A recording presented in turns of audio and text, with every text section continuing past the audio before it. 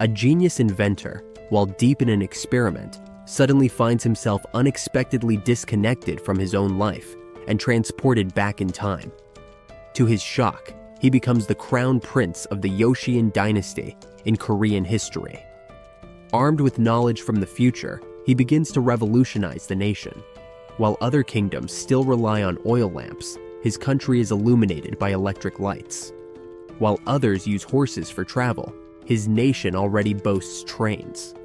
And while enemy soldiers march into battle wearing fabric armor, his forces are clad in iron armor and armed with 6-barrel guns, turning every battle into a decisive victory.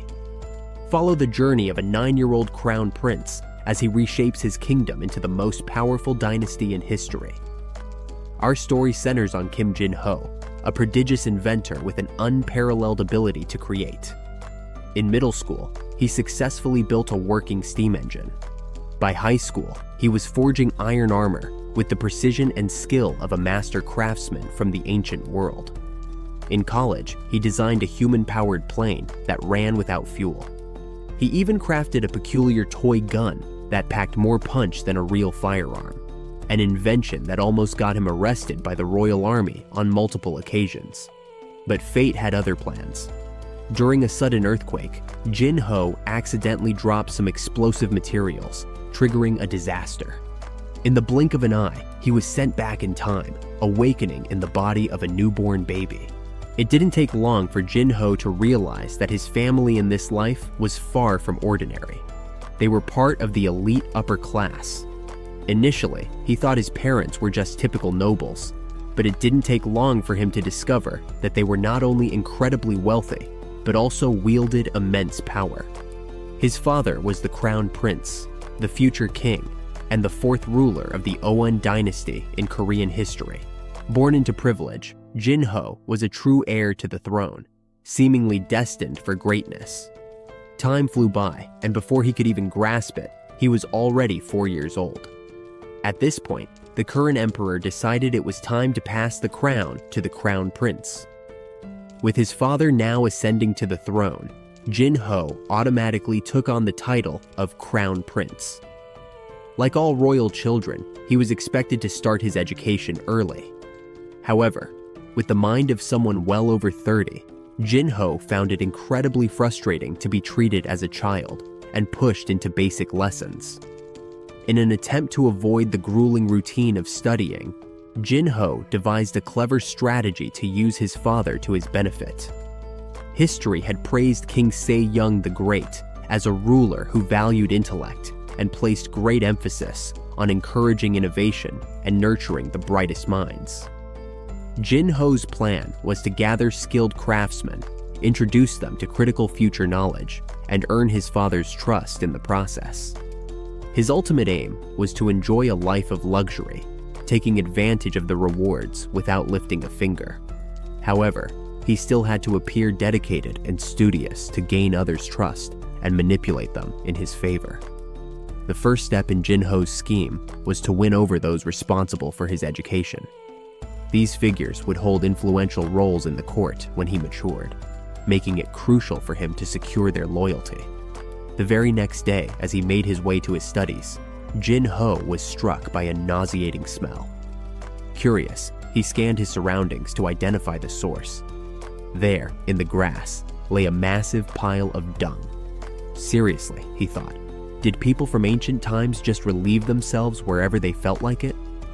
At that moment, a group of palace maids walked by and bowed as they greeted the crown prince. Just as Jin-ho was about to continue on his way, the smell hit him again. Turning around, he saw that the last maid in the group had stepped directly into the pile, her dress now stained with filth. Jin-ho's temper flared. He immediately realized the source of the mess was a palace maid. Coming from a modern world where hygiene was a priority, he could not tolerate such unsanitary behavior. Determined to prevent this from happening again, Jin-ho decided it was time to confront his teachers.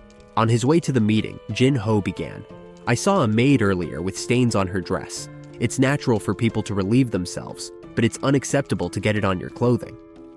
One teacher argued that clothing not only covers the body, but also shows one's social standing. so a little discomfort should be expected. However, Jin-ho, thinking with a modern mindset, immediately countered, even if a person wears torn clothes, their inner qualities still shine through. Don't you think judging someone based on their clothes is outdated? The teachers were left speechless, realizing they couldn't respond. Quickly, they changed the topic. This issue can't be fixed overnight, Your Highness.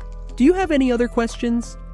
Frustrated by their evasion, Jin-ho pressed on. I recently read about the invasion of Tsushima Island. It mentioned that everyone, from the nobles to the common folk, had to enlist because the military forces were too weak. Why aren't we training a proper navy? He continued his barrage of questions, leaving the teachers stammering. Also, why didn't we evacuate the civilians from the island? If the fear is that Japanese pirates would occupy the land, wouldn't it be better to move the people to northern Osan? The more Jin-ho spoke, the more the teachers began to sweat. They hadn't expected the Crown Prince to be so knowledgeable about national matters. But no matter how much Jin-ho questioned them, the elderly scholars insisted these matters were beyond their influence. Hearing this only made Jin-ho angrier, but there was little he could do. Afterward, the scholars gathered together, amazed at the Crown Prince's intelligence, especially considering he was only 5 years old. While most children his age were still playing, he was outsmarting his teachers. They agreed that if the Crown Prince was already so wise, they should teach him more advanced topics. When he became emperor, he would undoubtedly be a wise and capable ruler. Meanwhile, Jin-ho, still inside the palace, had no idea that his life had just become more difficult. He already hated studying, and now they would make him study even harder. He was still frustrated by the arrogance of the scholars. According to history, the original person who inhabited this body had passed away young from overwork. Jin-ho had planned to start making his moves when he turned 15, but given the current situation, he realized he needed to act sooner. 3 years passed in the blink of an eye, and now Jin-ho was 7 years old, officially crowned Crown Prince in front of the entire court. The ancient rituals were excessively complicated, leaving him completely drained. But after years of difficult studies, he had finally earned his position as Crown Prince. Now, he could sit in on imperial discussions with his father and the ministers, where he would be able to present his plans to develop the nation and strengthen its wealth and power.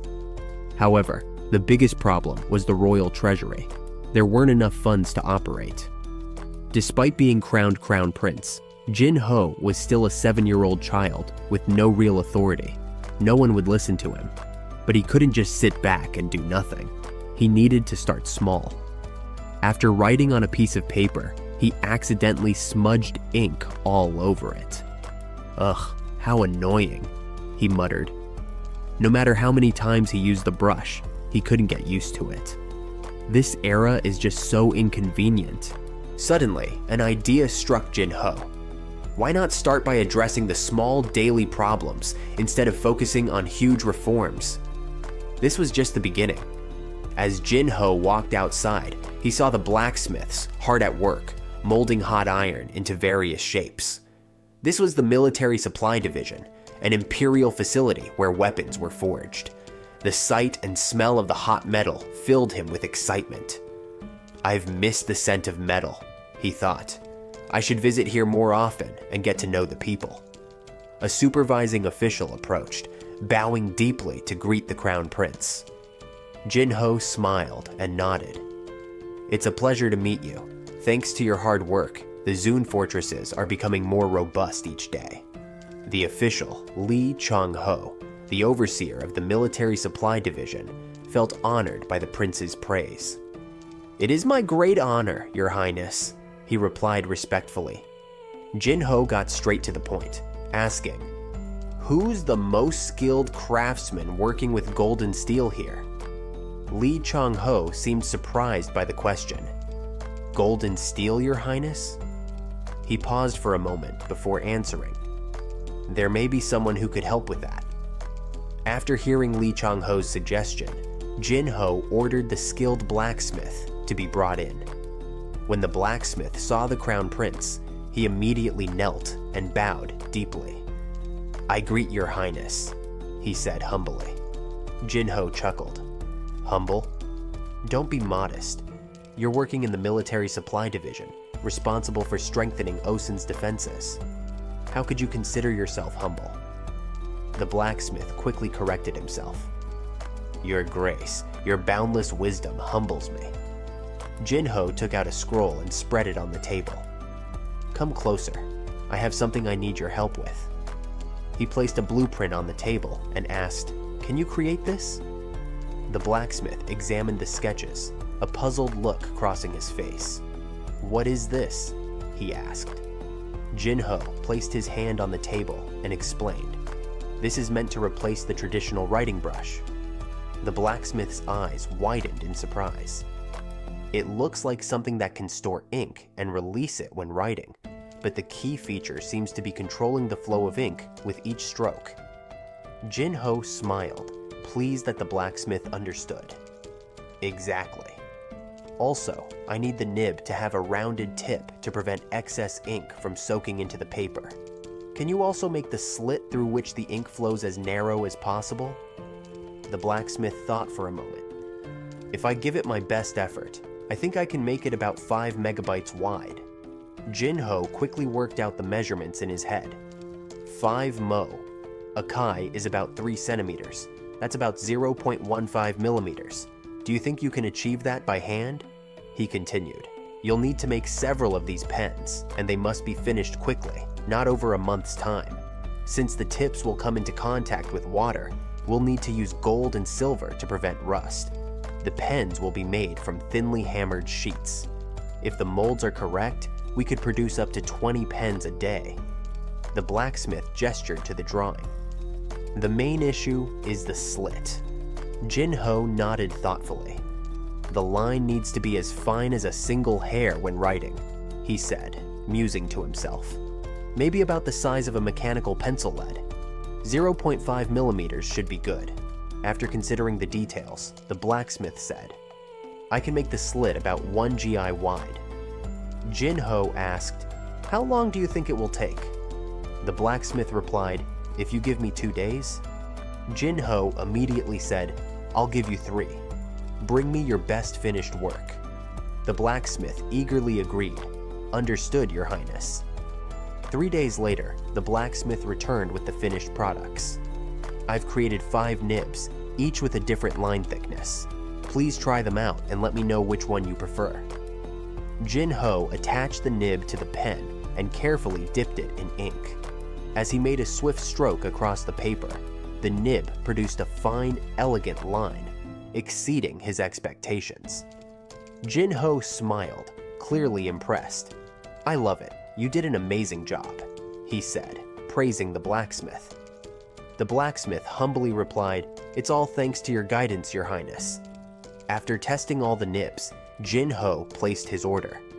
"Make 100 more with this line thickness, and keep 10 in pristine condition." The blacksmith nodded immediately. "Of course, Your Highness." Jinho added, "Also, could you engrave plum blossoms on the nib of this gold pen?" Without a moment's hesitation, the blacksmith bowed and replied, "Of course, Your Highness." Han, full of excitement, inquired, "How long will it take?" The blacksmith, with unwavering confidence, assured him, "Only 10 days, Your Highness." Hyung, always cautious, replied, "I'll grant you 2 extra days, but I expect it to be flawless. I will present this to my father." Gong, the blacksmith, gave a deep bow and pledged, "I swear, there will be no flaws, Your Highness." Hyung, with one final request, added, "By the way, please keep this project a secret until I introduce it to my father." Gong quickly responded, "As you wish, Your Highness." With their conversation concluded, Hyung swiftly departed. From a distance, Lee Chong-ho, who had been watching, remarked, "His Highness is remarkably mature for his age." Gong, agreeing, replied, "I've heard he's only just turned 8, but the way he speaks and carries himself, it's as if he's 30. Lee Chong-ho, turning to him, asked, "Putting that aside, you've probably realized something by now." Isn't it wonderful to be the finest craftsman in Osen? It turned out that Gong had received a special certificate of recognition, personally given to him by Crown Prince Hyang. Gong cherished it greatly and said, "I'll need to find a skilled carpenter to make the perfect frame for this. It's truly a family heirloom in the making." Meanwhile, the nibs Hyang had requested were finally completed, adorned with intricate plum blossom engravings. When Emperor Yongnian tested the pen, he was astounded. "This is an extraordinary tool, 10 out of 10, he exclaimed. In the third year of Sai Yung's reign, the Crown Prince proudly presented the golden pen to the Emperor. After trying it himself, the Emperor was unable to contain his praise. "The wrist and arm feel so comfortable while writing with this pen. Even when writing quickly, it maintains its beauty. Truly, the Crown Prince has created something remarkable." Hyang humbly responded, "You are too kind, father." The Emperor, pleased, declared, "The historians must record the remarkable achievement of the Crown Prince today." The historian, bowing respectfully, responded, "As you command, Your Majesty." Emperor Yongnian looked at the pen for a long moment. "You've done something truly extraordinary, Crown Prince," he said, noticing something special. "Is this a plum blossom?" he asked. Hyang replied quickly, "Yes, it's engraved on the nib as the royal family symbol." The Emperor, filled with pride, responded, "Excellent! But how did you come up with the idea for this invention?" The Emperor, eager to know, asked the Crown Prince to explain his reasoning. Hyang paused, thinking carefully, then responded with cleverness. "One day, when father was dipping his brush into the ink, I noticed something strange. The ink seemed to be absorbed into the bristles of the brush. Normally, water flows downward, but here the ink moved upward, defying what was expected. It fascinated me, and so I decided to create this." The Emperor, impressed with his son's insight, said, "Many have used brushes, but none have observed it in the way you did. This is truly an example of learning through observation." Hyang, grateful for the praise, boldly replied, "Thank you for your kind words, father. I have one request." "Speak your mind," the Emperor replied. Hyang turned to the servant and called, "Eunuch, bring them here." The servant entered, carrying a mysterious box. "Father," Hyang said, turning to the Emperor, "I request that these golden pens be given to the historians and ministers of the court." The Emperor, intrigued, asked, "All of these pens?" Hyang explained, "The ministers and officials who write quickly would benefit from them. The historians, who work tirelessly without rest, deserve something to ease their workload. I thought this might be helpful to them." Everyone present was taken by surprise. No one had ever thought to show such empathy toward the historians. The Emperor, turning to the ministers, asked, "What do you think of the Crown Prince's idea?" The ministers, all in agreement, said, "We believe the Crown Prince is right. It's truly remarkable for someone so young to think about the well-being of his officials. It's a beautiful gesture." Finally, the Emperor gave his approval. "Distribute the golden pens to the historians and court officials," he ordered. The servants quickly obeyed. Throughout the ceremony, the Emperor smiled with joy, and the ministers shared in his happiness. "His Highness, the Crown Prince, truly has a deep and thoughtful mind," they remarked, while Hyang smiled contentedly. Not long after, the golden pen Hyang had created set a new trend in Yoshan. In the third year of Sai Yung's reign, after presenting the pen to the Emperor, Hyang's invention was praised as a remarkable tool. The Emperor, deeply impressed by the Crown Prince's brilliance, ordered the pen to be distributed to those in need, ensuring that Hyang's thoughtful gesture would benefit the entire court. The reaction was overwhelming. Court officials and ministers were captivated by the new invention, and the excitement surrounding it spread like wildfire.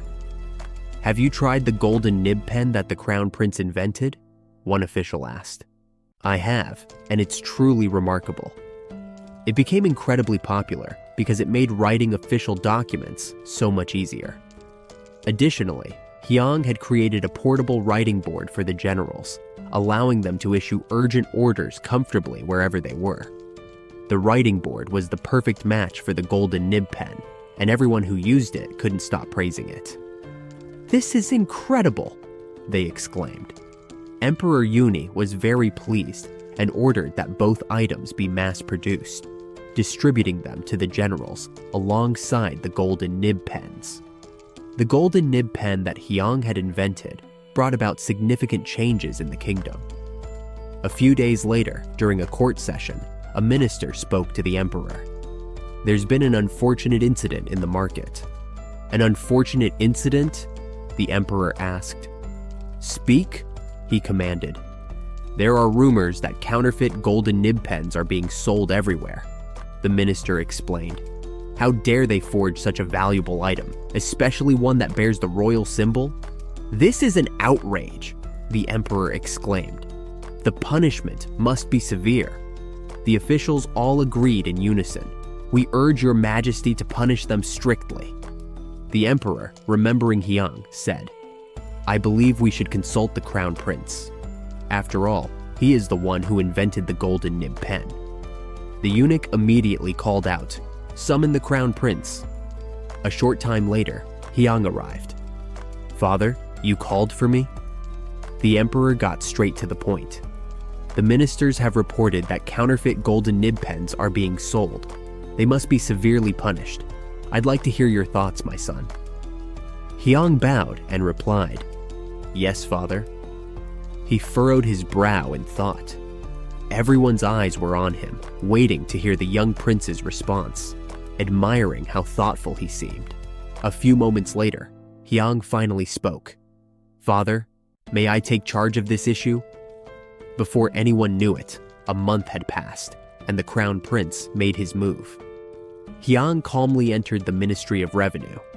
At his arrival, every official quickly knelt and bowed with the utmost respect. "Your Highness, we honor the crown prince," they said in unison. Hyang looked at them with a calm demeanor. "So, do you understand why I'm here?" He held up a pen. One official's face turned ashen at the sight of it, and no one dared to lift their gaze. "None of us would allow our guilds to be part of such a disgraceful act," one official nervously replied. "My guild would never be involved in something like this," another added in defense. Hyang observed them briefly, then replied, "I'm not here to point fingers at you. Stand up." Cold sweat dripped down their faces, and their hands trembled as Hyang's next action was to slam his hand on the table, his voice lowering in authority. "Don't make me repeat myself. What do you think you're doing? Stand up immediately." The officials stood shakily, regaining their composure, as Hyang took his seat, exuding confidence. "Let me be clear. I am ready to award the production of both golden nib pens and ordinary pens to one of your guilds. However, those producing the golden nib pens will be required to give 20% of their earnings to the royal court. Furthermore, the retail price of the pens must not exceed 60% more than what it costs to produce them." An official, clearly uncomfortable, hesitated before speaking up. "Your Highness, if I may, there's an issue." He carefully explained his point. While a 60% markup seems generous, factoring in the wages of the workers and the sellers, we'd only be left with a 30% profit. With the 20% taken by the court, that leaves us with just 10%. At that moment, Hyang's expression darkened. He slammed his hand onto the table in frustration. "Are you lying to me?" The official fell silent, realizing his mistake. Hyang pointed at him and barked, "I said 20% of the 30% profit. That means you'd only keep about 6%, not 10%. Take this dishonest fool out of my sight and strip his guild of their bidding rights." The man froze, stammering for a reply, but two soldiers swiftly dragged him away, ignoring his desperate pleas. "Please, Your Highness, have mercy." One of the officials glanced nervously toward Hyang, but no one dared speak as the room became tense with silence. Hyang's tone remained firm. "Both my father and I agree that the prosperity of merchants and commoners is vital. No one can thrive alone. Everyone needs assistance in life. He suddenly stood up, his voice rising with authority. However, if any of you dare to deceive like he did, you will be seen as nothing more than trash. Understand? All the officials bowed deeply and responded together. We will remember, Your Highness. With Hiang's position now made clear, the bidding process for the golden nib pen moved forward without further deception. Hiang called for the eunuch to meet him privately. A sly grin tugged at the corner of his mouth. You did well, eunuch. I wouldn't dare, Your Highness. The eunuch replied, his brow furrowed. But, if I may ask, why did you take such drastic measures? Hiang let out a quiet sigh. You know, I'm still young and lacking in experience. I don't have many other options. The eunuch nodded in understanding. Indeed, Your Highness. Well, if you'll permit me, I'll take my leave now. Go ahead, Hiang replied, his heart filled with satisfaction. Good, everything is going smoothly. Just keep this up. But then, a sudden interruption. An official spoke out. Your Highness, I, Grand Chamberlain Su-am, have an urgent matter to discuss, he said in a stern voice. We can no longer proceed with the Crown Prince's plan, the official informed the Emperor with a resolute tone. Your Majesty, I, Grand Minister Su-am, must report something of great importance. This was the first time Hiang had encountered such political maneuvering. With a determined gaze, he turned toward the man. Su-am spoke again, his words final. We cannot continue with the Crown Prince's plan, Your Majesty. Since Hiang's reincarnation, he had been showered with endless praise and laughter, particularly as the royal treasury flourished. Everyone was overjoyed by the financial success that followed the introduction of golden nib pens. The economic situation had steadily improved, generating revenue like never before. Thanks to this, King Sejong and the ministers began to pay closer attention to the benefits of trade. The emperor praised Hiang, saying, "The crown prince has truly done something remarkable." However, those less fond of the prince began meeting in secrecy. A small group of conspirators huddled together, discussing in hushed tones. How can the court turn into a marketplace? The merchants will become the lowest class in society. The emperor and the officials are showing far too much favoritism toward them, one man said, stroking his beard. This all originates from the crown prince. We must act swiftly to reveal this to the emperor, or else things will continue to spiral downward. The group agreed. No matter how clever the crown prince is, he is still just a child. It is a grave error to allow a child to decide such important matters. But before they could carry their complaints to the emperor's father, Grand King Tejong, passed away on the 10th of May during the 4th year of Sejong's reign. Grand King Tejong died at the age of 56, forcing the conspirators to delay their plans. It seems we'll have to wait for a better opportunity, one said, and the others reluctantly agreed. Meanwhile, Hiang was overwhelmed with work day and night. He buried himself in book after book. So the books from Europe in this era come here through China, he mused, hands on his hips and a confident expression on his face. Hopefully, this will help me with the source of my inspiration. If I claim these ideas as my own, they'll grow suspicious. Hiang's face darkened. I need to figure out how to deceive them.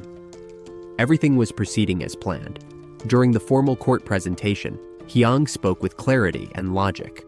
Therefore, I believe it would be far more practical if we adopted these Indian numerals, or, as the Westerners call them, Arabic numerals, for use in our country. The ministers reacted. Minister of Revenue, Kim Jung, spoke up first. After careful thought, I believe these Indian numerals would indeed be useful for representing numbers. Minister of Rights Hayad Du also agreed, saying, I share that opinion. The emperor quickly made his decision. With the support of these two important ministries, we will allow the use of Indian numerals starting next month. If the results are favorable, we will implement them nationwide. Everyone responded in unison, We obey, Your Majesty. As the next petition was read, the emperor paused. "I think the crown prince should hear this."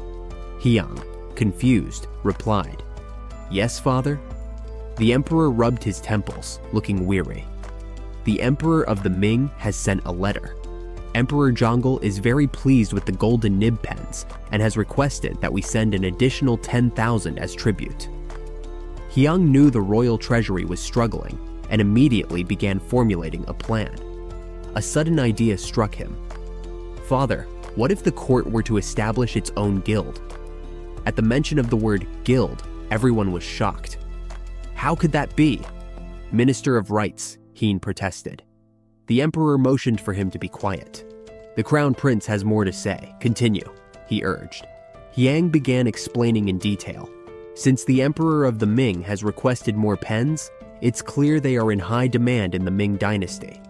With its vast territory and large population, the number of literate people there must be far greater than in our nation.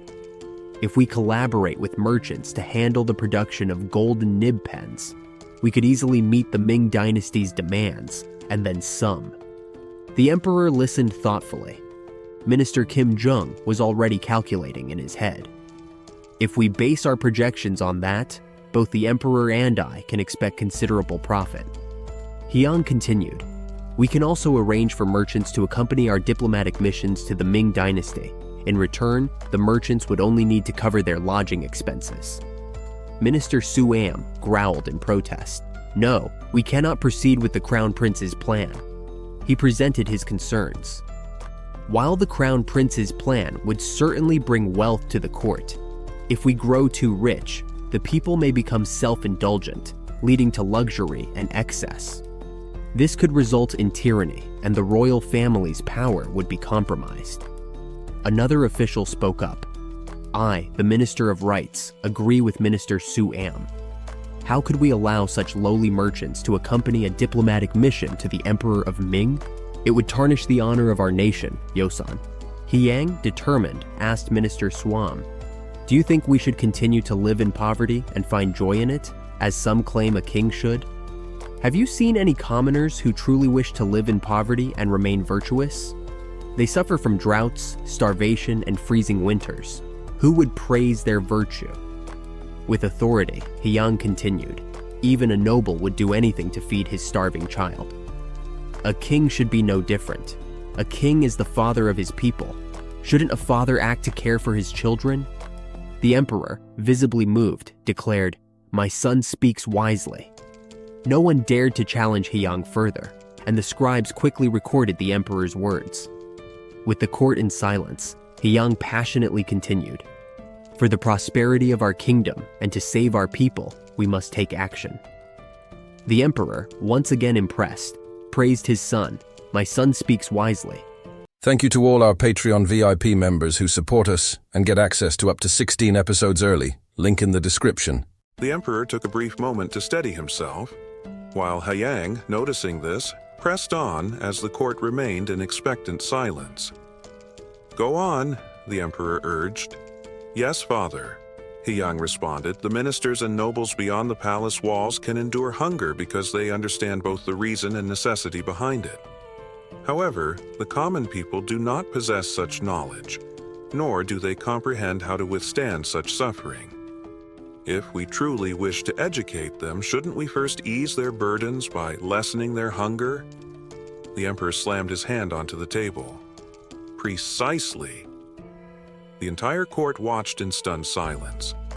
Hyang thought to himself, "Father's growing too agitated. Perhaps I should end things here for today." Yet, he continued, "Throughout history, it has been said that the will of the people reflects the will of heaven. Even if we, as rulers, uphold virtue, what would the gods think if our people remain in despair? Moreover, it is often said, man proposes, but heaven disposes. If we have done all that is within our power, should we not then wait to see how the heavens respond? Yet whenever droughts or plagues befall the land, ministers are quick to claim that it is due to the emperor's waning virtue, insisting that preserving virtue takes precedence over all else. Is that not a contradiction? Hyang then turned to the court. Many among you have served since before this dynasty came to be. Then tell me, why was King Tao never accused of losing virtue when he established this very kingdom while still a subject of Goryeo? Or what of my grandfather, King Taejong? Was he devoid of virtue for raising his sword against his own brothers? And what of my father? Is he lacking in virtue because he ascended the throne instead of his elder brother, the rightful heir? Grand Minister Swam immediately interjected, his voice urgent. Your Highness, that is not what we meant. He turned to the Emperor in desperation. Your Majesty, we have never entertained such treasonous thoughts. We beg your Majesty for mercy. The ministers followed in unison. Please, your Majesty, grant us mercy.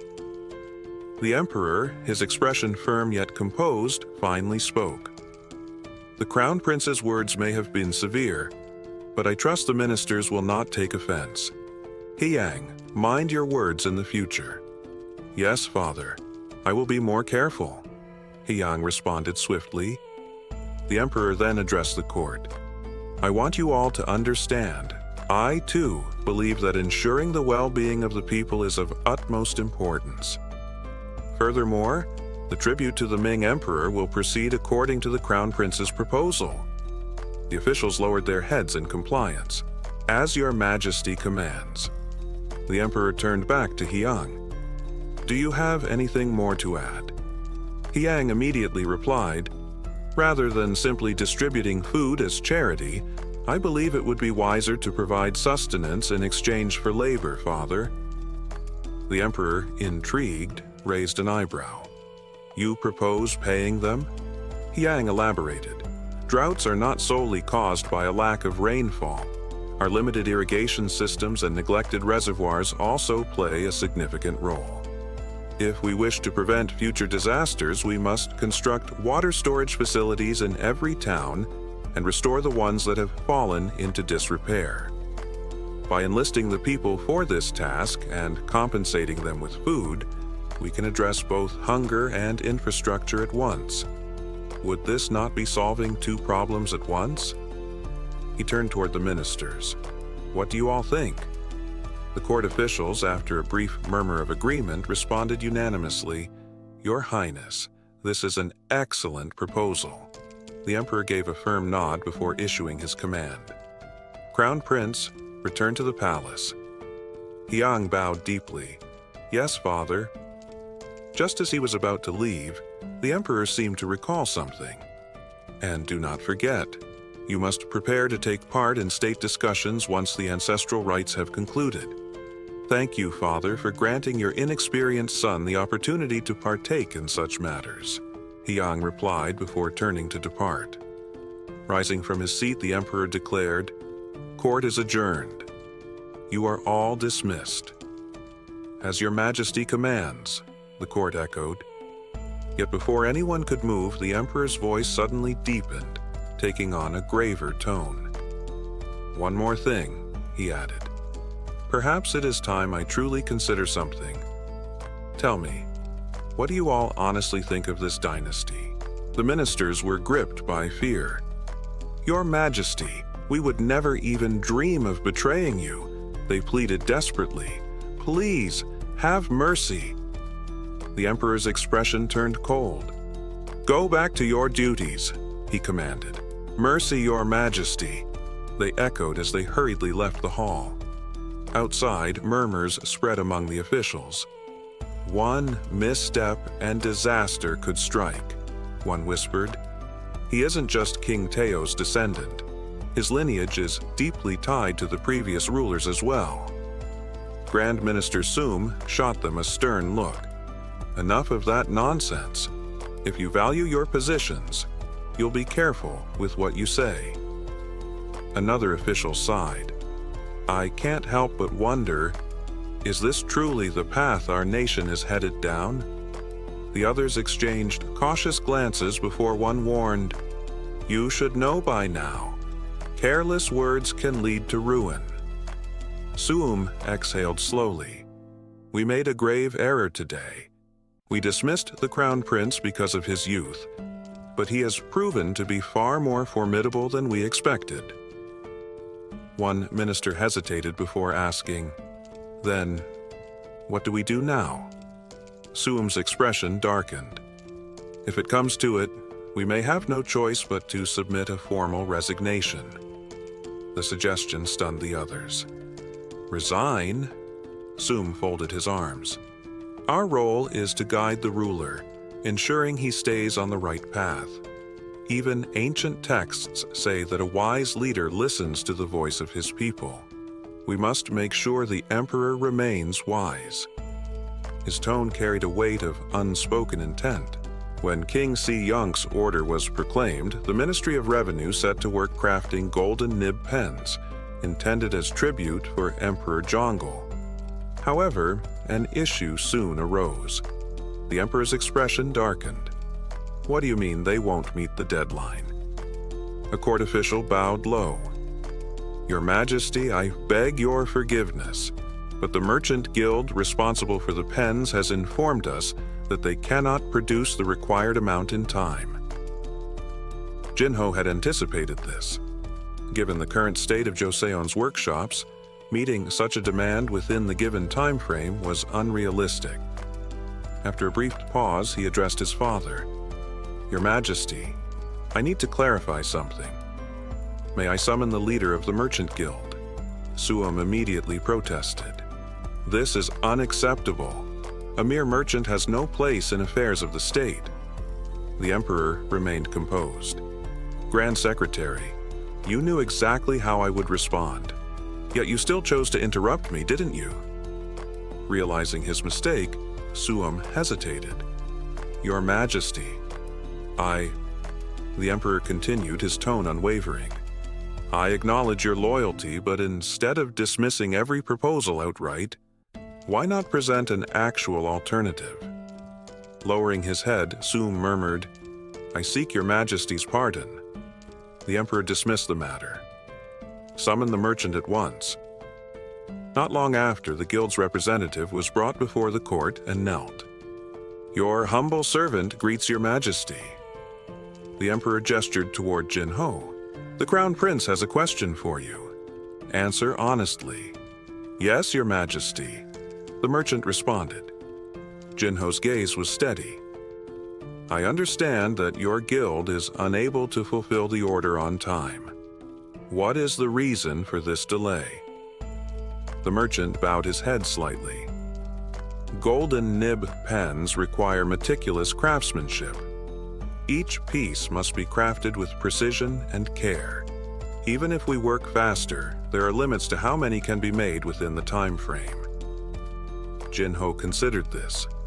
"So, the entire process relies on a single artisan for each pen?" "That is correct, Your Highness," the merchant confirmed. "A skilled craftsman must handle each one individually." After a moment's thought, Jinho turned to his father. "Your Majesty, I believe I have a solution.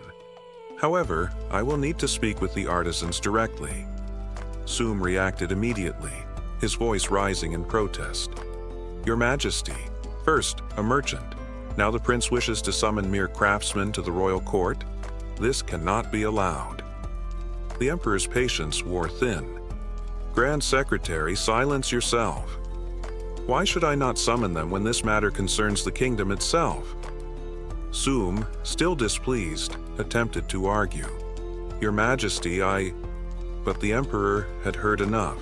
"If you persist in arguing, I may begin to doubt your loyalty," the emperor warned, his voice heavy with authority. The chamber fell into an uneasy silence. No one dared to challenge him further. With a firm gesture, the emperor commanded, "Summon the craftsmen at once." When the artisans arrived, Jinho addressed them directly. "I've been told that each of you is responsible for crafting an entire golden nib pen from start to finish. Is that correct?" The craftsmen, kneeling, responded in unison. "Yes, Your Highness."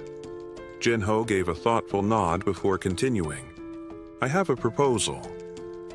Rather than each craftsman handling the entire process alone, why not divide the labor? One person could shape the nib, another could refine it, and a third could engrave the final details. Would this method improve efficiency? The craftsmen exchanged startled glances before one of them hesitantly replied, "It may be possible, Your Highness. We would need time to adjust, but once accustomed to the process, we should be able to produce the pens much faster than before." Jinho smiled. This concept is called division of labor. When tasks are shared among many, production increases significantly. The Emperor, clearly impressed, nodded approvingly. That logic is sound. We shall look forward to seeing the results. You may return to your work. After the artisans had departed, the Emperor turned to his son. Division of labor to boost productivity. How did you conceive such an ingenious idea, Crown Prince? Jinho hesitated for a moment before answering. I observed the kitchen staff. The assistants and maids follow the head chef's instructions, each performing specific tasks instead of cooking a dish alone. That observation led me to this conclusion. The Emperor let out a hearty laugh. A brilliant mind indeed. To derive such wisdom from everyday occurrences, truly extraordinary. Ministers, what are your thoughts? The officials bowed and responded in agreement. Your Majesty, the Crown Prince is exceptionally wise. However, Soom, unwilling to conform, voiced his dissent. Your Majesty, I fear the Crown Prince is wasting his intellect on insignificant matters. His sharp mind would be better directed toward studying the teachings of the sages. The Emperor's expression darkened. Why do you dismiss deep thought and insight as trivial? Did the great scholars not also reflect on matters that benefit the nation and its people? Or is it that you, Grand Secretary, refuse to acknowledge wisdom unless it comes from your beloved classics? Soom, realizing he had overstepped, quickly bowed. I only wish for the Crown Prince's growth, Your Majesty. The Emperor's patience wore thin. Is this not exactly what the Crown Prince mentioned the other day? That you believe my rule, and that of my ancestors, unworthy? Is that why you dare to speak such nonsense? Panic flashed across Soom's face as he stammered, Your Majesty, I would never entertain such disloyal thoughts. Please, I beg you to understand my intentions. Another minister, watching the exchange in silence, mused to himself, Soom may have been narrow-minded, but to suppress dissent so harshly. It is unwise for a ruler to silence opposing voices, no matter how talented his heir may be. Jinho, too, observed his father carefully. He's revealing his true nature again. Later, when Jinho returned to the Eastern Palace, he shut the door behind him and exhaled deeply. That was intense. If I hadn't thought of the division of labor in time, I wonder how things would have unfolded. He sat in contemplation. Come to think of it, division of labor doesn't even exist in this era. Though Adam Smith later formalized it, it had been practiced long before him. Historically, industrialized labor systems were shaped through agreements between absolute monarchs and market policies. But what about Rhone? Though it claims to be an absolute monarchy, in reality it is a battleground, between the king striving to uphold his authority and officials pushing for a republican system. Meanwhile, the common people yearned for a semi-republican government. If a ruler truly prioritizes his people over his officials, he can secure their support, thereby consolidating real power. Success won't come overnight. I must build this foundation piece by piece, ensuring my father's authority extends to the most remote corners of the kingdom. And for that, I need wealth. Determined, Jinho stood. The first step is clear. I will fill the treasury. Resolute in his decision, the Crown Prince left the Eastern Palace and made his way toward the main hall. The Emperor, taken aback, inquired, What brings you here? The Crown Prince respectfully answered, "I need to discuss something regarding the envoy preparing to journey to the Ming dynasty. There is a matter we must have the Ming Emperor verify." Those present exchanged glances, their curiosity piqued. What was the Crown Prince plotting this time? Jin Ho calmly stated, "This concerns the envoy being dispatched to Ming. We need to secure confirmation from their emperor regarding an important issue." The emperor, intrigued, asked, "What exactly is on your mind now?" The Crown Prince offered a measured smile, his thoughts carefully calculating his next move. The first step to enriching the treasury was securing a monopoly on the trade of gold-tipped pens. He needed to ensure that Rowan's merchants alone would have the right to sell these prized pens within Ming's vast market. "The Emperor of Ming continues to request more of these pens from us, which indicates their immense value," he explained. "Since their empire is significantly larger than ours, their demand is naturally much greater." He continued, "Additionally, every time the Ming envoys arrive, they demand an excessive amount of tribute. We must request an official decree to regulate their demands." At this, Minister Swam, clearly unsettled, interrupted. "Your Highness, that is unthinkable. The Ming dynasty considers Rome a subordinate state. A vassal questioning the demands of its sovereign would be a grave affront." The Crown Prince, unfazed, challenged, "And why would it be offensive?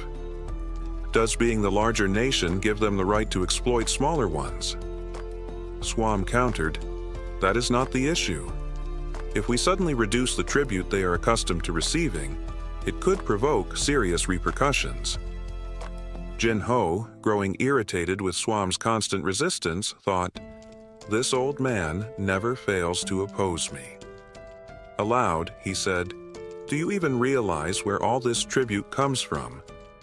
It is taken from the very people of our land, the result of their labor and sacrifice.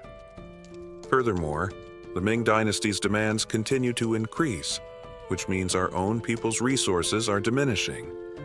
If this trend continues, even our treasury will suffer. Should we not address this crisis before it escalates?" Swam remained steadfast. "Your Highness, you still lack experience in governing state affairs. The envoys we deal with are not mere officials. They are eunuchs, those closest to the Emperor of Ming. If they speak poorly of us, we could be placing Roan in grave danger." The Crown Prince's patience wore thin. "Do you truly believe the Ming Emperor is so easily swayed by mere words?" Swam hesitated. "That is not what I mean. I fear that due to your youth, you may make rash decisions that bring significant harm in pursuit of minor benefits." The Crown Prince's expression darkened. "What does my age have to do with this? And did you not just claim that we are suffering major losses for insignificant gains? Every time the Ming envoys arrive, their tribute demands clog our roads for miles. Is that not wealth being stripped from our people and our treasury?" He pressed on. "Master Yoshan, the great sage, once taught that a true official prioritizes the well-being of the people above all else. Yet here you stand, advocating submission to these envoys as if we are their servants. What does that make you then?" Swam hastily tried to explain. "Your Highness, you are exaggerating. We are not submitting." The Crown Prince cut him off sharply. "I have not finished speaking." He continued, "Menus once taught that a virtuous individual, even while surrounded by wealth, remains compassionate. Even when seated at the highest ranks, they uphold their integrity, steadfastly walking the path of righteousness. Now tell me, does showering these eunuchs with gifts and false praise align with any of these principles? If not, how can you still call yourselves honorable men?" Then, without hesitation, the Crown Prince dropped to his knees, his voice filled with conviction. "Father, I beg you, let me lead the envoy this time. I will personally appeal to the Emperor of Ming and do everything in my power to put an end to this unjust tradition. Please, grant me your permission." He continued, "It is true that I am still young, only 9 years old, but my resolve stands taller than the highest mountain." The Emperor rubbed his temples, exhaling slowly before addressing his son. "The journey to Beijing is long and fraught with hardship." The Crown Prince met his gaze and replied firmly, "Rhone stands at a crossroads, a time of both crisis and opportunity. If we act wisely, we can build a foundation that will support 1,000 years of prosperity. But if we hesitate, we will remain nothing more than a small and isolated nation. I ask you, Father, to consider my words." The Emperor let out a deep sigh. "Return to your palace, Crown Prince. Eunuchs, escort him back to his chambers. He is too agitated. See that he calms himself." Desperation flashed across the young prince's face as he cried out, "Father, please, I implore you, allow me to go."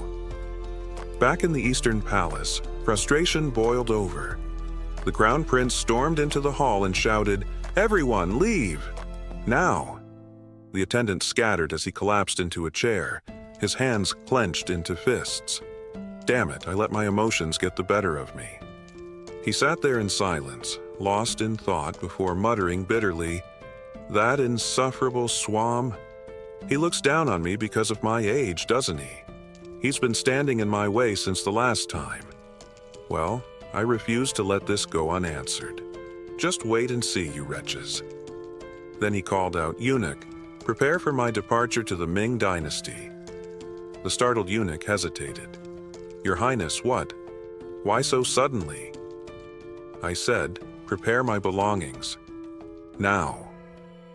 Meanwhile, in the main hall, ministers debated among themselves. "Your Majesty, we cannot allow the Crown Prince to act so recklessly. Please consider our concerns." The Emperor let out a weary sigh. "Tell me, do you know how much sleep that child gets each night? Never more than 6 hours. He is only 9 years old, yet his mind is constantly occupied with ways to strengthen the nation. And all you ever do is reject his ideas again and again." The officials lowered their heads in shame. "Your Majesty, we are at fault. We deserve punishment." Just then a servant burst into the hall. "Your Majesty, an urgent matter." The Emperor frowned. "What is it?" The servant hesitated before replying. "The Crown Prince. He is preparing to leave." A stunned silence filled the chamber. "What?" One of the ministers gasped. "Where is he going?" Alarmed, the Emperor turned to the servant. "Where is that boy heading?" A eunuch stepped forward and answered cautiously. "It appears His Highness is planning to depart for the Ming dynasty immediately. He said he cannot afford to waste even a single moment if he truly cares for the nation and its people." The Emperor's expression darkened, his patience snapping. Slamming his hand against the table, he roared, "That reckless child! How dare he defy me like this?" Want to stay ahead of the story? Get up to 16 episodes early, only on Patreon. Support the channel, unlock exclusive content, and be the first to know what happens next. Click the link in the description, and we'll see you way ahead. In the story. Now, back to the video. Fuming with anger, the Emperor stormed toward the Crown Prince's quarters. As he neared, he spotted 2 eunuchs leaving the chamber and bellowed, "You two! Stop right there!" The startled eunuchs quickly turned and bowed deeply. "Your Majesty, we pay our respects." The Emperor narrowed his eyes. "Aren't you both assigned to the East Palace? Where are you headed?" One eunuch hesitated briefly before replying, "Your Majesty, we are on our way to the Office of Records." Suspicious. The Emperor pressed further. "And for what purpose?" The eunuch faltered but eventually muttered, "We were instructed to document all the gifts sent to the Ming envoys ever since the late King Taejo's reign." Hearing this, the Emperor's fury exploded. His voice thundered, "That audacious brat!" Meanwhile, in the Empress's chambers, a servant rushed in, breathless. "Your Majesty, a grave matter has arisen," the Empress turned sharply. "What's with all this shouting?" Panting, the servant blurted out, "The Crown Prince is preparing to leave for the Ming Empire." The Empress's face went pale. "He's planning to go to the Ming Empire. Does he think it's as simple as a casual outing? Why is he doing this?" "The prince insists it's to put an end to the Ming envoy's excessive demands for tribute," the servant explained. "The Ministry of Justice tried to reason with him, but he refused to listen. He declared that if no one else will act, he will go himself." After a brief pause, the servant added in a hushed tone, "His Majesty is already on his way to the East Palace." The Empress's heart pounded with anxiety. Without wasting another moment, she hastily left her quarters and rushed toward the palace, her mind racing. "What in the world are you thinking, my son?" The servants, startled by her urgency, hurried after her, calling out, "Your Majesty, please slow down." At the East Palace, the Emperor stormed inside, his temper boiling over. Pointing a trembling finger at his son, he roared, "You reckless child! What madness is this?" Standing his ground, the Crown Prince met his father's gaze and declared, "This is not recklessness, father. It is my duty." Outside, court officials stood in stiff silence, not daring to intervene. The Emperor's wrath echoed through the hall. "You're only 9 years old," he thundered. "Do you even understand the gravity of your actions?" The Crown Prince remained steadfast. "Age does not determine one's resolve. People use youth as an excuse to avoid responsibility, but I will not." Growing even more furious, the Emperor demanded, "And what makes you think you can shoulder this burden alone?" At that moment, the Empress burst into the hall, breathless. "Your Majesty, please wait." The Crown Prince clenched his fists. "If the Emperor is the father of the nation, then I wish to be its elder brother. When the envoys come, the people suffer. If I stand by and do nothing, what kind of elder brother would I be?" His words, though passionate, only fueled the Emperor's anger. "You foolish boy," he growled, gritting his teeth. "You dare defy me?" His patience snapped. "Steward, bring the whip and the punishment bench." A wave of shock rippled through the hall. The Empress gasped, horror-stricken. The officials outside stiffened, their faces filled with unease. The Empress rushed forward. "Your Majesty, please reconsider. He's just a child." The Emperor's expression remained unyielding. "And that is exactly why he must be disciplined. Empress, do not meddle in this matter." He motioned to the eunuchs. "Take the Empress out." Desperation filled her voice. "Your Majesty, have mercy." Before the eunuchs could act, the first lash struck. The whip cracked against the Crown Prince's legs, leaving a stinging red mark. With each strike, the Emperor roared, "Your first mistake, being arrogant beyond your years. Your second, showing no respect to those who serve you." But despite his tender age, the Crown Prince did not shed a tear. He clenched his teeth and bore the pain in silence. By now, the Crown Prince's legs were covered in red welts from the lashes, but the Emperor showed no mercy. He continued striking, saying, "Your third mistake is defying your father's orders. Reflect on your actions today and ensure this never happens again." Outside, the Empress had cried until she could shed no more tears, while the ministers stood uneasily, anxiously awaiting the outcome. At last, the doors opened, and the Emperor, still breathing heavily from his fury, stepped out. He ordered, "Summon the royal physicians to tend to the Crown Prince." The officials responded in unison, "Yes, Your Majesty." As the Emperor passed, he noticed the Empress still sobbing and instructed her, "Care for the Crown Prince." He then glanced at the ministers and added, "You are all more petty than a child." One minister, unable to restrain himself, muttered, "How could the Crown Prince act this way?" Another, noticing the Empress nearby, quickly warned, "Be quiet. The Empress will hear you." With anger in her voice, the Empress turned toward the ministers. "Why couldn't you think as wisely as the child? Look at what's happened now." "I will never forget today."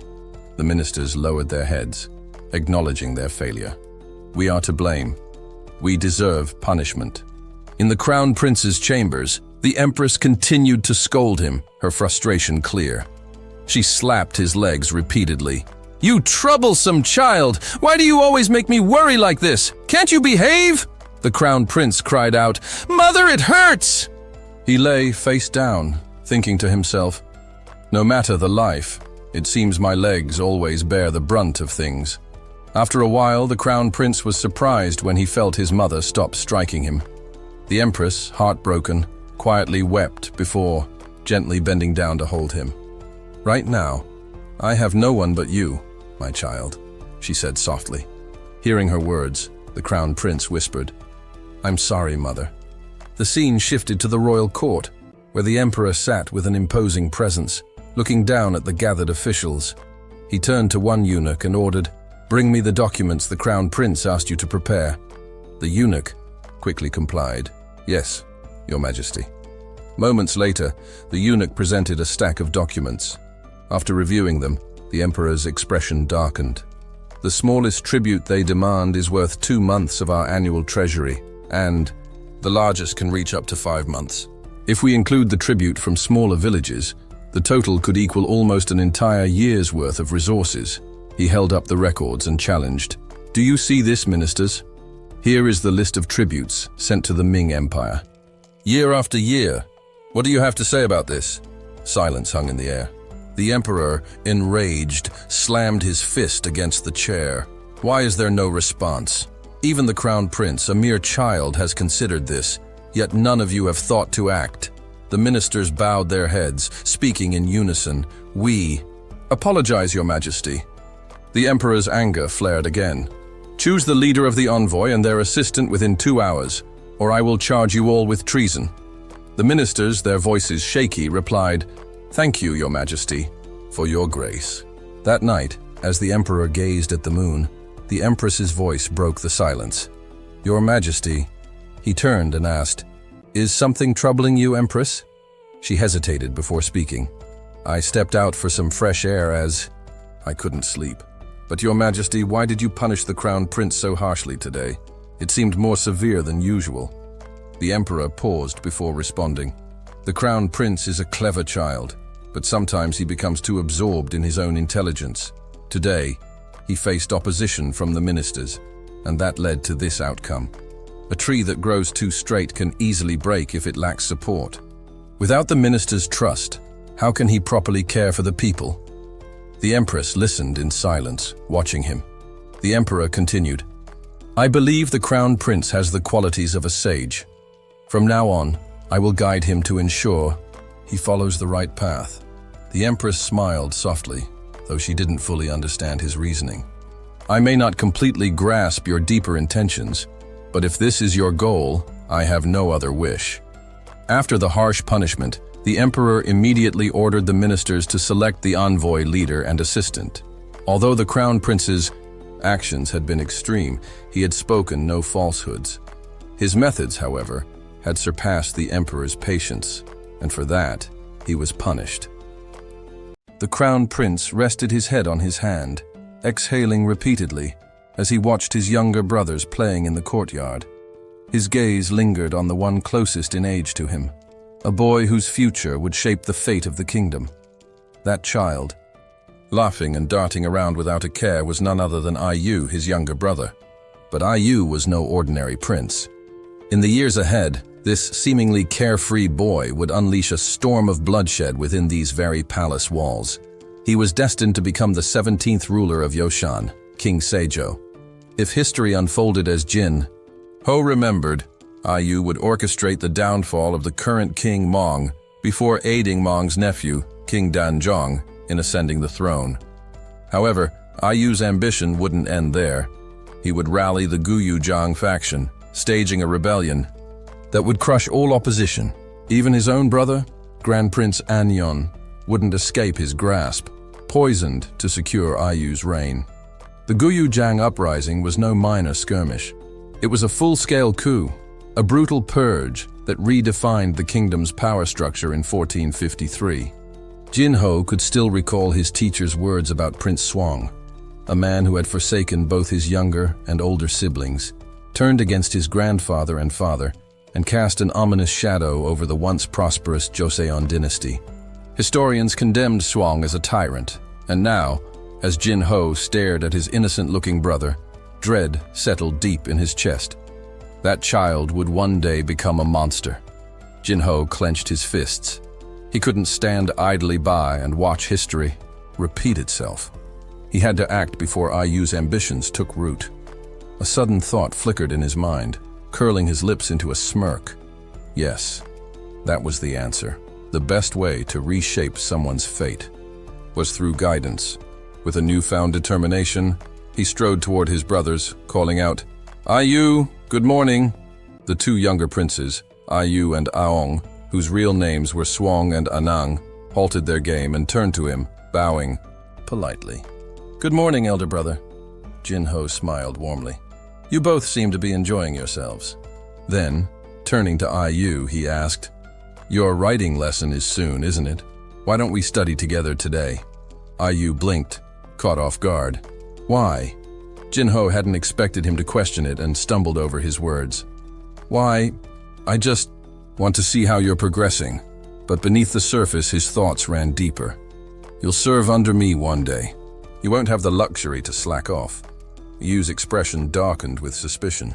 He hesitated, then shook his head. "I'll study on my own." Without waiting for a reply, IU grabbed Aong's hand and pulled him away. "Let's go. We're disturbing our brother." Though his voice remained neutral, there was a flicker of irritation in his eyes. As the day wore on, the palace bustled with its usual routines. That evening, IU eagerly rushed toward the dining hall, his small feet pattering against the polished floors. A maid trailed behind him, sighing. "Young master, slow down.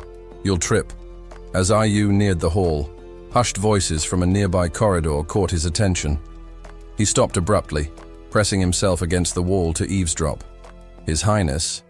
"The Crown Prince is truly exceptional," one servant murmured in admiration. "Despite his youth, he's already well-versed in literature and governance." "Indeed," another agreed. "A prodigy, born to lead." IU perked up, expecting to hear his name next. But as the conversation continued, his excitement faded. "Well, the second prince is competent, but compared to the Crown Prince, they were born to be compared," the first servant sighed. A sharp pang shot through IU's chest. His fingers curled into fists.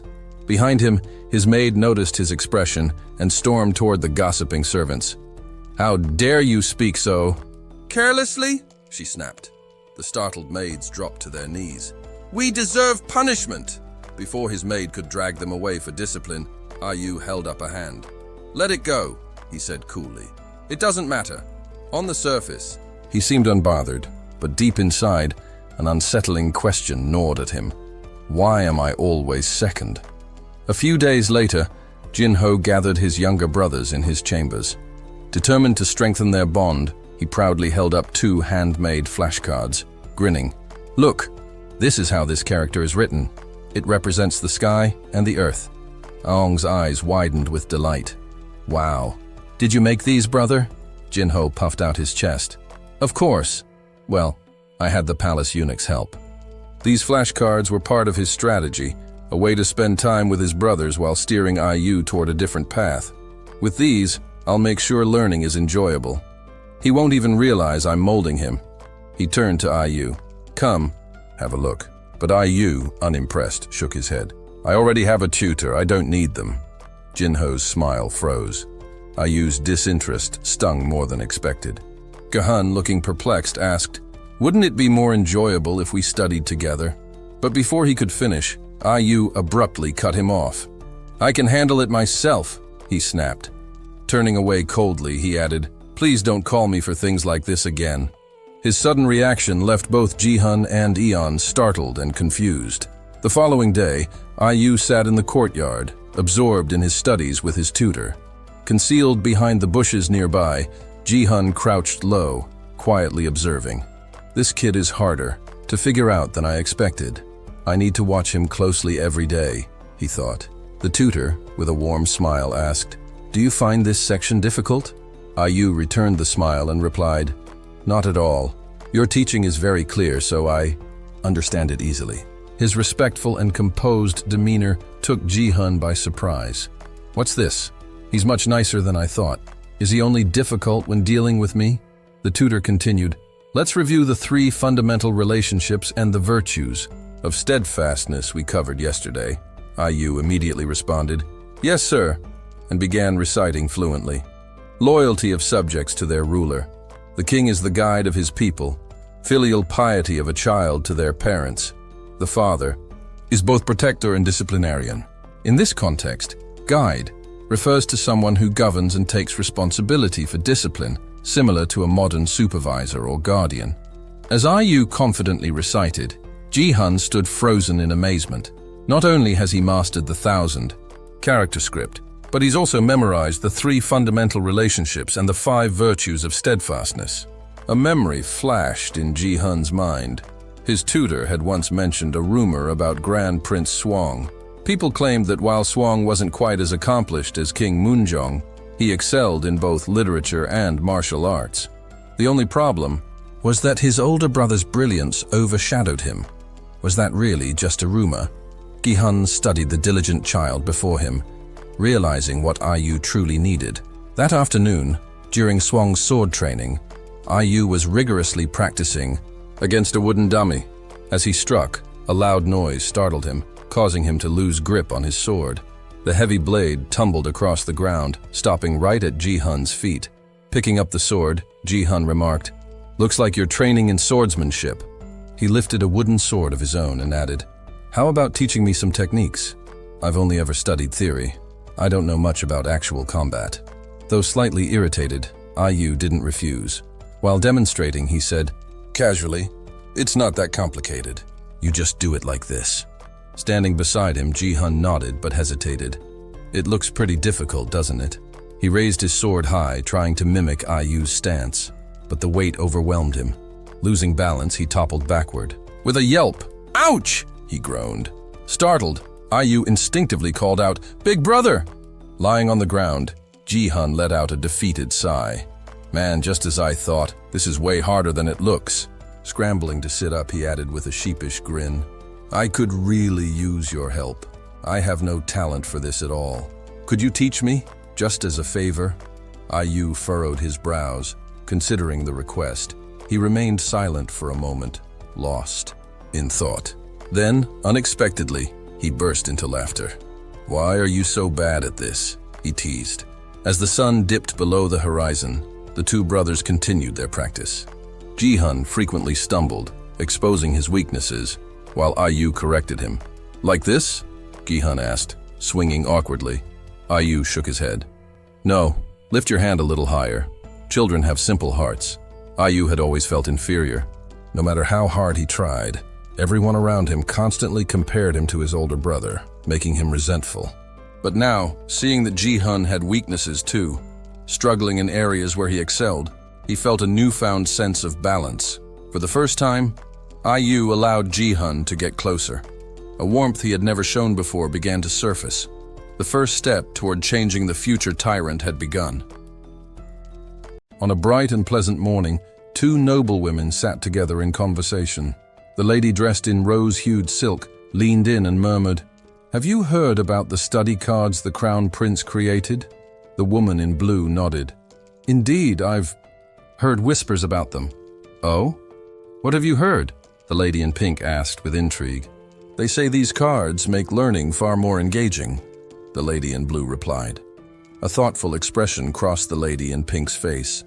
Do you think these cards could help my son recognize Chinese characters more easily? Her companion smiled, knowingly. Perhaps. Never underestimate the power of word of mouth. That afternoon, the lady in pink approached her husband, a respected court official. Husband, she began, I've been hearing wonderful things about the study cards the Crown Prince designed. Surprised, he raised an eyebrow. How do you know about those? With a slight frown, she answered, I came across the information by chance. But tell me, wouldn't it be beneficial for our son to use them? The official stroked his beard in contemplation. I'm not sure. His wife, however, was determined. Why not request to borrow them from the Crown Prince? The mere thought of an adult asking a child for something made him uncomfortable. That would be humiliating, he grumbled. His wife's eyes narrowed. Is your pride more valuable than our son's education? His future and our family's standing are at stake. As it happened, they weren't the only family intrigued by the study cards. Soon a group of officials gathered and requested an audience with the young crown prince. Upon hearing their request, Jin-ho leaned back with a teasing smile.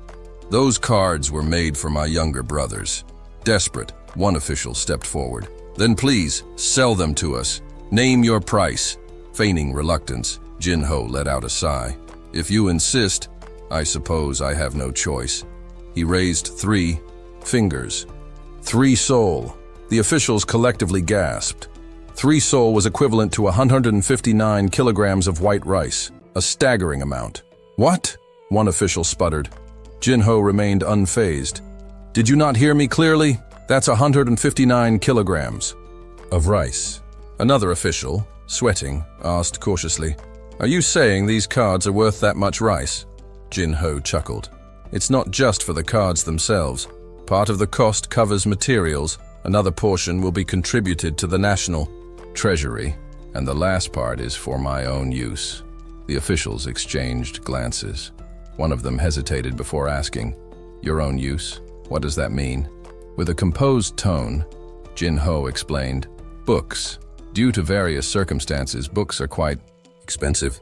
The room fell silent as the officials pondered his words. Eventually, one of them sighed and said, "Fine. My wife has been pestering me about these cards anyway." As soon as one official agreed, others followed suit. "I'll buy them too." "Count me in. I need those cards for my children." Seeing the eager crowd, Jin-ho grinned. "Then it's a deal."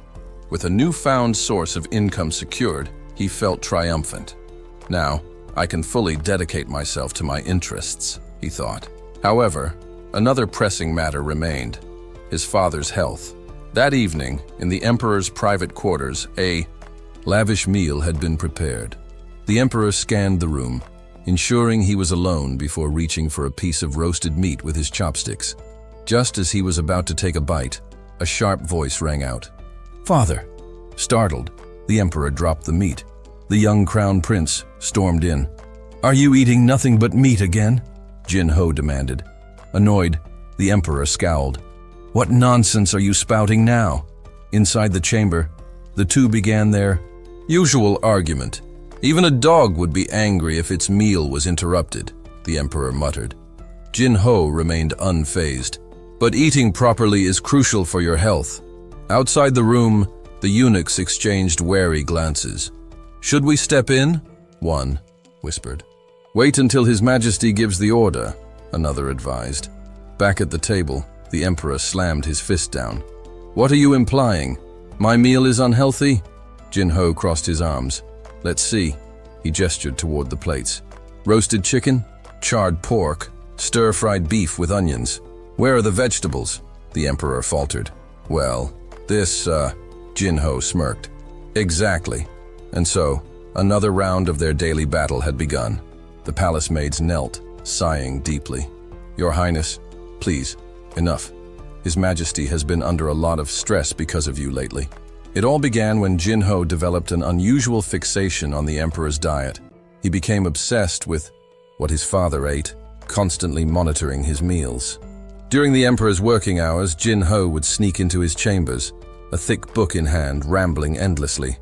According to the nutritional guidelines of the Yuan dynasty, a well-balanced diet rich in vegetables is crucial for longevity and overall well-being. His concerns didn't stop at lectures. Jin-ho even took it upon himself to personally supervise the royal kitchen. "This dish has too much salt. Redo it. Cut down on the meat." The chefs, though irritated, had no choice but to obey. Even during mealtimes, he hovered beside his father, muttering, "Too much meat thickens the blood. Thick blood leads to stress. Stress weakens the body. A weakened body affects the mind. And if your mind isn't sharp, what happens to the empire? Chaos." Day after day, meal after meal, the emperor endured his son's relentless nagging, all in the name of father's health. The palace staff noticed the emperor's eye twitching with irritation, a sure sign he was reaching his limit. The maids, still kneeling, braced themselves for the inevitable outburst. As expected, the emperor finally exploded. "You insufferable brat! I've tolerated this nonsense because you're young, but enough is enough." He jabbed a finger at Jin-ho. "Stop meddling with my meals. Even a ghost, if it died from overeating, would at least have some dignity. Furious, he commanded, "Guards, remove the crown prince immediately, and from now on, he is forbidden from coming near me while I eat." Before Jin-ho could protest, palace guards seized him and dragged him away. "Father!" he cried, but the doors slammed shut behind him. Standing outside, Jin-ho frowned, deep in thought. This can't continue. If the old man falls ill, who knows what might happen to my future? He needs to stay healthy and reign for a long time. I need to find another way. Just then, from inside, the emperor's voice boomed. "Bring me more meat!" Jin-ho's eyes lit up. That's it. There's still one solution left. Without wasting a second, he rushed to the imperial carpentry workshop. "I need something made," he announced. The royal craftsman immediately got to work, but Jin-ho was relentless in his demands. "It must be rounder, sturdier." "Yes, your highness," the craftsman replied, exhausted from his constant corrections. The palace workers whispered among themselves, puzzled. What on earth is the prince making? Days passed, and the final product was presented to him. Jin-ho picked it up and pressed down on it lightly, only for it to snap in half. His temper flared. "This is unacceptable. Reinforce it. Make it stronger. Try again." The workshop rang with his endless instructions. "Do it again. Rounder. More durable." After several more days of refinement, Jin-ho finally strode into the throne room, holding his newly crafted items with a confident smile. The emperor, seeing his son approach, sighed in exasperation. "What now?" Jin-ho, unfazed, knelt before his father and presented his creations. "Father, I designed these for your health." Skeptical, the emperor narrowed his eyes. "What are these? They look like nothing more than a string and a child's toy." Jin-ho grinned. "No, father. These are carefully crafted health tools. This," he lifted the first item, "is an indestructible jump rope. And this," he held up the second, "is a set of specially designed bells. Together they will ensure you remain in peak physical condition." The emperor raised an eyebrow, suspicious yet intrigued. "And how exactly is this supposed to help me?" Jin-ho, beaming, replied, "Trust me, father. This is a revolutionary health plan." "This is an excellent way to stay in shape, father," Jin-ho declared, holding up a long rope. "It's called skipping." The emperor squinted at the contraption in his son's hands, unimpressed. "Jumping over a rope? And this is supposed to make me healthier?" Jin-ho, undeterred, smiled. "Seeing is believing, father. Allow me to demonstrate." The emperor gestured dismissively. "Go on then." Jin-ho looped a small bell around his neck, then firmly grasped the ends of the rope. He began hopping over it with practiced ease, his movements light and quick. The court officials watched in silence as the young prince performed the simple but rhythmic exercise. After a few rounds, he stopped, slightly out of breath. "And that," he announced, "is how you use a jump rope." The emperor raised a skeptical brow. "And how exactly does that improve my health? It looks like ordinary jumping to me." Jin-ho had expected this. He lifted a thick book, flipping to a page before responding. "Western scholars have found that those who sit for long periods tend to have weaker legs, but skipping helps strengthen the lower body." Then, lowering his voice conspiratorially, he leaned in, glancing at the gathered officials before adding, "It has another benefit too, but I'm not sure how to explain it." That caught everyone's attention. When it came to general wellness, the officials barely reacted. But when Jin-ho hinted at a more personal advantage, every ear in the room suddenly perked up, including the emperor's. The emperor narrowed his eyes. "Are you certain?" Jin-ho nodded earnestly. "Absolutely, father." The emperor stroked his beard, still hesitant. "It seems foolish, but if it truly has such effects..." He mulled it over before finally asking, "I just spin the rope and jump over it, correct?" Jin-ho beamed. "Yes, father. Just follow the rhythm of the bell." Turning to the palace steward, he called, "Steward, come here." An elderly attendant hurried forward. "Yes, your highness." Jin-ho unfastened the bell from his neck and handed it over. "Put this on the emperor." The steward bowed. "Understood." Jin-ho's expression softened as he looked at his father. "My greatest wish, father, is for you to live a long and healthy life." The emperor let out a reluctant sigh. With his son making such an emotional appeal, how could he refuse? He stepped into the courtyard. Jin-ho eagerly reached out. Father, let me tie the bell for you, the emperor frowned. Is this really necessary? Yes, it helps with the rhythm. As Jin-ho secured the bell around his father's neck, the emperor caught sight of his reflection in a nearby bronze mirror. He blinked.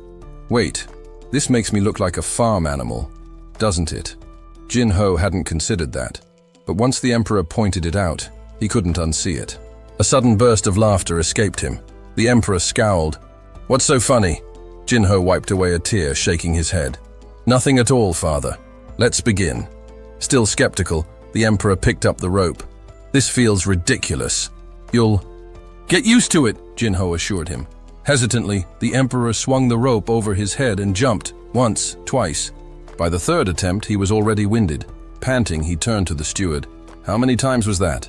The steward, after a quick count, answered dutifully. 9, Your Majesty. The emperor's eyes widened. Only 9. Jin-ho crossed his arms. You must keep going, father. The goal is 100. The emperor groaned. That many. Can't we lower the target since I'm just starting? Jin-ho shook his head firmly. No, father. You must persist. He straightened, his voice filled with determination. I will not leave until you reach 100. The emperor nearly choked. Word of the emperor's unusual new exercise quickly spread through the palace. It became a favorite topic of gossip among the officials. One day, a group of courtiers huddled together, whispering. Suddenly, one of them rushed over, looking urgent. Are you all still standing around? He asked breathlessly. 2 royal physicians exchanged glances. What's happened? The official took a deep breath before announcing gravely. The emperor coughed. One of the physicians frowned. His Majesty often coughs around this time. What's so unusual about it? The official leaned in, lowering his voice. It's not the coughing that's concerning. It's what happened after. The group held their breath. The official's eyes darted around before he revealed in a hushed tone, right after coughing. His Majesty ran straight to the plum blossom chamber pot. A stunned silence followed. For context, the plum blossom chamber pot was an exclusive royal commode, reserved only for the emperor's use. The news spread like wildfire. Ever since the emperor incorporated jump rope into his daily routine, noticeable transformations had taken place. Previously plagued by sluggish digestion, he now found himself more regular, much to the delight of the palace maids, who whispered about his improved well-being. But that wasn't all. He had begun working late into the night, managing state affairs with renewed energy. And, most intriguingly, he had been paying far more visits to the Empress's chambers than before. Whispers quickly circulated among the court. Have you heard? His Majesty has taken up jump rope, and now he uses the plum blossom chamber pot right after coughing. Another official chimed in. His complexion is looking much better these days. Do you think it's connected? A third official, stroking his beard, nodded gravely. It must be. Ever since he started exercising, the changes are undeniable. At that, the gathered officials fell silent, each contemplating their own declining health. I haven't been feeling great myself lately, one admitted. Same here. I haven't slept well in weeks and my wife won't stop complaining. Their eyes met in mutual understanding. Then, one afternoon, while Jin-ho was quietly engrossed in his studies, a commotion erupted outside. A frantic voice called out, "Crown Prince?" Startled, Jin-ho looked up to see a swarm of court officials rushing toward him, their expressions desperate. "What's the matter?" he asked, taken aback. Without hesitation, one of them blurted, "We need more jump ropes. We'll pay in rice. Just name your price." Another official eagerly interjected, "I need one for my wife and children." "And I want one for myself," someone else shouted. The scene quickly devolved into chaos, resembling an overcrowded marketplace. Jin-ho had to raise his voice to restore order. One at a time, speak one by one. He had never expected such overwhelming demand. Without wasting time, he rushed back to the woodworking shop and declared, "We're scaling up production. From now on, each of you will have a dedicated task. Rope making, handle crafting, bell attachment. Everyone has a role." The artisans, tears welling in their eyes, could only sigh in resignation. "Crown Prince, you're working us to the bone." But Jin-ho wasn't finished. "Prepare yourselves. We need to produce 500 more." Despair swept through the workers. Just kill us now. We're human too. And still, he wasn't done. He pulled out another design and handed it to a servant. Take this to the royal tailor. The servant squinted at the unfamiliar sketch. Your Highness, what is this? Jinho grinned. Jumping rope in traditional robes is inconvenient, so I've designed something better, exercise pants. And just like that, his innovations revolutionized the court's approach to fitness. Households across the kingdom began jumping rope together, their health improving by the day.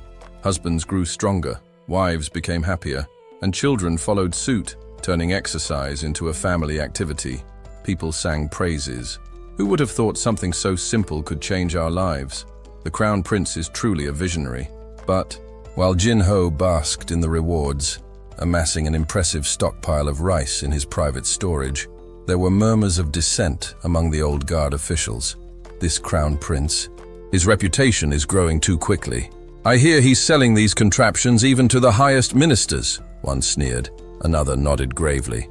A true nobleman does not hoard wealth for himself. One senior official, however, silenced the room with a raised hand. Patience. A small spark can ignite a great fire.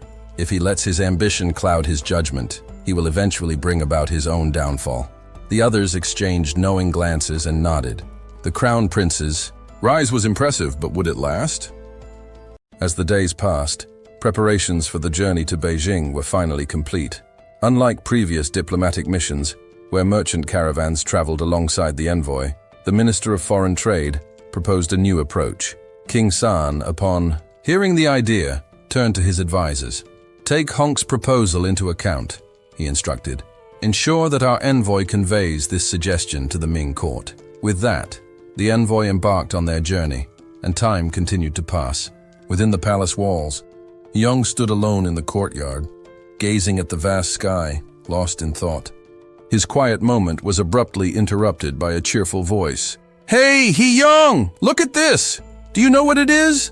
Turning toward the voice, he saw Princess Yong-su, the elder sister of King Mong, holding a tray of exquisitely shaped, colorful sweets. Hayoung furrowed his brow, thinking carefully before hesitantly answering. Is it Yagua? Yong-su burst into laughter, playfully smacking his back. Wrong!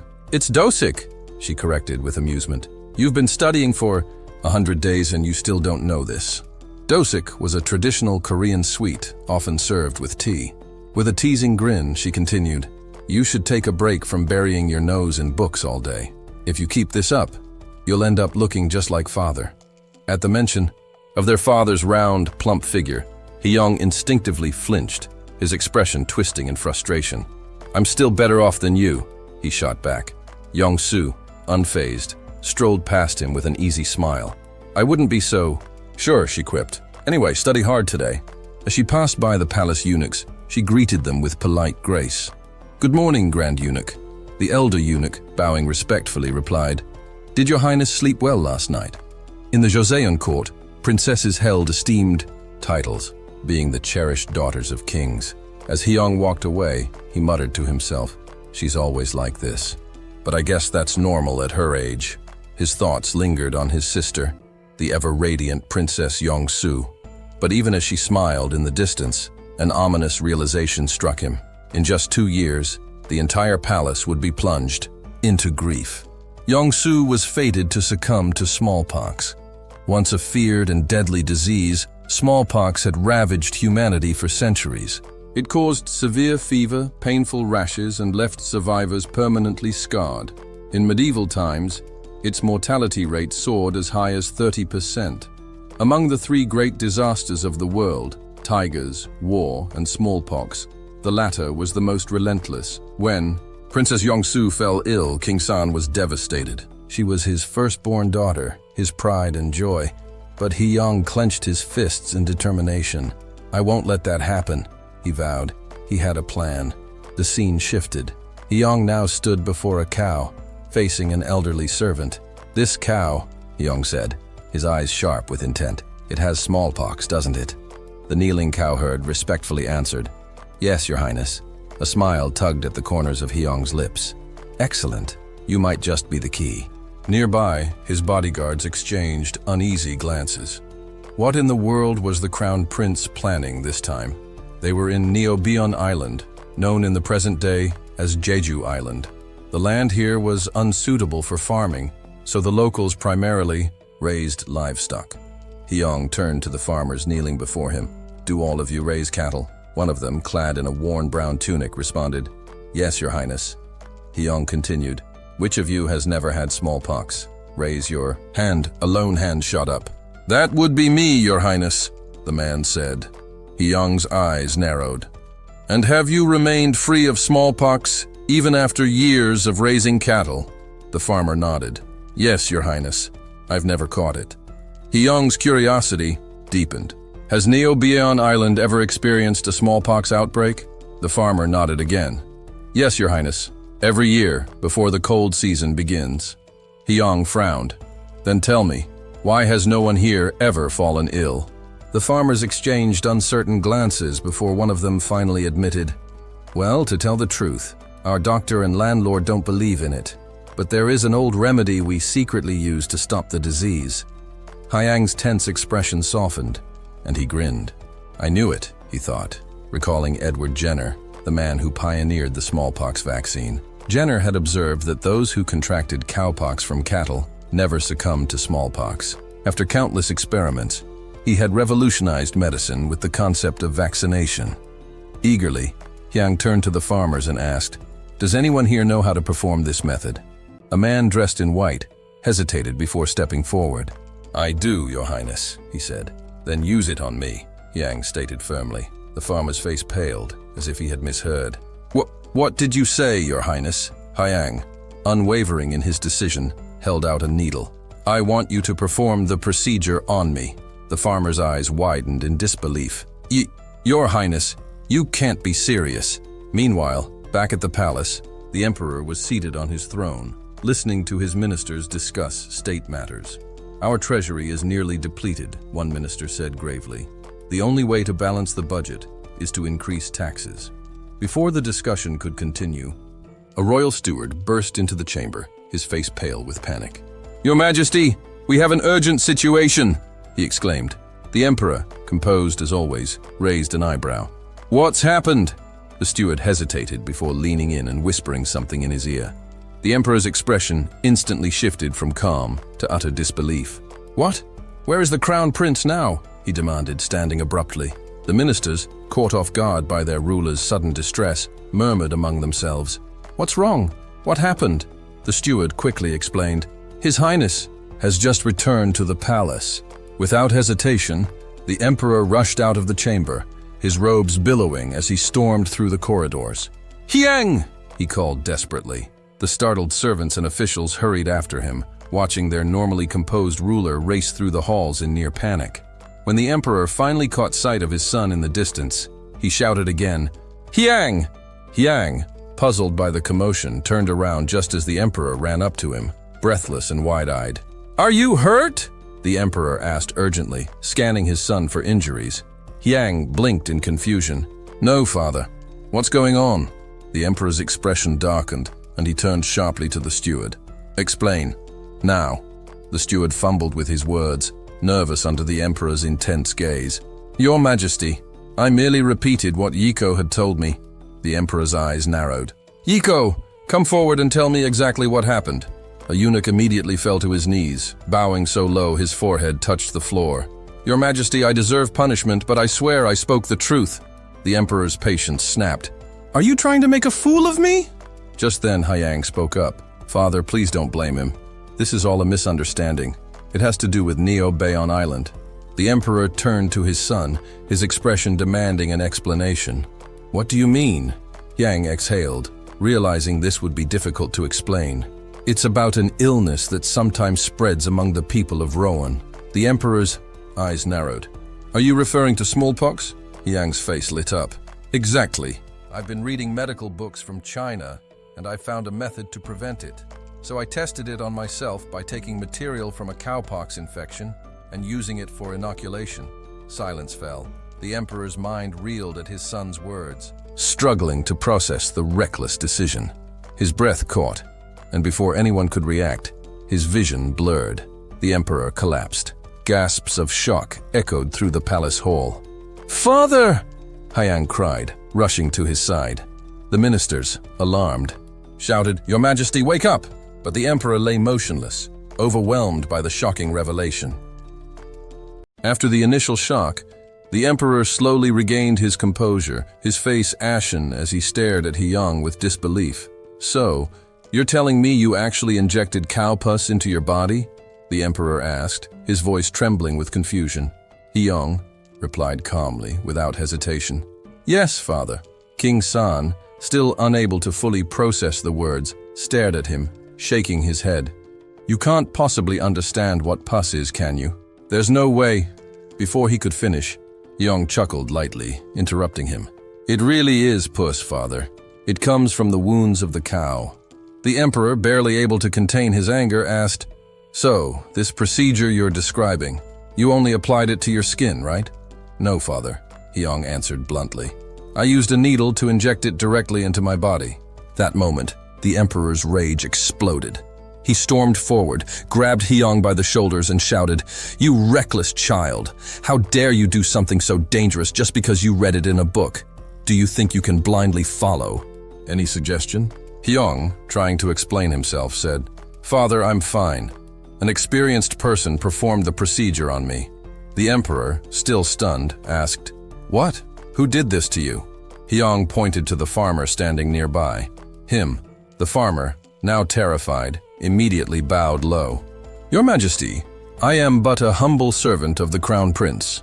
Hyang introduced the man with confidence. "This man will be my servant in the future." "Well, actually, he's a shepherd from Neobion Island. He's the one who performed the treatment on me. He says it's a secret technique passed down through generations to treat smallpox on the island." King San, still disbelieving, asked, "A cattle herder?" "Yes, Your Majesty," the farmer replied. "That's correct." The emperor, stepping closer to Hyang, asked in a softer tone, "Crown Prince, are you telling me that this man is truly wise?" Hyang answered firmly, "Yes, father. He has cured everyone on his island." The emperor's voice rose again, filled with concern. "Even so, you didn't have to make yourself the test subject for this treatment. What were you thinking?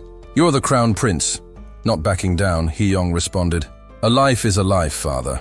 There's no distinction between nobility or common folk when it comes to life and death. Many people have been cured and are now healthy again.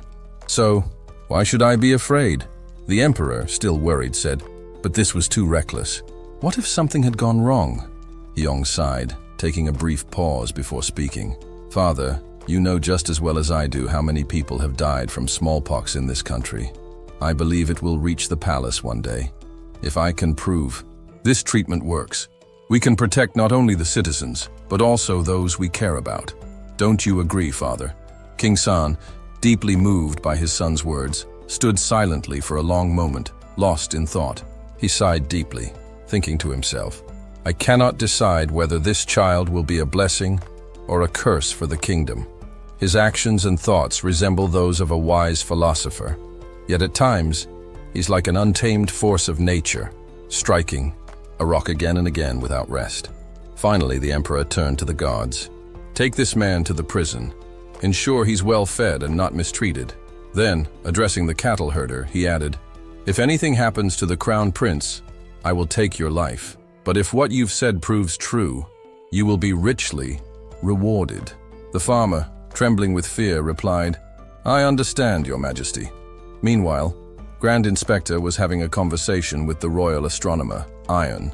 The Grand Inspector remarked, "Have you heard about the Crown Prince? He claims to have been cured of smallpox after being treated by that lowly servant. He even injected that disgusting cow pus into himself." Iron, though skeptical, replied, "It sounds unbelievable, but if it's the Crown Prince, he must have his reasons. After all, he's capable of things no one else even imagines. Besides, he always spends his time studying in his chambers." This time, though, before Iron could finish, two men rushed past them, shouting, "The Crown Prince!"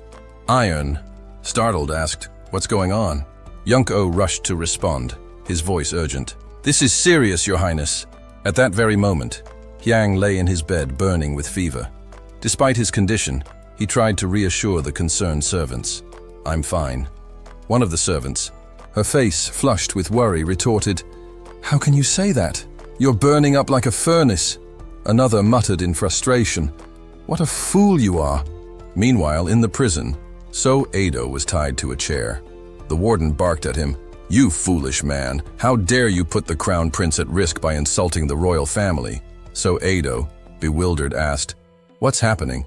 The warden scowled, "Don't pretend you don't know. The crown prince is suffering terribly. He's on the brink of death." So Ado, realizing what the warden was talking about, responded calmly, "Ah, you must be referring to the fever." The warden, surprised, asked, "How do you know about that?" So Ado answered nonchalantly, "There's no need to panic. It's common for a high fever to last up to 5 days. But after about 10 days, the fever will break and the crown prince will be fine, as if he's been cleansed." The warden, still skeptical, didn't believe it. But as the days passed, so Ado's prediction proved true. After exactly 10 days, Hyang recovered completely, as if nothing had happened. Later, in the palace, Hyang stood proudly before the emperor, announcing, "Father, I've completely overcome the threat of smallpox." The emperor, deep in thought, responded cautiously, "I can't be sure of that from just this incident." Hyang persisted, "Then let me go to a place where smallpox is spreading, and I'll prove it to you." The emperor immediately rejected the idea. "No, absolutely not." But Hyang pressed on. "How about this, father? Let's use this method to treat people in areas affected by smallpox. I'm confident that once explained, people will be cured after receiving the treatment." At that moment, the Grand Inspector spoke up from behind. "We cannot proceed with this, Your Highness. This could just be a coincidence. Furthermore, isn't the Crown Prince's method essentially forcing people into treatment?" Hyang was quiet for a moment before responding. "Grand Inspector, this method has been used by So Ado and his family for decades. How can you call it a coincidence? And since we're offering this treatment voluntarily, there's no coercion involved. Everything in this world advances through trial and error." Hyang's voice grew firmer. "If we don't try to overcome our fear of failure, how will our kingdom ever progress?" No one responded. The Grand Inspector stood silently, clearly frustrated. Following Hyang's suggestion, they focused on the regions most affected by smallpox, and the treatment began. Those who feared the disease the most eagerly took part. The method's effectiveness was soon proven. In addition, King Sejong ordered a dual investigation to coincide with the smallpox vaccination campaign, combining it with a population census to further verify the method's success. Once the results confirmed its effectiveness, King Sejong allowed the treatment to be implemented throughout the entire Joseon kingdom.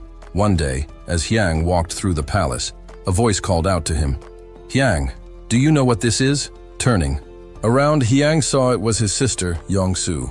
Hyang smiled and replied, "It's sugwa, traditional Korean sweets." Yongsu grinned. "That's right. To reward you, I'll perform a little show with these." Though Yongsu wasn't particularly skilled with instruments, she played anyway. Hyang patiently listened, trying his best to endure the performance. Yongsu teased him, "You shouldn't spend all your time studying. Appreciate the arts a little more. And by the way, have you gained a bit of weight recently?" Just then, someone came to fetch her. "Princess, it's time to go." Yongsu waved cheerfully. "See you later, Hyang." Hyang watched her go, a smile spreading across his face.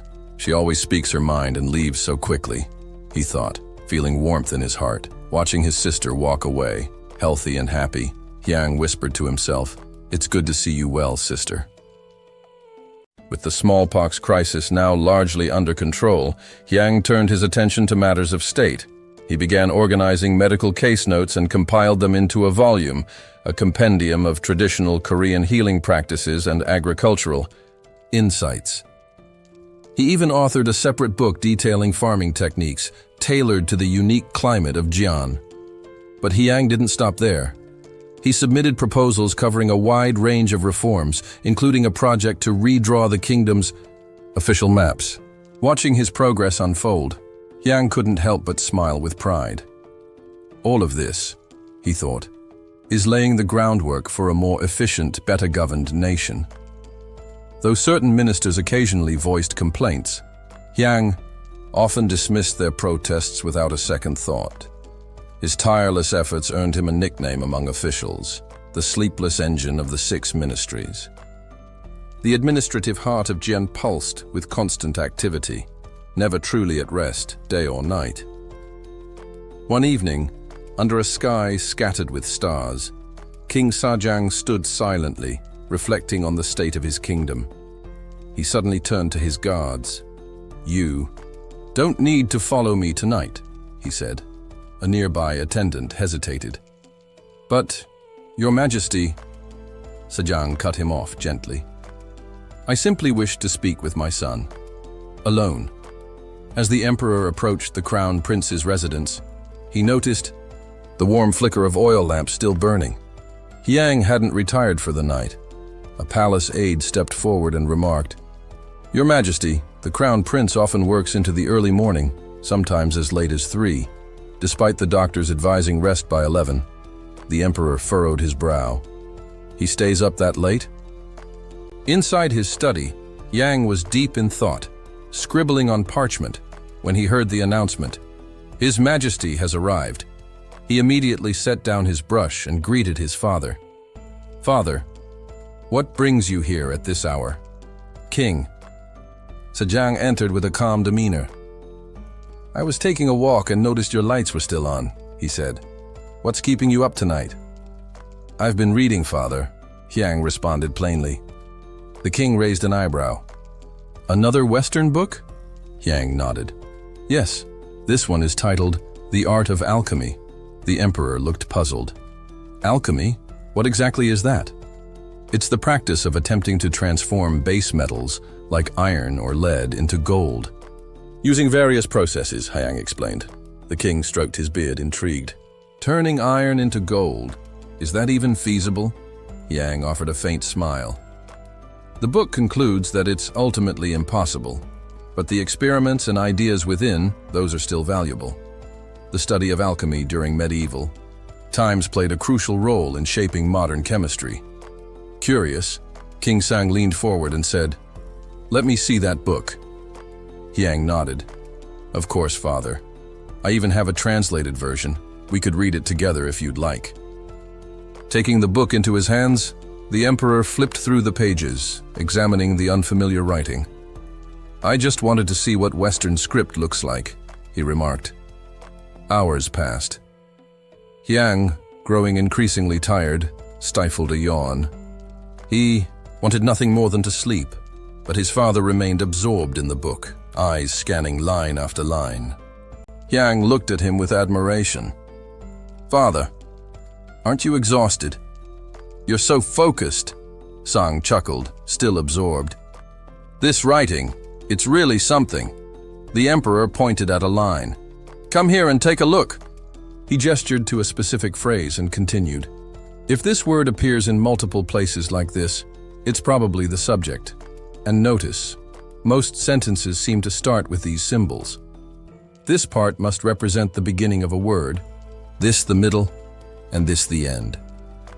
Listening silently, Yang was astonished.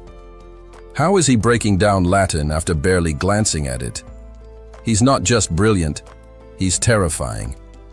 Sensing his son's stunned silence, the emperor asked, "Isn't that right?" Snapping out of his thoughts, Yang quickly replied, "Yes, father, you're correct." Sang continued, "These Western letters are nothing like Chinese characters. They all look similar at first glance, yet their meanings change depending on how they're arranged." He rubbed his chin thoughtfully. After a moment, he turned to Hyang again. "This has me thinking. What do you think about creating a new writing system? One just for Joseon?" Hyang's eyes widened. "I've thought about that a lot. Joseon truly needs its own script. Even among scholars, only a handful can truly understand Chinese characters." The emperor hesitated. "But if I announce that publicly, the Hall of Worthies will immediately resist." The Hall of Worthies, a scholarly institute founded by the king, held great influence over state matters and was deeply rooted in Confucian ideals. Hyang replied, "But so many people can't even write a simple petition. If you explain the purpose well, they'll understand." The emperor looked at his son with a knowing smile. "You've always had trouble with characters, haven't you?" Yang offered a sheepish grin, but thought silently, "They really are difficult." Sang reflected for a moment. I remember the first time I tried writing a proper sentence. It took me 2 hours just to finish a short poem. Your grandfather laughed so hard when he read it. He rose from his seat and walked toward the door. I've stayed too long. You should get some rest now. Yang bowed respectfully. You too, father. Please take care of yourself. Joseon needs your strength. The emperor looked at his son warmly. You've grown so much. I hope you turn 15 soon. Yang blinked, confused by the remark. But before he could ask, his father just smiled and said, "Go to sleep." The next morning, Yang stood confidently in the royal court and addressed the emperor. I believe the 6 ministries should function independently, with detailed records maintained for each. If everything is only recorded chronologically, future officials will waste time digging through documents. The emperor turned to his ministers. Does anyone disagree? The officials all responded in unison. We support the crown prince's proposal. The emperor nodded. I agree as well. I understand why some decisions were made in the past, but without proper documentation, those reasons may be lost. From now on, each ministry will follow the crown prince's system. Organize and classify records accordingly. The court echoed in agreement. We obey, Your Majesty. After the session, officials filtered out. The Grand Inspector and the Grand Historian walked side by side, their expressions tense. Sorry for the interruption, but if you're loving this series, you don't have to wait. Get up to 16 episodes ahead right now on Patreon. Support the channel, unlock exclusive content, and stay ahead of the story. Links in the description. Now back to the video. This is getting out of hand, the historian muttered. Now the Crown Prince wants to control how we document everything? The Grand Inspector grumbled. Exactly. Aren't the official annals and the Secretariat journals enough? We already document the king's daily life. Why add more? The historian nodded. It's just more work for us, completely unnecessary. The inspector scowled.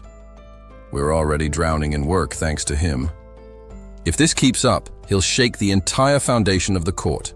Frankly, I think he's going to undo everything we've built, the historian countered. He may be zealous, but he still has principles. It won't go that far. Elsewhere, Yang was practically bursting with energy. This is it, real reform. I'm tearing down these rotten customs one by one. I won't let this outdated bureaucracy smother the kingdom any longer. Back with the 2 ministers, the inspector added. But think about it, all of his changes defy tradition. What if he brings back a dangerous precedent? A sharp voice interrupted them. That won't happen. Startled, the 2 men turned and immediately bowed. Chief Minister Ru Yunyan had arrived. With a stern face, he declared, "Too many people read a few books and suddenly think they're qualified to reshape the country. But they don't understand the consequences of meddling with systems they barely grasp." His eyes narrowed.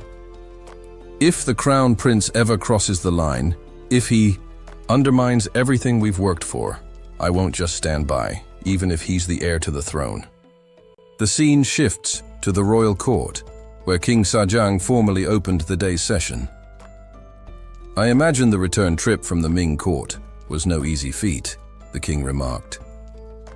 Thank you for your concern, Your Majesty, the Grand Inspector answered with a respectful bow.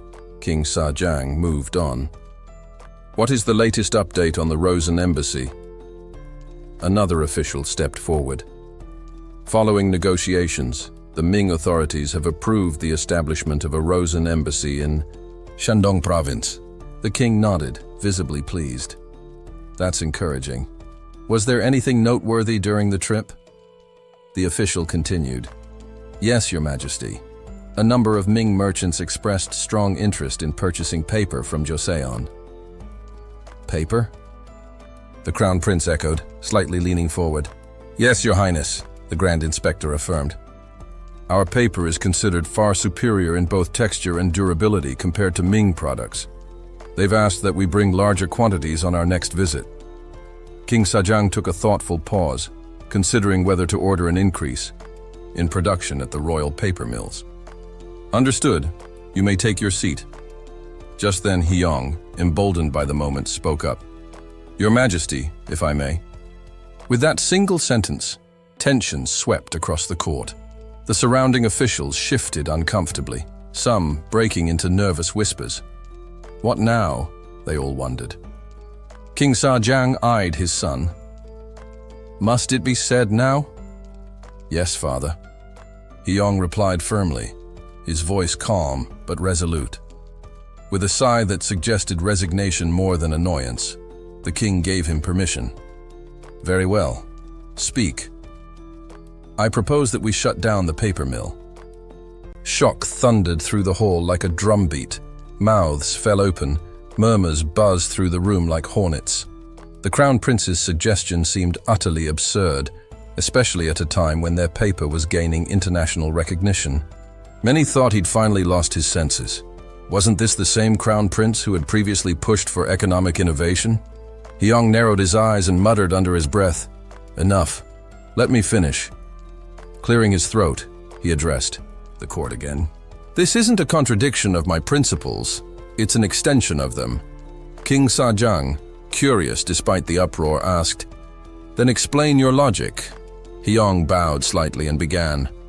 "As you're aware, Joseon's paper owes its reputation to the brilliance of our craftsmen. Yet these very artisans live in poverty. Their wages are so meager, many have been forced to take on additional jobs or leave the craft altogether. Some now work the fields or have moved into unrelated trades." Ryu Yunyan's expression darkened, clearly displeased with where this was heading. Hyong pressed on. "If we increase their workload without addressing their compensation, we risk losing even more of them." Ryu interrupted sharply. "This is a result of laziness, not poverty. Look at the artisans in our royal armories. They're granted a 9th rank status and appropriate wages. You rarely see resignations among them." Visibly frustrated, Hyong countered, "And are you saying that those officials don't receive other, more informal benefits? Even your own residence, Lord Ryu, is visited day and night by petitioners and guests." Ryu's voice was calm but defiant. "They come in gratitude. That's simply the custom." "I'm not criticizing the custom," Hyong replied. "But how can we expect paper craftsmen, who receive none of these expressions of goodwill, to pour their hearts into work that doesn't sustain them? If we allow their hardships to continue, not only will we fail to improve our production techniques, we'll lose an entire generation of artisans. The tradition itself will vanish." The room went silent. At last, King Sajang spoke. "The Crown Prince makes a valid point, but..." Ryu Yunyan wasn't finished. "Does the Crown Prince realize it was King Taejong himself who ordered the creation of the paper mill?" "He did so because the paper being collected for monetary purposes varied too greatly in quality. Without a centralized operation, maintaining consistency will once again become a nightmare. I urge you to reconsider, Your Highness." Now the king was torn, caught between two compelling perspectives. He furrowed his brow, deep in thought. What now? He wondered. Hyong turned to him and gave the faintest nod. "You already know the answer, father. Trust yourself." Suddenly, the atmosphere in the court shifted. Hyong's confident expression dimmed as he studied his father's face. King Sajang, calm yet unreadable, turned back to his son. "What do you think?" he asked. That question gave Hyong pause. "When did father develop this habit of deflecting hard questions to me?" he mused. "Is he trying to push me to take more initiative in state affairs?" With a small sigh, the Crown Prince squared his shoulders and answered firmly. "Have we already forgotten the criteria we established for official paper use?" he began. "The gold-nibbed pens, 3 cha wide, 2 cha tall, smooth texture, and a vibrant peach blossom hue. We hire artisans to meet these standards at minimal cost." Ryu Yunyan hesitated. "But what about the expense involved?" Without missing a beat, Hyong continued. "If we recognize these paper craftsmen as royal merchants, It will legitimize their business and allow us to collect taxes on their profits, easily offsetting the cost. Moreover, competition to produce higher quality paper will drive innovation, and our exports to Ming will only increase. This isn't just tradition, it's opportunity. The room fell into thoughtful silence until a voice broke through. I believe the Crown Prince's proposal is sound. It was the Minister of Revenue who added, 3 years have passed since the founding of Joseon, and we still haven't properly resolved this.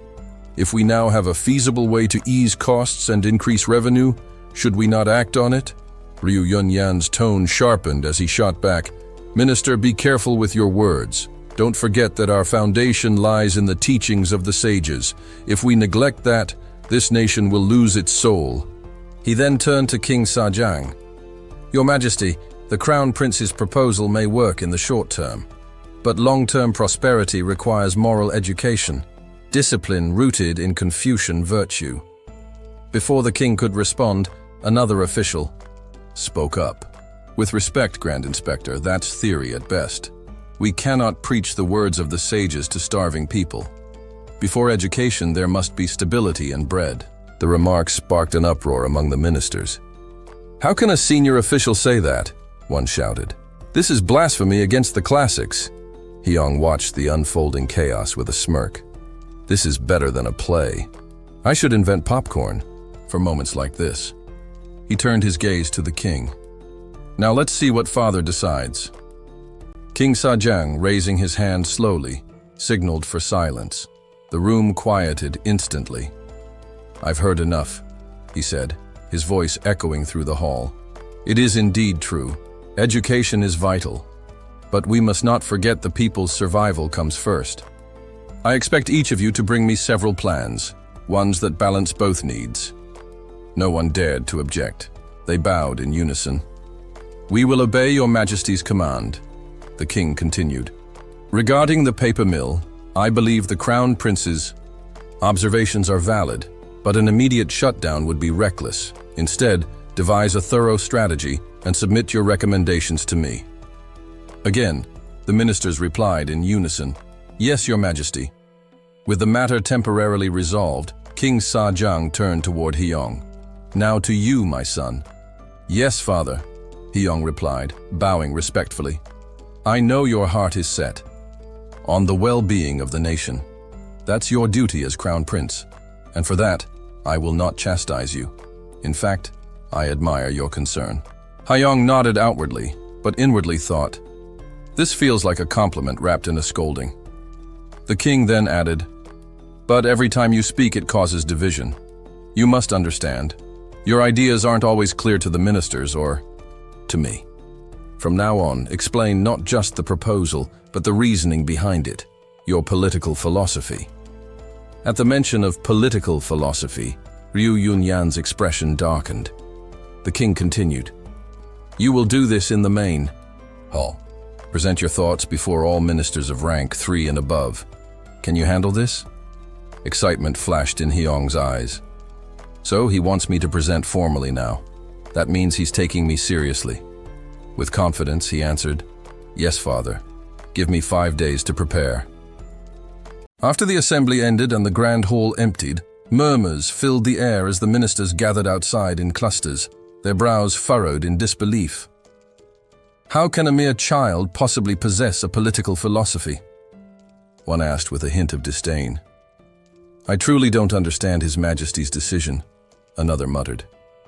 Even if the Crown Prince is unusually bright, he's still just a boy.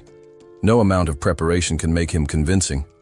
Another official chimed in. He may have 5 days, but what difference will that make? At that moment, Ryu Yunyan broke his silence. We must prepare thoroughly, he said sharply, turning heads. His expression was calm but resolute, as if he'd already begun calculating his next move. This isn't just about quoting the Confucian classics. We need to analyze the policies of other dynasties as well. One minister scoffed. Seriously? He's 9 years old. Isn't this overkill? Yunyan's eyes narrowed. Have you all forgotten what that 9-year-old has already put us through?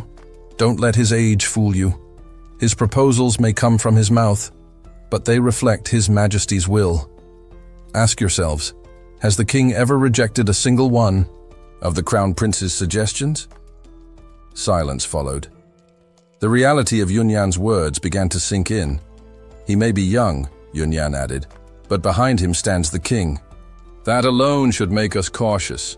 We cannot risk letting our guard down. The foundation of Joseon must not be shaken by the careless mistakes of former rulers. Suddenly, a voice rang out. So what now? Asked the chief censor, raising his voice over the discussion. We must file a formal objection. A boy has no place in political debate. While many plotted how to discredit the Crown Prince, one man hesitated. Still, the gold-nibbed pen issue proved he's not just clever, he's capable. Before he could elaborate, the chief censor barked. And that's exactly what worries me. That moment marked the start of all this obsession with profit. I should have stood against it then, but I didn't.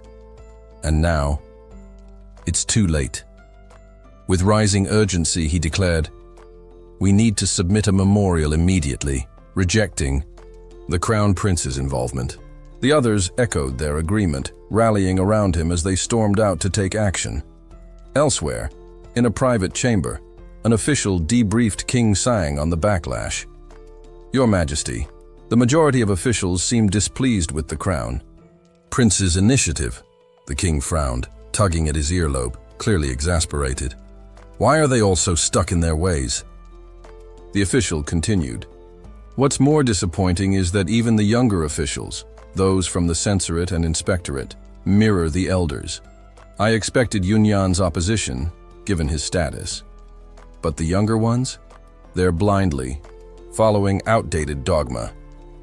He paused, then added, "Still, many admit that the Crown Prince is brilliant. His drive and intellect are clear." The king's expression darkened. "Is there no one left I can trust to think for themselves?" Back in the palace, Crown Prince Hyong sat deep in thought, mentally replaying the events of the past days. "We're sorely lacking talent," he muttered. "Those fossilized ministers are too set in their ways." A nearby eunuch looked puzzled. "Pardon, Your Highness. What do you mean by fossilized?" Hyong shook his head. "Forget it. I wasn't speaking to you." He exhaled slowly, his mind racing. "This isn't some declining dynasty in its final years. We're just at the beginning of Joseon. Shouldn't the ruling elite be more open-minded?" He clenched his fists. "They'll dismiss me no matter what. I say, just because I'm a child. And now Father wants me to present in front of the third rank and above, the highest ministers." But rather than discouragement, a fire lit in his eyes. "Fine," he said to himself. "I'll give them a taste of what modern leadership really looks like. Let's see how they handle some 21st century strategy." He turned to the eunuch. "I need to prepare a few things. Take me to the Bureau of Graphics, and then to the weapons storage." The eunuch bowed. "As you command, Your Highness." Though inwardly, he couldn't help but wonder what new idea the young prince was planning to unveil. 5 days later, the grand hall at Gyeongbokgung Palace was filled to the brim. The atmosphere buzzed with a mix of anticipation and tension. 2. Ministers greeted each other politely as they waited. "Minister Cha," one said with a smile. "It's been too long." "Minister Park," the other replied warmly. "When did you return to the capital?" "I just got back yesterday," Park replied casually. Their conversation naturally shifted to the reason for their assembly. "So His Majesty gathered us here, just to listen to the Crown Prince's opinions on governance?" Sue asked, clearly unimpressed. "What a pointless exercise." Yun Hyeon, standing nearby, let out a soft sigh. "You're not the only one who thinks so. I doubt many here see this as a valuable use of time." Before the grumbling could grow louder, a voice echoed through the hall. "His Majesty the King is entering." King Junyan strode into the hall with deliberate authority and ascended the throne without delay. His expression was firm as he addressed the ministers. "As you are all aware, The Crown Prince has submitted various proposals of late. However, to truly assess the merit of these suggestions, we must understand the principles that guide them. That is why I've gathered you today, to hear, directly from him, the philosophy behind his politics. Listen closely and offer your guidance, so he may not stray from the righteous path. The ministers bowed their heads in unison. Yes, Your Majesty. Moments later, the sound of steady footsteps filled the chamber. Crown Prince Hyon entered with a composed demeanor, followed by servants carrying several curious-looking objects. A few ministers exchanged puzzled glances. "What's he brought with him?" one whispered. Standing before his father, Hyon bowed deeply. "Thank you, Father, for granting me this chance to speak." The king gave a slight nod. "You may begin." Hyon signaled to his attendants, who promptly revealed a reform proposal scroll, then handed him what looked like a small device. Taking hold of it, he addressed the audience. "Testing, 1, 2. Can everyone hear me?" The sudden amplification of his voice startled the room. "What is that device?" someone murmured. "Why is he so loud?" said another. Ignoring their reactions, Hyon pressed forward with energy. "Thanks to my father's permission, I am able to address all of you here today. I won't waste time with pleasantries. Let me share my political philosophy directly." The room grew still, curiosity replacing skepticism. As rulers, our responsibility should be to ensure the best outcome for all of humanity. That is my guiding principle. Interestingly, this is not a new idea. It was the very foundation upon which King Wanggeon built the Goryeo dynasty. The true royal way puts the people at the center of governance. He gestured to a diagram being unfurled beside him. But how can our people thrive when most of the land is steep and mountainous, leaving so little space for farming? Our citizens crowd the limited plains and poverty deepens. He paused before continuing. We must stop relying solely on agriculture. We need to promote crafts and trade. Only by doing so can we strengthen our economy and acquire what we lack from abroad. Some ministers sat speechless, others chuckled at the audacity of it. A few leaned forward, intrigued. "And now," Hyon said, "we come to institutional reform." With confidence, he pointed to another set of illustrations. "We must overhaul the 6 existing ministries. In their place, I propose we establish 3 core bodies: the legislature, the executive, and the judiciary. These branches will distribute power more efficiently and maintain balance." He moved on. Local governance must also change. No longer should one official carry all responsibilities. Tasks must be shared and delegated properly. And finally, Hyon said, raising his voice slightly, we must uplift the people through education. A strong, educated population is key to national prosperity. Let's provide basic instruction to all and implement systems that prevent wealth hoarding. That means revising land laws, exploiting natural resources like gold and silver, and ensuring fair taxation. A stunned silence overtook the room. "Is this really coming from a child?" one minister whispered. "This is revolutionary," another breathed. "He might actually be a genius." Noticing the mix of disbelief and awe on their faces, Hyon smirked to himself. "You think this is bold?" he thought. "You haven't seen anything yet. There's still a long way to go before I reclaim the joy I once knew." Inside the grand hall of Manhwa, the young crown prince stood confidently before the ministers and concluded, "And that, esteemed elders, is the core of my political vision." A hush fell over the room. The elderly ministers, once skeptical, now stared at the boy in stunned silence. He was only 9, yet he spoke like a seasoned statesman. Even King Junan couldn't help but express admiration. "Remarkable," he murmured. "Did you devise all of this on your own?" Yang offered. A modest smile. "Not entirely, Father. I've studied the teachings of our ancient sages and also learned much from Western writings. The king, caught between pride and surprise, replied with a slight chuckle. You've raised points that hadn't even crossed my mind. Many systems have evolved since the founding of our dynasty, but so many outdated ways remain untouched. You honor me too much, the boy responded humbly. There's a Western proverb that says, new wine must be stored in new bottles. It's been 35 years since our dynasty was founded by our great ancestor, but the suffering of the people hasn't eased. That's why I believe real reform is necessary, for the sake of the people's future. Nihan, standing nearby, nodded solemnly as he repeated Hyang's last words.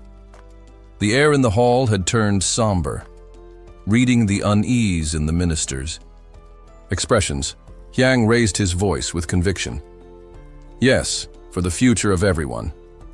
At that, the king declared the session concluded. This ends the Crown Prince's presentation on political reform. As the officials exited the chamber, no one spoke. The silence lingered like fog. Then a voice finally broke through. What are your thoughts? Someone asked. Ying Hong, clearly disturbed, scowled. Thoughts? My mind is spinning. We must act quickly and submit a petition to halt him. He cloaks his ambitions in lofty words like the future of all people, while throwing aside our cherished traditions. He doesn't follow Confucian values, he follows legalism. It's disheartening. A chorus of agreement followed. Yes, I thought the same. The Crown Prince's proposals are reckless. Outlandish ideas like these cannot go unchallenged, another official from the imperial court added. We need to stop this before it goes too far. Swam was the first to step forward with formal opposition.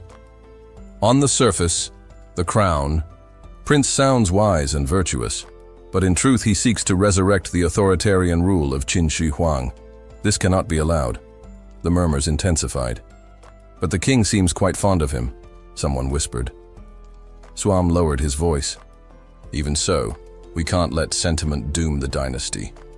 If it comes to it, we must consider removing the Crown Prince. That suggestion stunned the group. Isn't that far too extreme? Swam stayed resolute. You still think this isn't serious? The king wasn't always like this. Something has changed. Before he could finish, someone quickly clamped a hand over his mouth. Quiet, the person whispered. Are you trying to get yourself executed? Swam shoved the hand away and snapped. Tell me I'm wrong. Are we just going to let a child spout dangerous nonsense unchecked? We need to hold his tutors, and even his highness, accountable. Discipline must come first. Praise without boundaries will ruin him. Another man tried to temper the tension. Then call for more structure in his education. But talk of removing the Crown Prince. Swam interrupted, anger flaring. Look at where we are. If we don't act now, we may not get another chance. Deposing him is the only righteous path left. The atmosphere grew tense.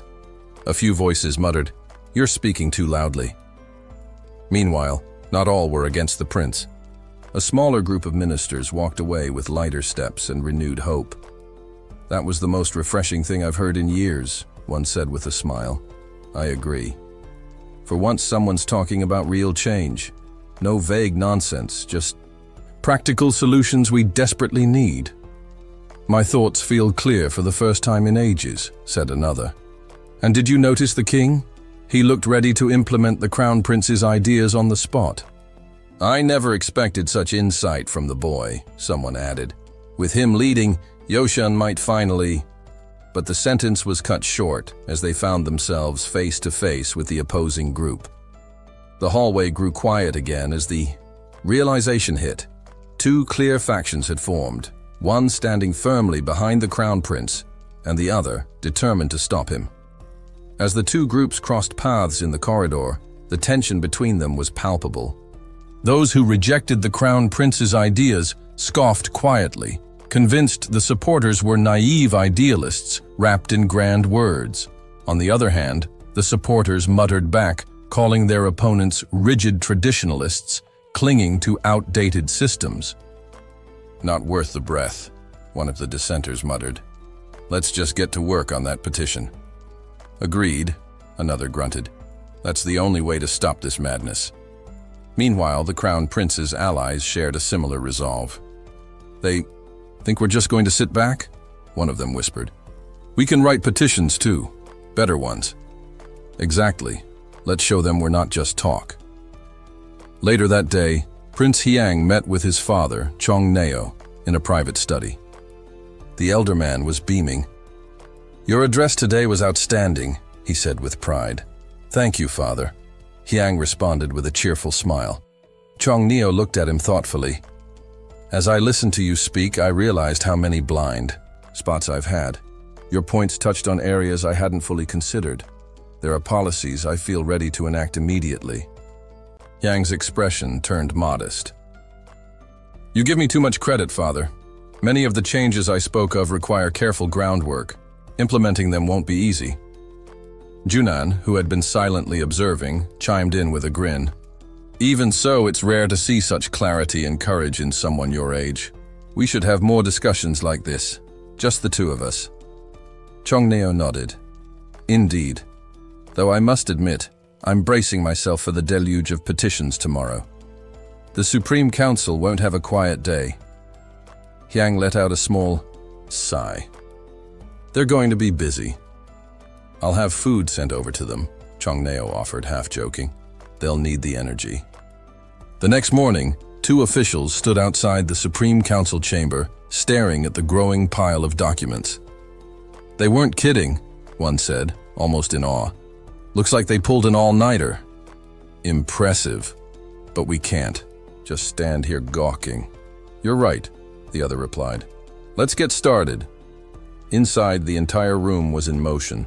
Papers were being sorted, scribes moving quickly. "You all know the drill," one supervisor barked. "Some of these condemn the Crown Prince, others support him. Split them up accordingly." "Yes, understood." In another part of the building, Chongneo sat at his desk, visibly weary. A towering stack of petitions loomed over him. He rubbed his temples before pulling one from the pile and began to read. As he scanned the contents, his brow furrowed. Lines deepened in his face. By the end, his hand had tightened around the scroll in anger. Without hesitation, he called out, "Fang!" The servant appeared quickly. "Yes, Your Highness." "Send word," Chongneo said coldly. "Summon the Crown Prince. At once." Prince Jinho approached the Emperor's chamber and bowed deeply. "Father, you summoned me?"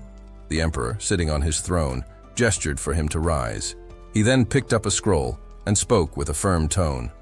"Indeed, I did. It seems there are some among the officials who misunderstood your words from yesterday." The Emperor's voice suddenly became sharper. "LG Qin!" At the sound of his name, the old official sprang into action, standing upright. "Yes, Your Highness?" he asked, his voice laced with hesitation. The Emperor's expression grew serious as he held up the petition. "Read this aloud, for the Crown Prince to hear. Let's clear the air." The room grew silent, with all eyes on the old man as he took the scroll. LG Qin hesitated for a moment, but the Emperor's commanding gaze left him no choice. He took the scroll and began to read. "His Highness, the Emperor, in my humble submission, it is my belief that the Crown Prince's policies contain several flawed elements." The Emperor's eyes narrowed as he impatiently interrupted. "Enough with the formalities. Get to the point." The old man paled slightly at the sharp command, but continued. "The first issue concerns the Crown Prince's approach to governance. While he advocates for progress, his methods lean heavily towards the legalist philosophy, far too harsh, too restrictive. Our kingdom, Your Highness, is built on Neo-Confucian principles.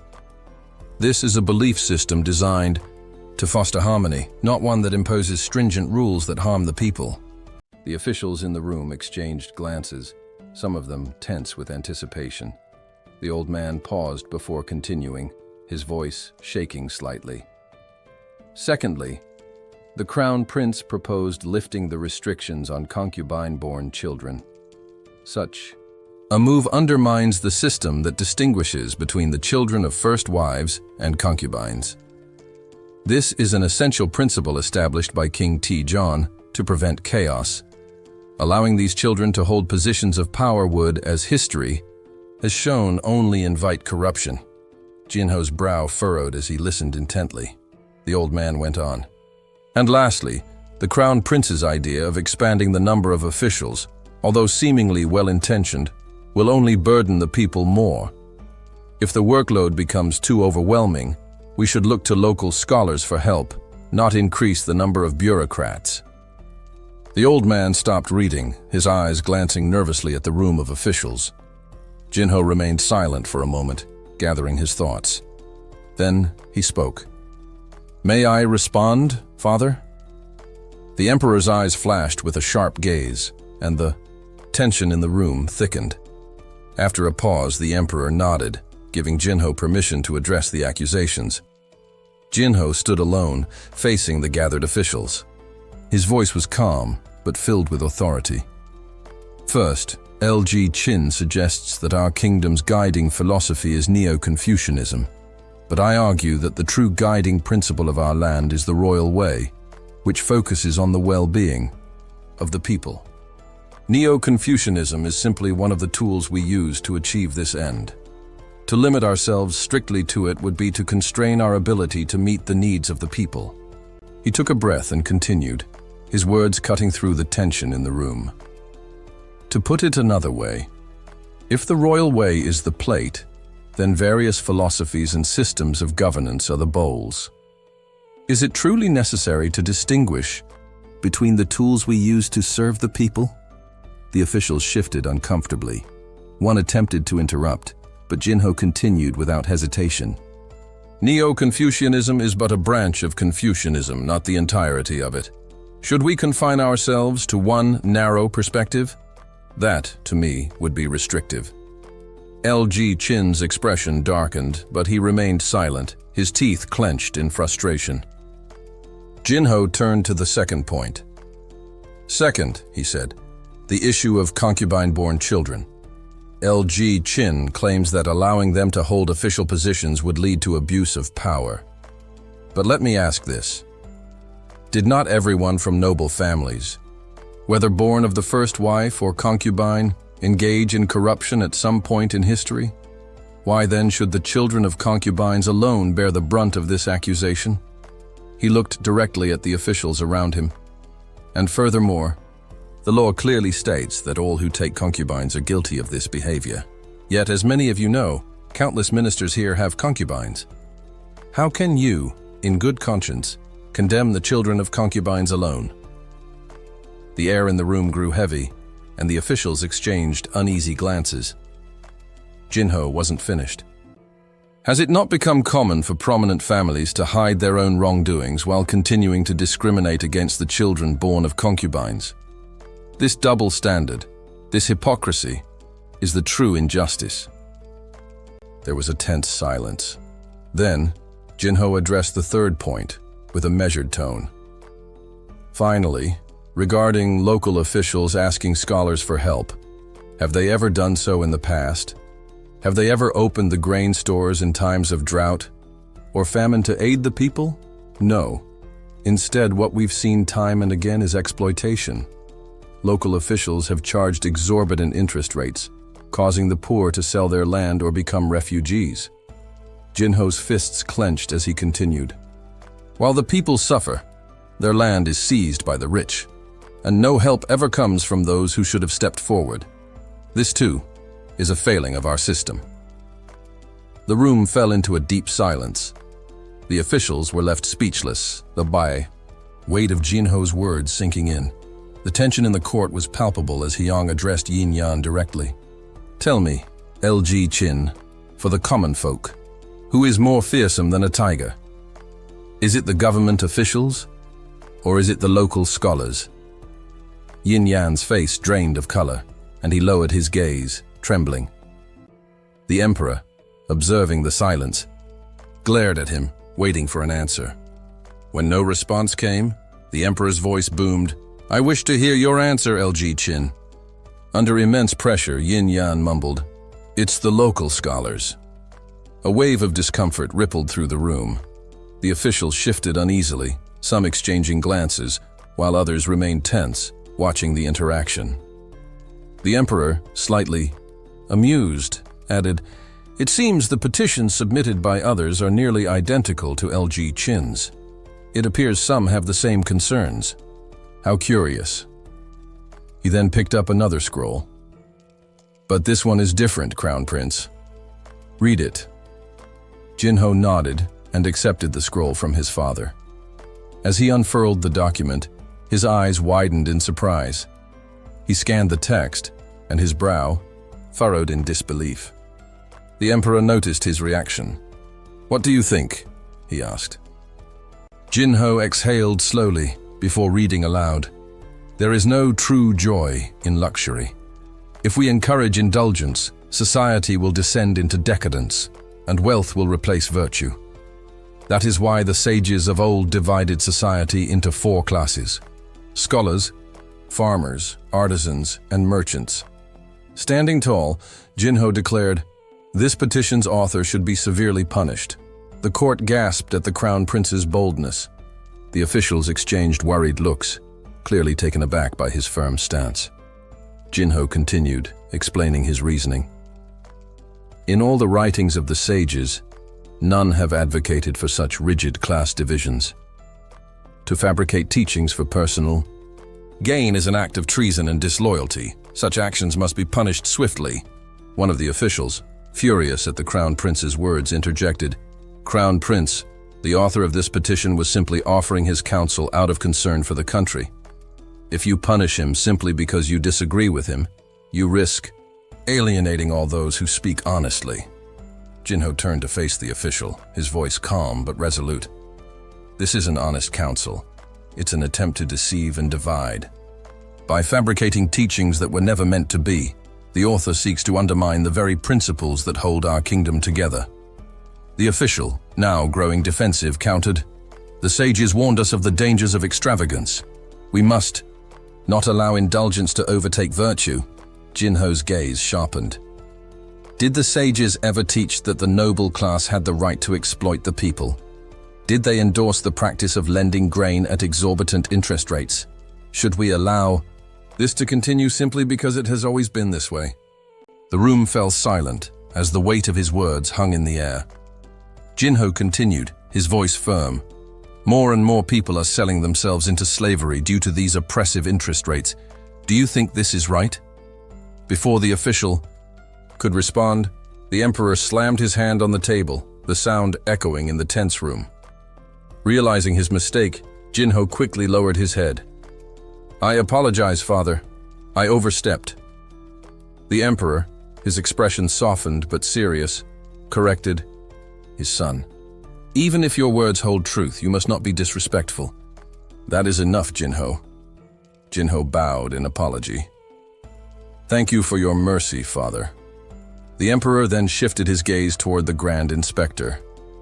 "Step forward," he commanded. The Grand Inspector approached, bowing low. "Yes, Your Highness." The emperor handed the petition to the Grand Inspector, saying, "There is a part the Crown Prince hasn't read. You should read it aloud." The Grand Inspector hesitated as he unrolled the scroll. His face paled as he read the contents, his hands trembling as he gripped the paper. After a moment, he fell to his knees, bowing before the emperor. "Your Highness, this is the opinion of an individual, not the entire inspectorate." The court held its breath, awaiting the emperor's response. The emperor looked at the Grand Inspector, his gaze cold. "I know. That is why the Crown Prince did not read it, and neither will I." The Grand Inspector, shaking, expressed his gratitude. "Thank you, Your Highness, for your mercy." The emperor's voice softened. "As for the punishment of the petition's author, I will consider it carefully." The court session concluded, and as the officials began to disperse, A voice called out. It was the Grand Censor, who approached the Grand Inspector with curiosity. What was in that petition? The Grand Inspector did not answer. Instead, he hurriedly walked away, ignoring the repeated calls of the Grand Censor. But soon, an official was seized by the collar, and the enraged Grand Inspector's voice boomed. "You scoundrel! How dare you!" The officials surrounding them rushed to intervene. "Please, my lord, calm down," the Grand Inspector growled. "This fool will ruin us all." He turned to face the official he had grabbed by the collar. "Who do you think you are, suggesting that the Crown Prince be deposed?" The room froze in shock. The officials stared at the Grand Inspector in stunned silence as his words echoed in the tense atmosphere. He continued, his anger palpable. "How dare you suggest such a thing? Who do you think you are to even consider deposing the Crown Prince?"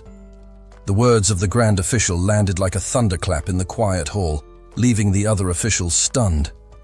One of them surged forward, seizing the Grand Official by the collar with both hands. His voice trembled with fury. "Who do you think you are to dare suggest deposing the Crown Prince?" The Grand Official struggled briefly, then spat out his response, each word as sharp as a blade. "How can a prince who rejects Confucian principles and treads the road of rebellion be fit to wear the crown?" His words stoked the Grand Official's rage. He bellowed back, "You would depose a child? He's 9 years old. How could anyone?" "Think that's just?" The official hesitated, but clung to his argument. "What does age have to do with virtue? Even the young must be held to the wisdom of the sages." That was the breaking point. The Grand Official's voice roared through the chamber. "You fool. If you're going to challenge the ruler's direction, you need more than empty conviction. You need the right timing, a strategic advantage, and most importantly, the support of the people." He paused, seething. "Those three forces once made the Crown Prince, our Crown Prince, but now we have none. You're dragging the rest of us into ruin with your recklessness." The room fell into a tense silence. After a pause, the opposing official lifted his head. "It is the duty of every civil servant to speak out against injustice, no matter the danger. To stay silent in the face of wrongdoing is the greater sin." Bishar. Other four officials stood frozen, unsure whether to admire his courage or fear his audacity. The Grand Official finally released his grip, letting his hands drop in disbelief. "Even a fool like you made it into government service. Heaven help us all." In the Crown Prince's chambers, Jinho let out a long, exhausted sigh. "I knew this would happen," he muttered, "but not this quickly. Why does the Chief Minister always stand against me?" He began pacing, frustration seeping into every step. They're clinging to the past, dragging up the same old grievances over and over. Then he stopped mid-step. "Wait. If someone told me to abandon agriculture and put all my faith in industry and trade, wouldn't I be furious too?" He closed his eyes and took a slow, deliberate breath, allowing himself to calm down. Of course they're upset. Their reaction is only natural. Outside, the palace staff could tell he was angry. His aura was unmistakable. Inside, Jinho's eyes narrowed. "Do they think they're the only ones capable of writing memorials to the Emperor? Do they think I can't respond properly?" He marched to his desk, grabbed a brush and began writing. Every stroke was sharp and deliberate. His heart poured into each word. "Fine," he said under his breath. "I'll show them. I'll show them what true humility and resolve look like." No one could say how much time had passed when a puzzled official spotted a familiar figure entering the court office early in the morning. "Wait, aren't you the eunuch from the Eastern Palace? What are you doing here at this hour?" His eyes fell on the stack of scrolls the eunuch was carrying. "What's all this?"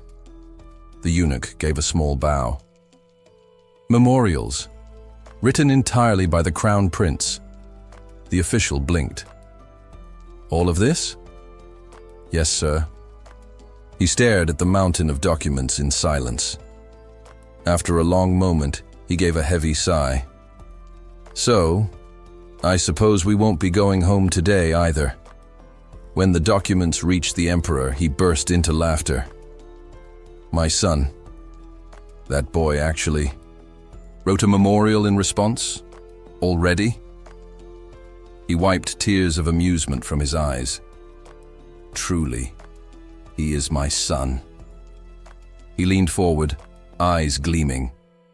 I can't stop him now. Not after this. This is the most unexpected memorial I've ever received. He turned to the stoic figure nearby. Lan Ji Chin, you'd better read it too. Chief Minister Deng Heng's jaw tightened. He bowed stiffly. Yes, Your Majesty. He opened the scroll with visible reluctance, his sour expression catching the attention of the Grand Censor and the Grand Inspector, who exchanged curious glances. The Emperor issued an order to the head of the Board of Revenue, instructing him to deliver the Crown Prince Hyong's memorial to the Minister of Revenue. Upon receiving the document, the Emperor commanded the minister to read it aloud before the entire court. Though visibly unsettled, the minister dared not refuse. Steeling himself, he opened the scroll and began to read. I am Crown Prince Hyong, your loyal subject and heir. I submit this memorial with utmost respect and sincerity. Many ministers have accused me of advocating legalism and cited the collapse of the Qin dynasty as a cautionary tale. But I ask, was it truly legalism that doomed Qin? No. It was the tyranny of Qin Shi Huang and his ministers, who robbed and slaughtered the innocent, alienating the people. Without public support, even the strongest empire will crumble. Yet it was also legalism that forged Qin into the dominant power during the Warring States period.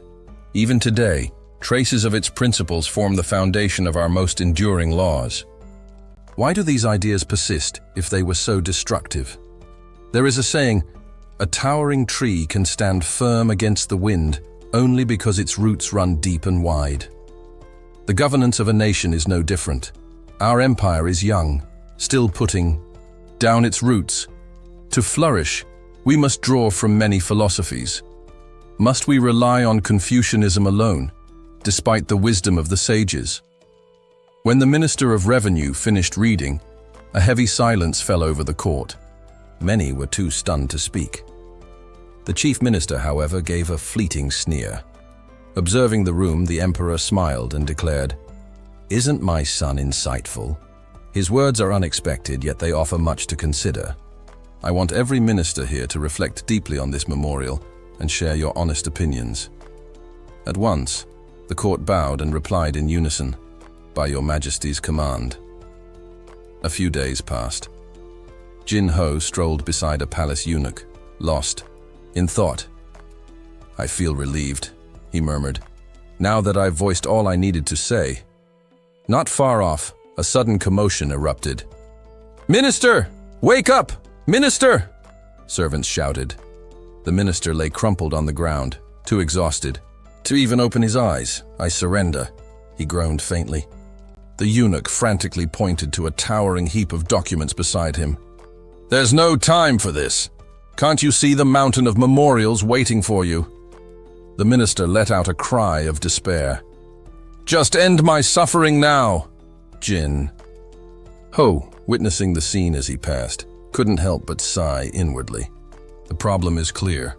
Both sides continue to bury each other in memorials, he thought. If I want public support, I must help people recognize the true value of smallpox inoculation. Only when they trust these innovations will I have the chance to introduce broader reforms. I just need a little more time. The right moment will come.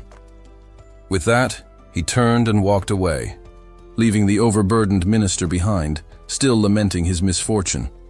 Not long after, during a formal court session, an official reported encouraging news. In regions where smallpox inoculation had been implemented, the number of cases had dropped dramatically. The emperor leaned forward, intrigued. "Excellent. Then let us expand the inoculation effort to other regions." But another minister quickly interjected. "Your Majesty, the number of treated cases is still quite limited." As the court gathered, tension hung in the air.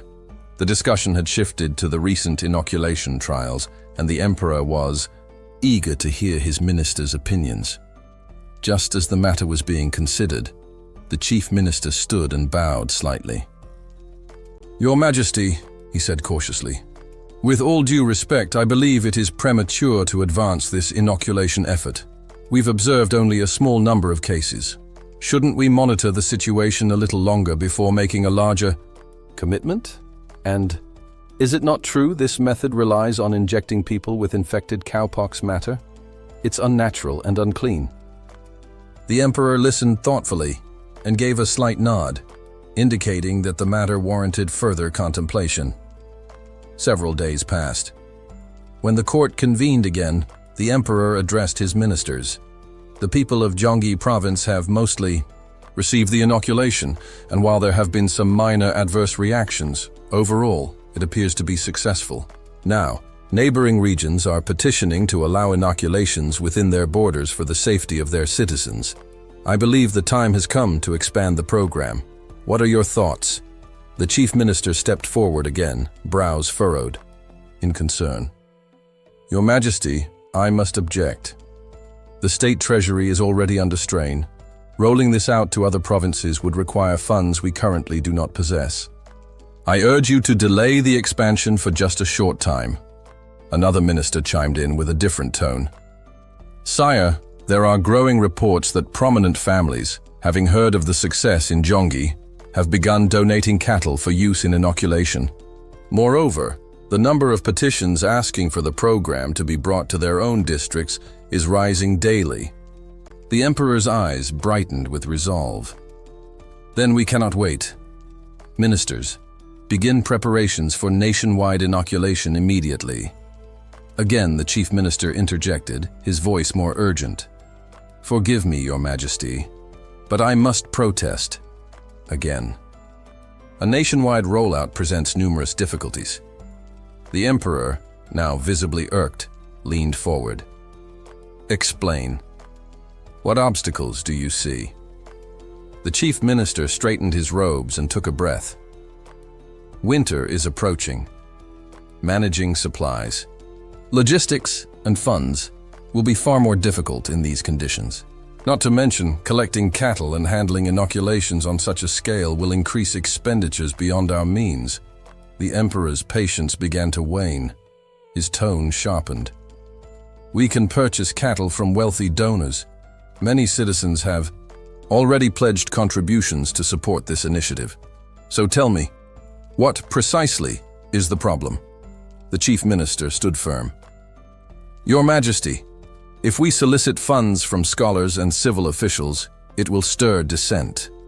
And the procedure itself, the injection of animal disease into humans, is still unproven on a large scale.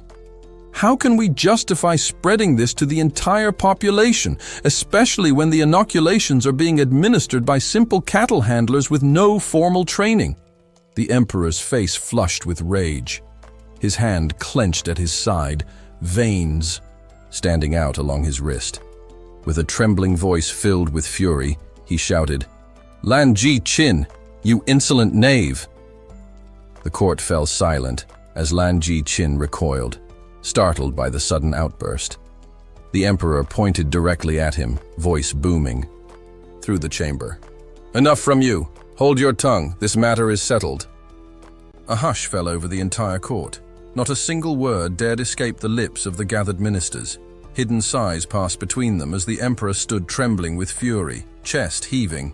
With a sudden motion, he snatched up a scroll and held it aloft. "Do you know what this is?" he bellowed. "A report on smallpox inoculations in Hanyang. You stand there condemning inoculation as dangerous and useless, yet every one of you has received it." He glared at them, eyes blazing. "Every last one of you. You protect yourselves and your families, and then have the audacity to oppose it for the rest of the nation. Hypocrites, cowards with forked tongues." Startled and shaken by the emperor's outburst, the officials fell to their knees at once, their foreheads knocking against the stone floor. "Your Majesty, we have failed you! We are at fault. We deserve punishment." But their groveling only fueled the emperor's wrath. "Spare me your pitiful performances," he snapped.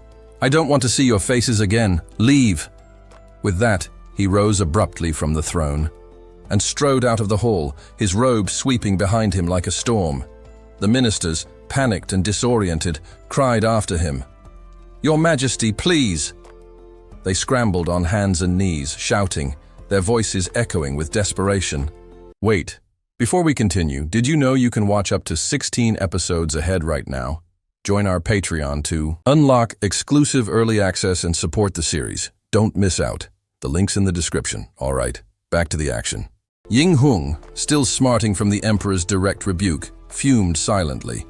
One of the older ministers turned on Lan Ji Qin with a hiss. "This is your doing. Don't you know when to stay silent?" Lan Ji Qin said nothing. His expression remained unreadable. His silence only deepened the tension. "What are we supposed to do now?"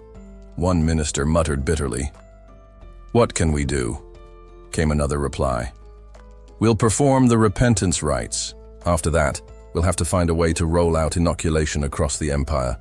There's no other choice." With a mix of grumbling and resignation, the ministers filed out into the bleak winter air. Their breath steamed as they muttered about their aching joints and impending rituals. Lan Ji Qin, however, stayed behind. He stood still in the empty court, eyes fixed on the floor. After a long moment, he exhaled deeply. "I've lived too long," he murmured. "If we continue on this path, we will descend into tyranny, just like in the dark days under King Tun." His brow furrowed with worry, he turned and left the court alone. "Even if it costs me everything, I must not allow this to continue." Meanwhile, far from the palace, Jinho listened quietly as the eunuch recounted the chaotic court scene. He nodded thoughtfully. "So that's what father did." He paused, then asked, "And where did he go afterward?" "To visit the queen," the eunuch replied, bowing. A shadow passed over Jinho's face. "Perhaps it's time we stirred the pot a little," he said cryptically. The eunuch blinked. "Your Highness?" Jinho waved it off with a small, sharp smile. "Never mind.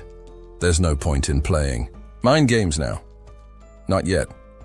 Back at the temple, the repentance ritual had begun. The Minister of Revenue grumbled as he laid out his mat, his knees cracking audibly.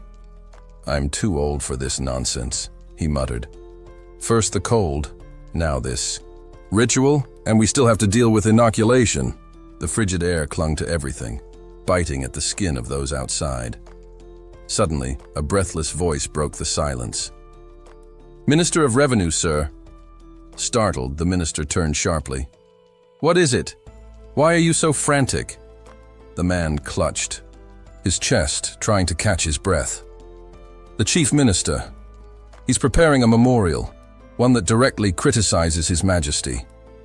Those words struck the Minister of Revenue like thunder in a clear sky. "What?" he gasped, frozen for a heartbeat. Then, without another word, he dashed off, half muttering, as the old man truly lost his senses. When he arrived at the chief minister's residence, the Minister of Revenue didn't wait for formality. He pushed through the doors, his voice raised in alarm. "We must stop him!" His shouting alerted Ying Hong, who turned to see the minister barging in. "What are you doing?" the minister exclaimed, eyes fixed on the parchment in the chief minister's hands. "You're writing another memorial after the repentance ritual? Have you gone mad? It's freezing, and this could spell disaster." But the chief minister remained calm, resolute. "I must write it. This cannot be ignored," he replied. He met the minister's eyes with intensity. "If you care about this dynasty's survival, then you'll understand." "Understand? You must be insane," the Minister of Revenue replied in disbelief. Ying Hong stood, brushing past him. "Step aside. His Majesty must be reminded of what governance truly means. He's forgotten the role of his ministers." With that, he grabbed the scroll and marched out. The Minister of Revenue tried to intervene, but Ying Hong was determined and unstoppable. Defeated, the minister turned toward the onlookers in the room. "Why didn't any of you stop him? Are you all just going to let this happen? Do you want blood on your hands?" One of the officials stepped forward, his voice calm. I didn't stop him because I agree with him. If one claims to be a righteous scholar, one must uphold their convictions. True to his principles, Yinghong submitted the memorial to the emperor. Its contents read, I, Chief Minister Ruo Yinghong, humbly offer this memorial to your majesty. The court exists as the heart of governance. For this reason, every decision must be weighed with the utmost care.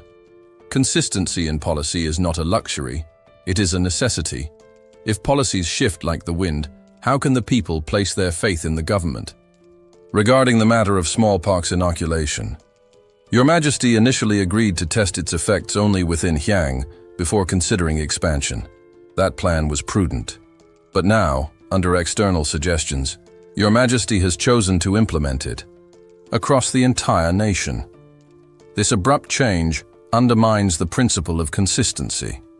Moreover, governance cannot rest on the will of one. The monarch and his ministers must govern together. The court exists precisely because no ruler can deliberate on every matter alone. If Your Majesty decides unilaterally, what need is there for ministers at all? Such an approach mirrors tyranny and strays from the way of the sages. If tradition permits a sovereign to dominate unchecked, then what hope remains for the future of the Zhou dynasty? To protect our legacy, consensus must guide every critical decision. As a loyal servant, I implore Your Majesty to reconsider. Do not proceed with a nationwide implementation of this inoculation without proof of its effectiveness. Should it prove to be beneficial, I, Ruo Yinghong, vow to offer all I possess in support. When the memorial was read aloud before the court, silence consumed the hall. No one dared speak. Beads of sweat formed on the brows of even the highest-ranking ministers. Finally, the emperor broke the stillness. Have you all read this? The ministers responded timidly. Yes, Your Majesty. The emperor's expression was unreadable. Many averted their gaze. He continued, voice now cold and sharp. When I first heard about the benefits of inoculation, I considered a nationwide implementation. But I refrained. Because the chief minister advised caution, I accepted his judgment. His eyes scanned the room. Tell me then, when have I ruled as a tyrant? The court fell deeper into silence. King Chun's face darkened, and a chilling weight settled over the room. I'll ask you once more, King Chun Neon said coldly, his voice echoing through the vast hall. When have I ever ruled as a tyrant? The ministers sat stiffly, silent as statues. Not a soul dared to speak. Though the sun blazed outside, within the chamber the atmosphere was icy, thick with apprehension. The king rose, his robes brushing the polished floor. If a ruler waits endlessly for consensus and misses the crucial moment to act, is he not as worthless as an empty figurehead? His fist slammed down onto the table with a thunderous crack. Tell me, do you truly think I act out of authoritarian impulse? That I make decisions blindly, with no regard for counsel or consequence? The weight of his fury pressed on every man in the room. Beads of sweat formed on foreheads. Hands gripped tightly in their laps. No one dared meet his gaze. Still, King Chun Neon's fury burned hot. Let me pose another question. What happens if smallpox strikes the regions we haven't yet vaccinated? Do we just sit and wait until it spreads to the areas we've protected, just to prove our method works? How many lives will we forfeit in that time? Hundreds? Thousands? Lives twisted by disease, children left impaired for life. Is that the cost you're willing to bear just to feel certain? Each word was a blade, sharp with frustration and grief. The king's voice trembled not with weakness but with the burden of compassion. Then finally, Minister LG Chin spoke up. Your Majesty, he said carefully, we too feel the weight of those potential sacrifices. But we must also prioritize the stability of the kingdom. Smallpox is not new. It is a foe we have faced before. King Chun Neon's face flushed red with renewed rage. His eyes narrowed, his jaw tightened. "You," he growled, but LG Chin pushed on, unflinching.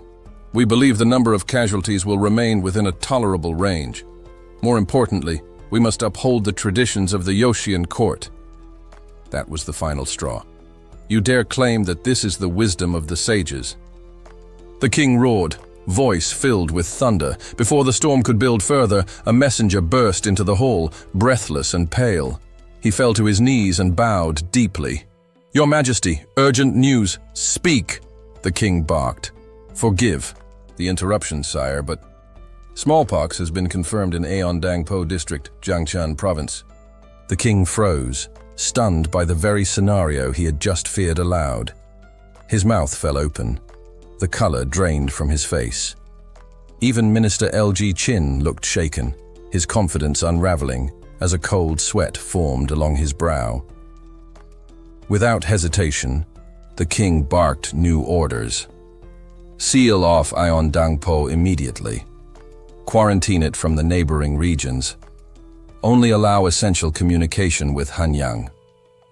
"Yes, Your Majesty," the messenger replied, bowing again before hurrying from the room. Turning to the Minister of Revenue, King Chun Neon continued briskly. "What treatment efforts have been initiated?" "We've sent physicians to all corners of the affected district," the minister responded quickly.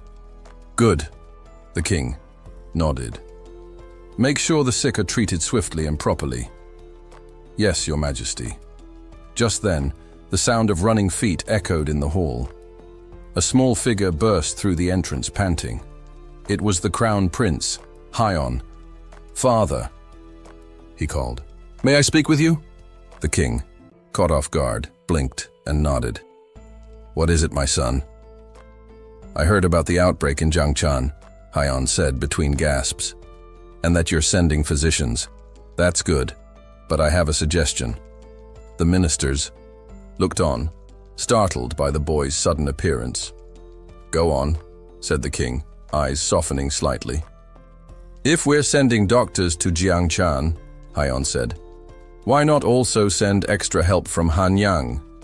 People who can assist the doctors, carry supplies, deliver messages, care for the sick." Before the king could answer, LG Chin cut in, voice sharp. "That's too reckless. We can't send untrained citizens into a contaminated district." But the prince held his ground. "The physicians will be overwhelmed. They'll need runners and assistants," Hyon argued. "And if we rely solely on local helpers, we risk more people catching the disease. But if we send healthy, trained volunteers from Hanyang, we can manage it better and prevent more outbreaks." There was a silence. The young prince's words hung in the air, logical and brave. King Chun Neon looked at his son, so young, yet already thinking like a leader. He nodded slowly. The room was thick with tension as the debate continued. Discussions about the illness spreading from Jianggan filled the air, and voices were rising in urgency. "We must act," one advisor proposed. "Bringing medical personnel from Hanyang to aid the Jianggan physicians is a logical move. With proper compensation, we lessen the burden on local doctors, and more importantly, curb the spread of the disease." But Minister Li Jin stepped forward, his expression stern. "Crown Prince, we cannot take such a risk. If those we send from Hanyang contract the illness and bring it back, the capital itself could fall into chaos. Who will answer for that, Prince?" Yong stood quietly for a moment, eyes clear with conviction. Then he raised his voice, firm and unwavering. "I have full faith in the power of smallpox inoculation. If this effort fails, if this method proves ineffective, I will surrender my title as Crown Prince." He placed his hand over his heart and stared directly at the emperor, his gaze resolute. Gasps echoed through the court. Ministers exchanged stunned glances, and even the emperor looked visibly shaken. Yong did not waver. "If the people of Hanyang hesitate to act, then I will go myself. I'll lead the effort to care for the afflicted. I'm not afraid." Silence fell over the chamber like a curtain. One of the older ministers murmured under his breath, "The Crown Prince, again." After a long, heavy pause, the emperor exhaled deeply and turned to the Minister of Revenue. Begin preparations. Issue a decree calling for volunteers from Hanyang. The ministers bowed in unison. By your command, Your Majesty. Then the emperor turned to his son, his voice heavy. And you, Crown Prince, listen carefully. No matter how dire the circumstances, never make such bold promises lightly. That was reckless. Yong bowed his head respectfully. Yes, Father, I understand. But inside, he allowed himself a flicker of satisfaction. The door is open. All I need now is time. A few days later, the distinct sound of the emperor's arrival echoed through the palace corridors. Yong was in the courtyard, lost in thought, when he turned at the sound of footsteps. Father, he greeted, bowing. You're here, the emperor nodded. How are you feeling? Very well, thanks to your concern. Good, said the emperor, gesturing toward a shaded pavilion. Come, let's talk over tea. They sat quietly before the emperor, spoke again. Yong, have you heard the news from Jiangzhou? Yong shook his head. Not yet, Father. A small smile broke on the emperor's face. Aside from the initial 5 cases, there have been no new infections. The Crown Prince's face lit up with surprise and joy. Truly? That's incredible. I admit, the emperor said, even I didn't expect such success. I'm proud of you for placing faith in a method others dismissed as peasant nonsense. You proved them wrong. The recognition filled Hyong with warmth. At last, his father acknowledged him. So much for Li Jin, he thought silently. I'll dismantle him piece by piece. But the emperor's voice interrupted his inner victory. Hyong. Yes, father. The emperor's tone changed. He clutched his teacup tighter, a shadow crossing his face. I've decided. I intend to have Li Jin executed. Yong's smile faded instantly. His breath caught. And I'm seriously considering purging those who supported him, the emperor continued. I've weighed the risks, the future of this kingdom. It must be done. Tell me, do you think I've gone too far? There was a long pause. Hyung's mind raced. Finally, he replied, I believe a strong example must be made. The court has grown stagnant. This could be a turning point, a chance to restore the balance of power where it belongs. The ministers have long wielded more influence than the throne itself. The emperor listened intently, nodding slowly. Encouraged, Yong went on. That said, I'm not convinced Li Jin must die. During the last reign, he served the nation well. His experience is vast. Skepticism toward unfamiliar methods is not treason, merely caution. Perhaps exile would be a more fitting punishment. The emperor remained silent, weighing his son's words. Yong bowed his head again. A decisive action, yes, but tempered by wisdom. Hyung offered a calm, composed smile as he finished presenting his thoughts. The emperor didn't immediately respond, but his silence spoke volumes. He was clearly leaning toward agreement with his son's proposal. After a long pause, the emperor finally broke the stillness. I understand, he said. I will take it under consideration. The day the emperor officially declared Lan Ji-chin's exile, the court was thrown into chaos. Lan Ji-chin, once the esteemed chief minister, fell to his knees before the throne, his forehead pressing against the cold stone floor. Your Majesty, he pleaded, voice trembling with sincerity. Please, I beg you to reconsider. My only intent was to ensure the inoculation's effectiveness, for the sake of the people.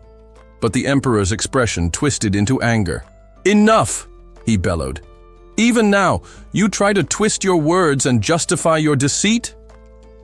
Before Lan Ji-chin could respond, several ministers joined him in protest, bowing deeply with their hands raised in unison. Your Majesty, one implored.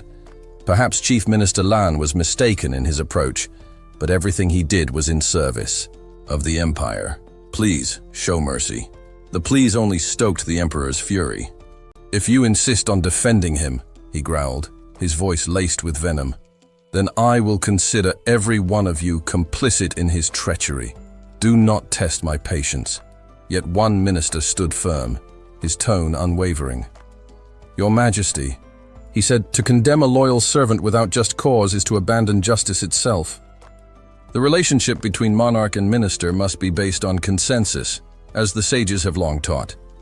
This is the bedrock of good governance." The emperor's face flushed a deeper red. He rose to his feet, voice thundering through the hall. "Consensus? Sages?" he snapped. "You speak of principles only when they suit your personal gain. Don't insult me. What you desire is not shared governance. You want a figurehead on the throne while you pull the strings." Amid the storm of accusations, Lan Ji Qin raised his head. His eyes were filled with sorrow, but his voice remained calm. "Your Majesty, I never sought to—" Before he could finish, a man in regal purple robes stepped forward. "Your Majesty," the man announced with a crisp salute, "Jin Mu of the Royal Guard awaits your command." The emperor didn't hesitate. "Jin Mu, arrest these traitors. Imprison Lan Ji Qin, the Grand Inspector, and the Grand Censor. All of them." The court froze. The weight of the emperor's decision settled like lead in the air. Gasps echoed as the royal guards moved in. Even as they were dragged away, the accused called out desperately, "Your Majesty, this violates every virtue the sages upheld." "This is the price of progress," the emperor muttered under his breath, unmoved. Not long after, the censorate member who had dared to suggest deposing the crown prince was officially declared guilty of high treason.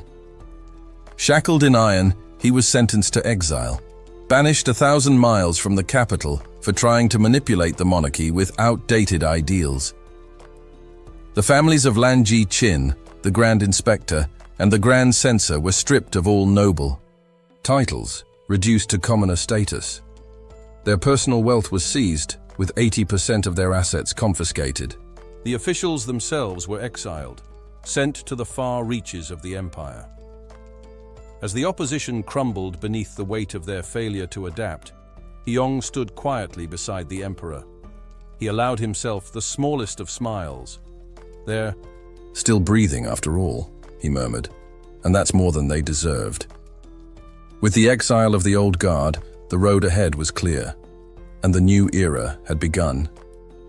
Spring had come at last. From atop his throne, King Chun Neon gazed across the assembled court with a measured calm.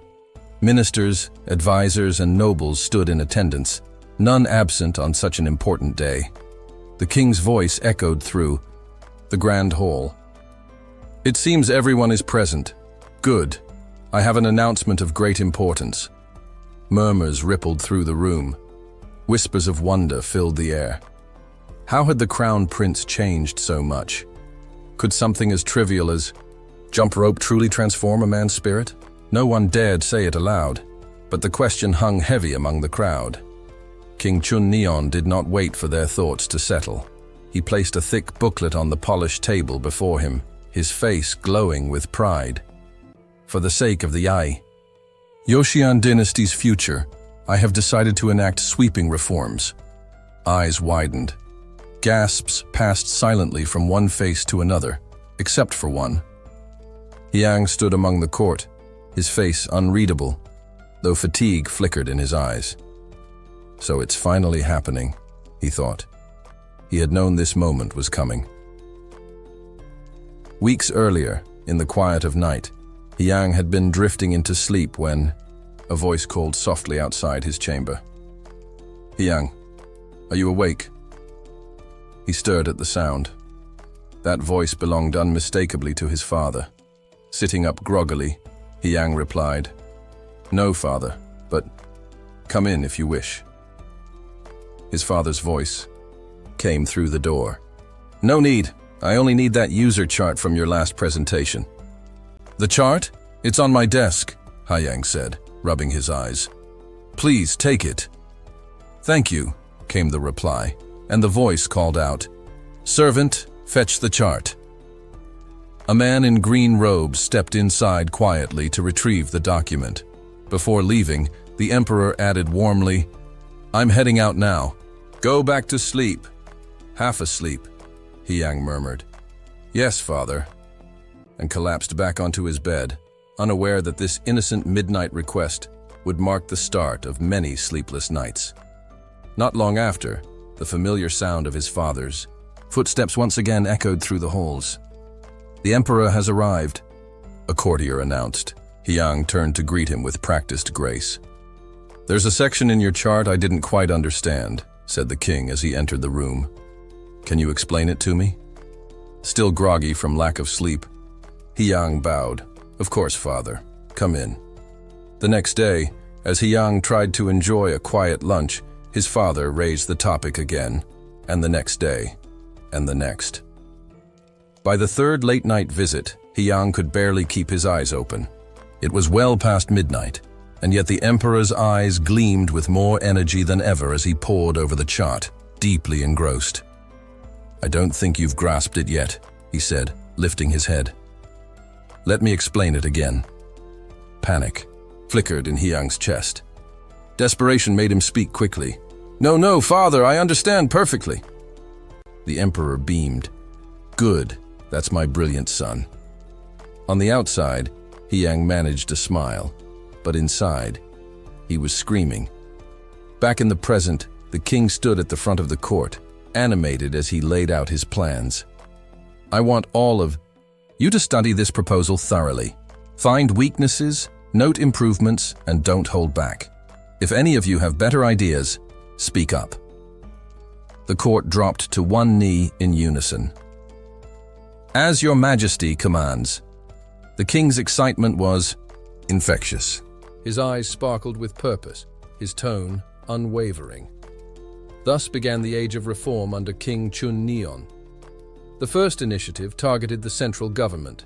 Minister Sa Jiang proposed a bold restructuring, dividing governance into 6 specialized departments, each with its own scope and chain of command. He laid out detailed implementation steps to ensure efficiency. Next came the reorganization of local administration. The province of Gwanga was split into 5 districts, Yonggi into 7, and Gangan into 5. Each district was to establish its own independent local governing body, an unprecedented level of decentralization. And finally, the king turned to what he believed to be the heart of the matter. As he and Hiyang walked the palace grounds, discussing the reforms. This is the implied lead-in to the next part. The king turned toward Hiyang with a steady gaze. "Today, Crown Prince, we'll be discussing commerce and industry." Hiyang blinked in surprise. "Right now, father." The king nodded, his voice calm but firm. "Yes. During my morning exercises, something struck me. In your last presentation, you didn't say it directly, but your chart suggested that advancing commerce and industry would not only grow the economy, but also strengthen the power of the monarchy." He paused. "I understand the economics, but how exactly does the monarchy gain more power through this?" Hiyang took a moment to think, then answered carefully. "It's actually quite straightforward, father. Traditionally, agriculture has been the foundation of noble wealth. But if the court encourages commerce and industry, it can generate far more profit than land ownership ever could. That shift pulls economic power toward the throne, toward you, and away from the nobles." The king raised an eyebrow. "But the nobles are still the primary buyers, aren't they? If trade expands, won't they benefit the most, just as you said?" Hiyang was ready. "That's a narrow view, father. You need to consider the broader scope." The king glanced briefly at the small boy standing nearby. "The broader scope?" He mulled over the idea. Then his eyes lit up with understanding. Foreign trade." Hiyang gave a small, knowing smile, as expected of King Sajang. "Exactly. If we export goods, we're no longer confined by the limitations of our domestic lands. Our influence and wealth will grow beyond our borders. The nobles, tied to their estates, won't be able to keep up. Their grip on power will weaken naturally." The king rested a hand on Hiyang's shoulder. You truly are my son. But just as Hyung was beginning to feel at ease, he noticed a shift in his father's expression. Serious, intense, as if he were preparing another round of questions. His eyes bored into Hyung's, and for a brief moment he looked almost predatory. Here it comes, Hyung thought, already bracing himself. He knew his father wouldn't stop now. The king continued. Let's say we want to open businesses. That takes capital, but most of the kingdom's wealth is held by the nobles. If merchants borrow money from them, aren't we just shifting power back into their hands? Hyung responded quickly, not missing a beat. That's one way to look at it. But there's another path, one that favors the crown. We could draw the merchants to our side. The king narrowed his eyes. And how would we do that? By changing who controls the capital, Hyung explained. Instead of relying on the nobles, we let the court provide the funding. In modern terms, it would be a national bank, a state-run institution offering loans to merchants at reasonable interest. That way, we strengthen the economy while keeping control within the monarchy. King Sajang leaned back in thought, then gave a satisfied nod. A national bank. That would be the final piece of the reform. The transformation known later as Sajang's Great Reform began with that decision. New government positions were created at an unprecedented rate, and the court found itself in desperate need of educated, capable officials. To meet this need, the king ordered sweeping changes to the education system. Basic schooling would be extended to commoners, ensuring that talent, not birthright, would guide the future of the kingdom. The reforms were slow but deliberate. Government agents were dispatched to monitor the local impact of each new policy, and adjustments were made along the way. Even so, problems inevitably arose, some minor, others severe. It took 15 years before the reforms were fully established. In generations to come, historians would call it the Year of the Dragon Reform, a pivotal moment in the kingdom's history. When the final reforms were in place, King Sajang turned once more to Hyung. It will take time, but because of you, the people's lives will flourish. Hyung's face lit up with pride. He gave a casual thumbs up. No need to thank me, father. Being part of this is already more than enough. Inside, he thought, this is the first time I've met someone even more passionate about this vision than I am. The king clasped his hands behind his back and laughed with genuine joy. You rascal. Hyung looked up at him, curious. Father, why don't you let me and the officials handle the workload? You don't have to do everything yourself. The king playfully knocked him on the head. You rascal. Do you think a monarch's duty is something that can be passed off like a chore? Hyung rubbed his head, frowning. That's not what I meant. I just think we can handle the heavy lifting and keep you updated. The king smiled, a thoughtful glint in his eye. Tell me, Hyung, do you think there's a difference between truly understanding something and merely hearing it secondhand? Hyung paused, caught off guard by the question. I won't be a king who sits on a throne and only listens to reports, his father said. Then, with another hearty laugh, he turned and strode back inside. Hyung watched him go, his heart filled with awe. Just as I thought. Even with all my knowledge of the future, there are things I still can't surpass. A familiar voice rang out through the halls of the palace. His Majesty has arrived. King Chung Neon entered the chamber, his presence commanding yet calm. Prince Hyung rose to greet him with a respectful bow. Father, he said politely, you've arrived. As expected, the king came straight to the point. I've come to speak with you about your policy chart. The moment he heard the word chart, Hyung tensed. A look of dread crossed his face. This time he didn't bother to hide it. Father, he pleaded, I just want to rest, just for a little while. Seeing how distressed his son was, King offered a gentle smile. It's not about the reform plans, not this time. Even so, Hyung's shoulders didn't fully relax. His wariness remained clear. Then what is it? He asked cautiously. The king's tone shifted, more probing now. In your policy proposal, you covered many sectors: education, agriculture, trade, but you made no mention of the military. Why is that? Hyung froze. The question hit squarely. For a few moments, he said nothing. Then, unexpectedly, he chuckled and gave a small grin. This reaction only confused the king. A single bead of sweat slid down his temple as he muttered under his breath, "This kid, always scheming." Hyung finally replied, "If I talk about the military, it will only stir up more trouble than it solves." He turned the question back on his father. "What's your opinion of our military's current state?" The king paused to reflect before answering. "This nation is still young. The military lacks structure and preparedness. We haven't yet built a proper system to manage or strengthen it. If a real threat came, we might not be ready. We need to dedicate more resources, more energy." Hyung nodded to himself. That was exactly what he needed to hear. "I completely agree, Father. In fact, I believe our naval forces should be the top priority." "The Navy?" the king asked with a raised brow. "Yes," Hyung said firmly. "Our dynasty has no true naval strength. During the Tsushima Island campaign a few years ago, over half the ships were manned by untrained civilians. That's unacceptable. And it's not just the people. The ships themselves are too small and fragile. Just crossing the sea from Busan to Tsushima puts soldiers at serious risk." The king listened intently. The argument made sense. "You're right," he admitted.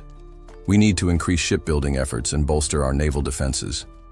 "That's exactly what I've been thinking," Hyung agreed. But the king's mind quickly jumped to the next hurdle.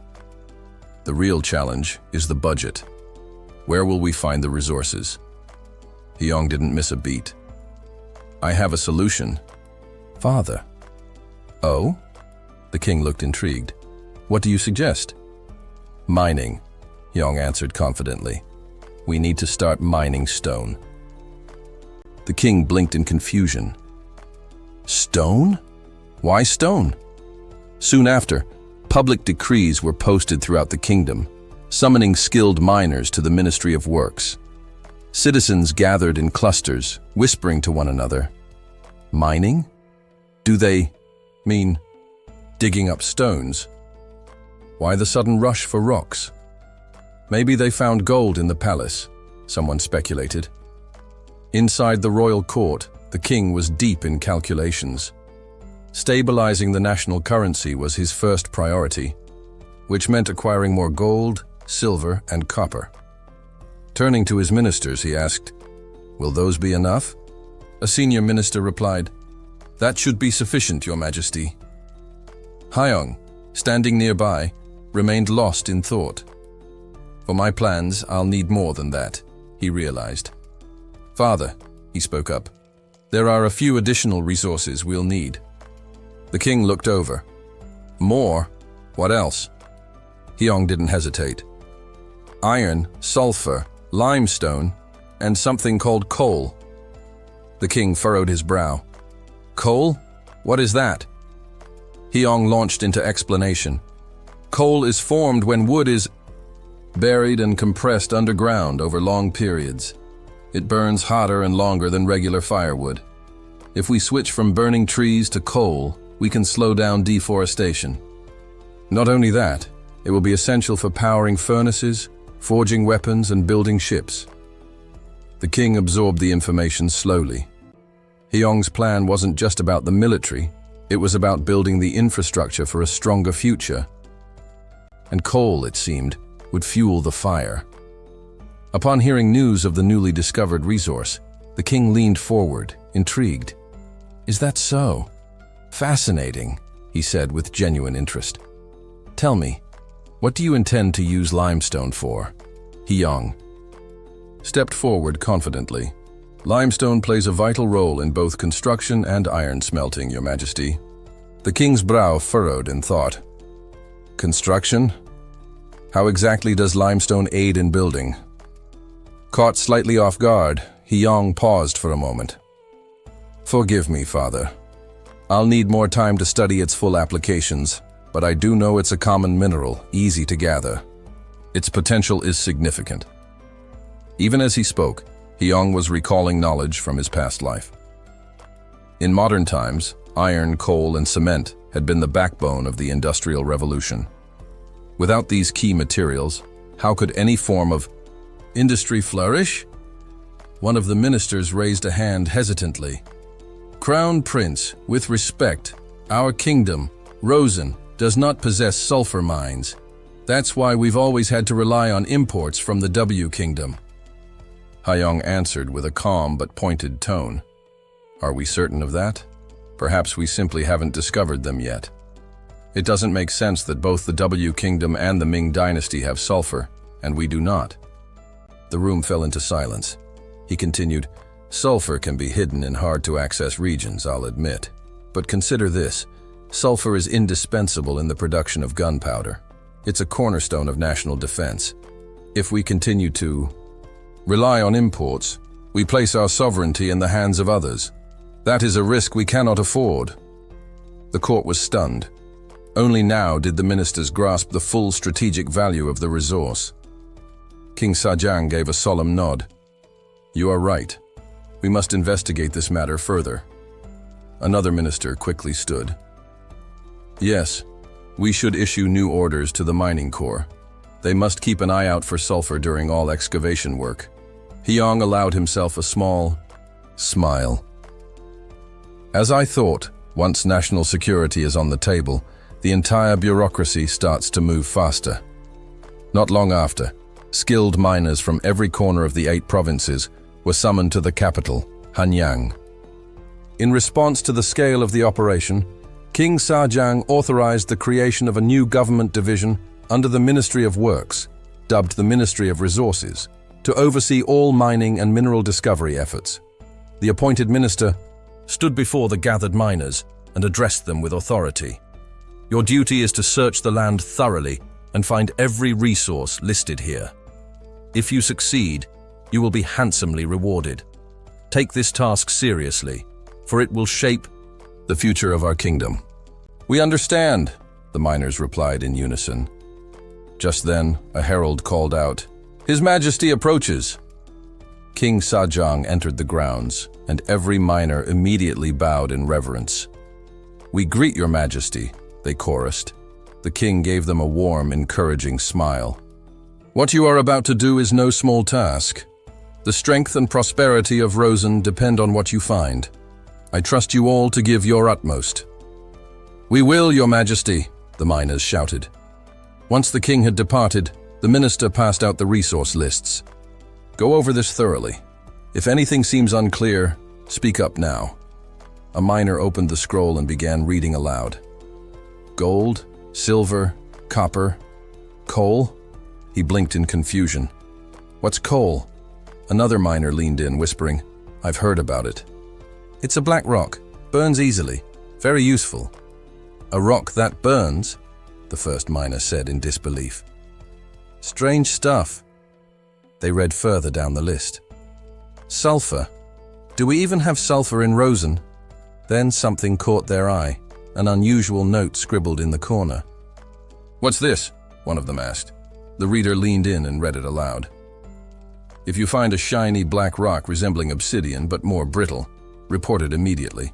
It's called graphite. Some time passed.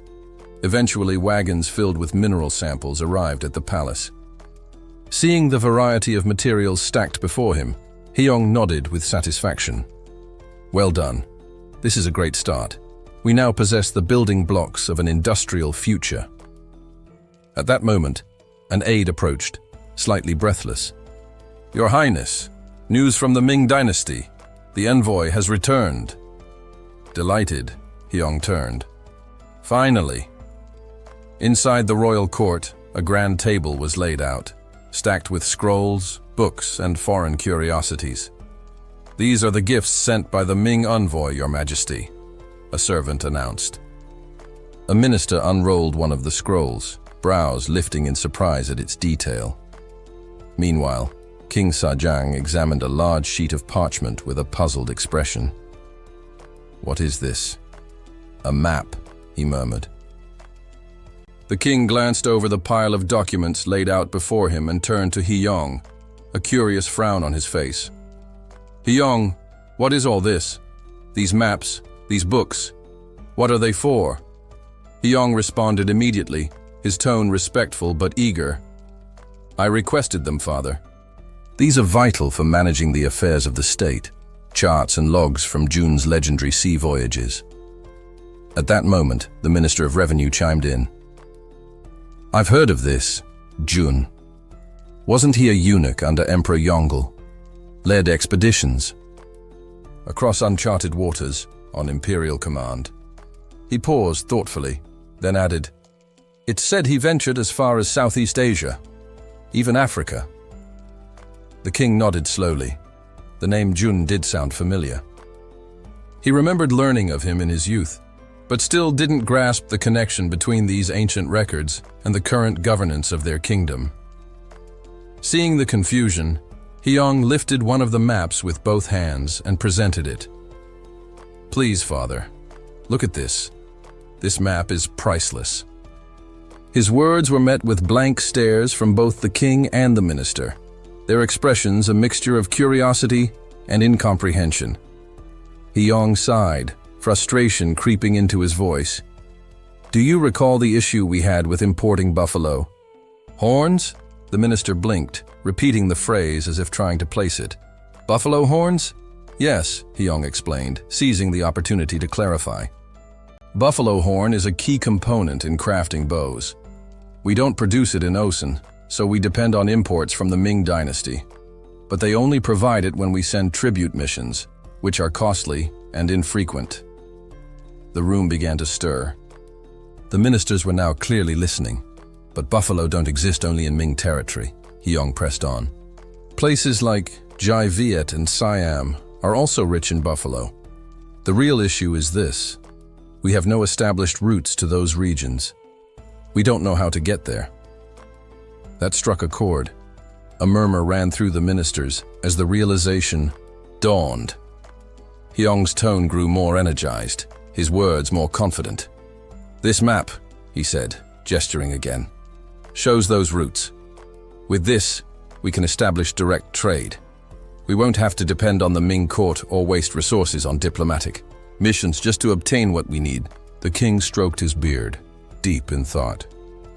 After a long pause, he gave a firm nod, then raised his thumb, a gesture learned recently from Hiyong himself. Incredible, he said, the faintest smile tugging at his lips. The ministers stared, at the king's gesture bewildered. Your Majesty, one of them ventured. What? What does that mean? The king chuckled, clearly enjoying the moment. It means, you're the best. The crown prince taught me this. Hiyong, standing nearby, could only muster a stiff smile in response. The unexpected use of the gesture had caught him off guard. Then the king turned serious once again. But there's something I still don't understand, Crown Prince. The Ming wouldn't just give away such important documents. What exactly did you do to get this? At the word trick, Hiyong's face grew tense. He hesitated, the memory clearly weighing on him. Well, he said, forcing a polite smile. To answer that, we'll have to go back to the day our envoy stood before the Ming Emperor himself. The hall of the Forbidden City was vast and silent as the Joseon delegation knelt before Emperor Yongle. Seated high upon his throne, the emperor looked down at them with piercing eyes. You've come a long way, he said. I imagine the journey was difficult. All the envoys bowed and responded in unison. Your Majesty, you are wise and merciful. The emperor's attention drifted to a gift they had brought, a falcon, caged, but proud and regal. He examined it closely. This is a fine bird, he said, clearly impressed. A magnificent creature, just as I expected from Osen. The falcon's feathers shimmered in the sunlight, each plume lined with grace and strength. It was, in many ways, a reflection of the emperor himself. Pleased by the tribute, Emperor Yongle decided to offer something in return. What does your kingdom desire? One of the envoys stepped forward. Your Majesty, We humbly request sulfur and copper." Without hesitation, the emperor gave the order to provide them with both, instructing his officials to arrange the proper amount. But then he added, "Is there anything else?" The envoy hesitated, just for a breath, then spoke carefully. "If it pleases your majesty, we would also like to request the logs of Admiral Jun's voyages." The court fell silent for a moment. The emperor's eyes narrowed with curiosity. "Jun's records?" he repeated. "And why exactly would Joseon want those?" After a moment of silence, the foreign envoys began to speak. Their voices were smooth, dripping with charm and exaggerated reverence. Each of them wore bright, respectful smiles, overflowing with admiration. "Rosen," one of them began, "is but a small, tucked-away kingdom in a forgotten corner of this vast world. Because of our isolation, we never truly understood how immense and interconnected everything really is." They bowed low before continuing. "Thanks to your majesty's boundless grace, we now realize just how many great nations exist beyond our borders. We are deeply thankful for the chance to open our eyes." Then came the next layer of flattery. "We've heard that the noble explorer Yungi was dispatched by your majesty to proclaim the glory of the Ming Empire across the distant seas. Such greatness deserves to be recorded." The emperor, pleased by their honeyed words, beamed with satisfaction. Encouraged by his expression, the envoys from Joseon pressed on with practiced eloquence. "Our humble land has only just begun to comprehend the magnificence of the world. For centuries we were cloistered and unaware of the grand scale of things. We now humbly request a copy of Yungi's voyage records, to learn, to reflect, and to marvel at the splendor of the Ming." Within the imperial court, ministers shifted, uncomfortably. Their patience was wearing thin under the weight of such excessive praise. Yet the envoys were undeterred. With one final ceremonial bow, they added, "We earnestly pray that your majesty will allow us to witness your empire's greatness through these chronicles." Having finished the tale, Hyang concluded, "And that, father, is what happened." King Kane, who had listened quietly, was left momentarily speechless. At last, he nodded with vague approval. The envoys certainly gave it their all, but then his brow furrowed. "Still, I can't help but wonder. Why would they give us something so valuable just because we praised them? Surely they must have had another reason." The Grand Censor, who had been standing nearby, suddenly looked uneasy. A troubling thought had struck him. "Your Majesty," he said carefully, "something feels strange about this document." King Sang turned to him. "What are you suggesting?" With a grim expression, the Grand Censor picked up the scroll from the table. "This isn't a replica. It's the original." Gasps rippled through the court. The ministers froze, exchanging shocked glances. The original? Could it be a mistake? Will this lead to diplomatic trouble later? The Grand Censor slowly opened the scroll. As he did, a folded letter slipped out from between the pages. "There's more," he said, lifting the letter. "Your Majesty, a message was hidden inside." The king extended his hand. "Bring it to me." The Grand Censor, visibly tense, stepped forward and handed it over. The king unfolded the paper, scanning its contents carefully. After reading it once through, he shook his head in bewilderment. "This makes no sense to me." Hyang, who had been standing to the side, stepped forward. "Father, may I read it?" The king nodded and passed the letter to a court official who delivered it to Hyang. Hyang opened it. The message was brief and bureaucratic. "This document has been dispatched through official channels. Roan is advised not to inquire further into its origins." Hyang stared at the words for a moment. Then, in his mind's eye, he imagined the Emperor of Ming impatiently shoving the document into his father's hands, saying, "Here, take it. Don't ask questions. Just take it." That imagined scene made everything click. Hyang looked back at the king. "Father, it seems like the Ming dynasty simply wants to get rid of it. They're unloading it on us. Still unconvinced, the king asked, "But why? What would they gain from giving us something so historically important?" Yang paused, sifting through the knowledge buried deep in his modern memories, his mind recalling the sound of chalk against a blackboard and the calm voice of his old teacher, Samron Po. "To understand that," Yang said slowly, "we need to go back to how Emperor Yongle came to power. He seized the throne in a coup, which meant his rule wasn't rooted in strong legitimacy. He needed bold accomplishments to win over his people. The maritime expeditions, those great voyages of Jungi, were a way to do that. Grand displays of power and prestige." The king nodded slightly, listening. "But have you ever wondered why no one in Ming China repeated those expeditions after the 15th century? Why Asia never experienced an age of exploration like Europe?" Yang continued. "It's because the Ming dynasty didn't engage in true trade. Their foreign dealings followed a tribute-based model. Other countries had to bring gifts, and in return, the empire was expected to reward them. This wasn't sustainable with distant lands. The Ming court had to send ships, repair damage, offer lavish gifts. If a vessel sank or was lost to storms, they had to replace it. That system was bleeding resources." Yang looked around the court. "So, perhaps, this original document wasn't a gift of honor. It was a burden they were eager to pass on. And now, we've inherited it."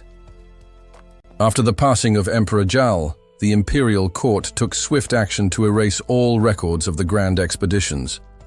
The costly nature of those ventures had left a mark, and it was decided that by eliminating the documents, future emperors would be less likely to repeat such expensive undertakings. For the Ming dynasty, these records came to represent not a legacy of glory, but a cautionary tale, more burden than benefit. As Yang explained the historical background, King Saong listened thoughtfully. The idea began to crystallize in his mind. Exploration was not merely daring, it was financially draining. One of the ministers, the head of public works, raised a practical concern. If it demands so many resources, perhaps we should avoid it altogether, Yang responded immediately, with a calm but confident tone. "That's not necessarily a problem for us," he said. "The Ming dynasty's situation differs greatly from ours." The king raised an eyebrow. "In what way are we different?" he asked, intrigued. With a sly grin, Yang leaned forward. "It's all in how foreign trade is structured," he said. "The Ming operate on a tribute system. They receive gifts and send gifts in return. But we have the chance to do things differently. We can embrace bilateral trade." The court fell into a murmur. The concept was unfamiliar to most present. "Bilateral trade?" someone echoed. "What does that mean?" Yang clarified. "Unlike the tribute model used by the Ming, bilateral trade is based on mutual exchange. Instead of one side presenting offerings to gain favor, both nations agree to trade goods that are essential or valuable to each other. It's practical, efficient, beneficial for both." The ministers considered the idea in silence, the wheels turning. The notion of trade, built on equality rather than ceremony and extravagance, was novel and potentially revolutionary. Curious and intrigued, King Sang leaned forward slightly and asked for a more thorough explanation. Hyong, composed and respectful, nodded and began to speak. "In essence, Father, we'll operate based on a trade model. The royal court will oversee transportation and guarantee the merchant's safety. In return, we'll impose taxes and modest fees to ensure the kingdom profits from the exchange." He paused for effect, then added, "With this arrangement, we can import essential goods for daily use at far lower costs. Additionally, since we'll be the primary supplier, we can regulate market prices." King Sang considered his son's words, his expression thoughtful. Nearby, the Minister of Taxation raised a concern. Essential goods for daily life. Are such things even found abroad? We already produce most of what we need within Ocean. and with considerable quality. Before anyone else could respond, Hyong interjected, "Ministers, have any of you considered pepper?" The Minister of Public Works suddenly sat up straighter, as if a forgotten memory had been triggered. "Pepper, that's right. I nearly forgot." Hyong resisted the urge to sigh aloud. "They really don't realize how tasteless food can be without it," he continued. "Our current supply of pepper comes only in small quantities from Arab traders. That's why it's so prohibitively expensive here." Another minister voiced a concern. "But do we really need to import it? If the public becomes too enthusiastic, we risk draining our kingdom's silver reserves." The Minister of Public Works responded immediately. "That's true, but trying to halt the flow of currency completely may cause worse problems. Smuggling would rise, prices would spiral, and corruption would flourish. People would bribe officials to get what they want anyway." Another minister nodded in agreement. "He's right. If Rosen prospers through trade, the people's lives will naturally improve." There were murmurs of agreement around the court. Hyong, seeing the momentum shift in his favor, took the opportunity to press forward. "In that case, Minister of Taxation, about the goods I requested. Aside from the books, where are the rest stored?" "They're in storage, Your Highness," the minister replied. Hyong turned to his father. "Father, may I transfer these items to the East Palace?" King Saang granted permission without hesitation. The Minister of Taxation, checking a record scroll, added, "There are still 20 chests left in total." Hyong raised an eyebrow. 20? He walked over to one of the containers and pried it open. His eyes widened as he looked inside. "There's even more here than I anticipated," he said. The Minister of Taxation, now intrigued, asked, "What is it?" Hyong answered without hesitation. "Sugar." The minister blinked. "Sugar, cane, sugar." A memory stirred in Hyong's mind. His teacher, Sam Chan-po, had once told him that sugar was an extremely valuable ingredient during the Joseon period, prized for its rarity. Because sugarcane was difficult to cultivate, sugar was not just a foodstuff, it was a luxury. Gasps echoed across the court. "Sugar? That expensive," one minister muttered. Even King Saang looked taken aback. "Hyong, you are the heir to the throne, yes, but 20 chests of something so extravagant?" Hyong kept a straight face, though inwardly he chuckled. If only they knew the opportunity this represents. He turned to the Minister of Taxation again. "Is there a price list with the inventory? How much does the sugar cost?" The minister scanned the documents, then went pale. "Sugar, sugar! Here, 20 taels of silver per unit." Shocked silence swept the court. King Saang leaned forward, eyes narrowing. "Is that figure correct? Minister, how much sugar was bought in total?" "A total of 2,011 taels, Your Majesty." The court erupted in murmurs of disbelief. "Impossible. That amount wouldn't buy a pinch of sugar at market rates." As the astonished voices faded, Hyong recalled more of his teacher's words. "If you truly study the Joseon dynasty's records, you'll realize how severely the kingdom had isolated itself. People here never knew the Ming Empire had begun mass-producing sugar. They made so much of it, sugar became a second-tier commodity there, almost commonplace." Hyong's expression remained calm, but his thoughts burned with clarity. "It's not extravagance. It's opportunity." Hyun leaned back with a smug grin. "And that's exactly how I managed to secure the sugar at a ridiculously low price."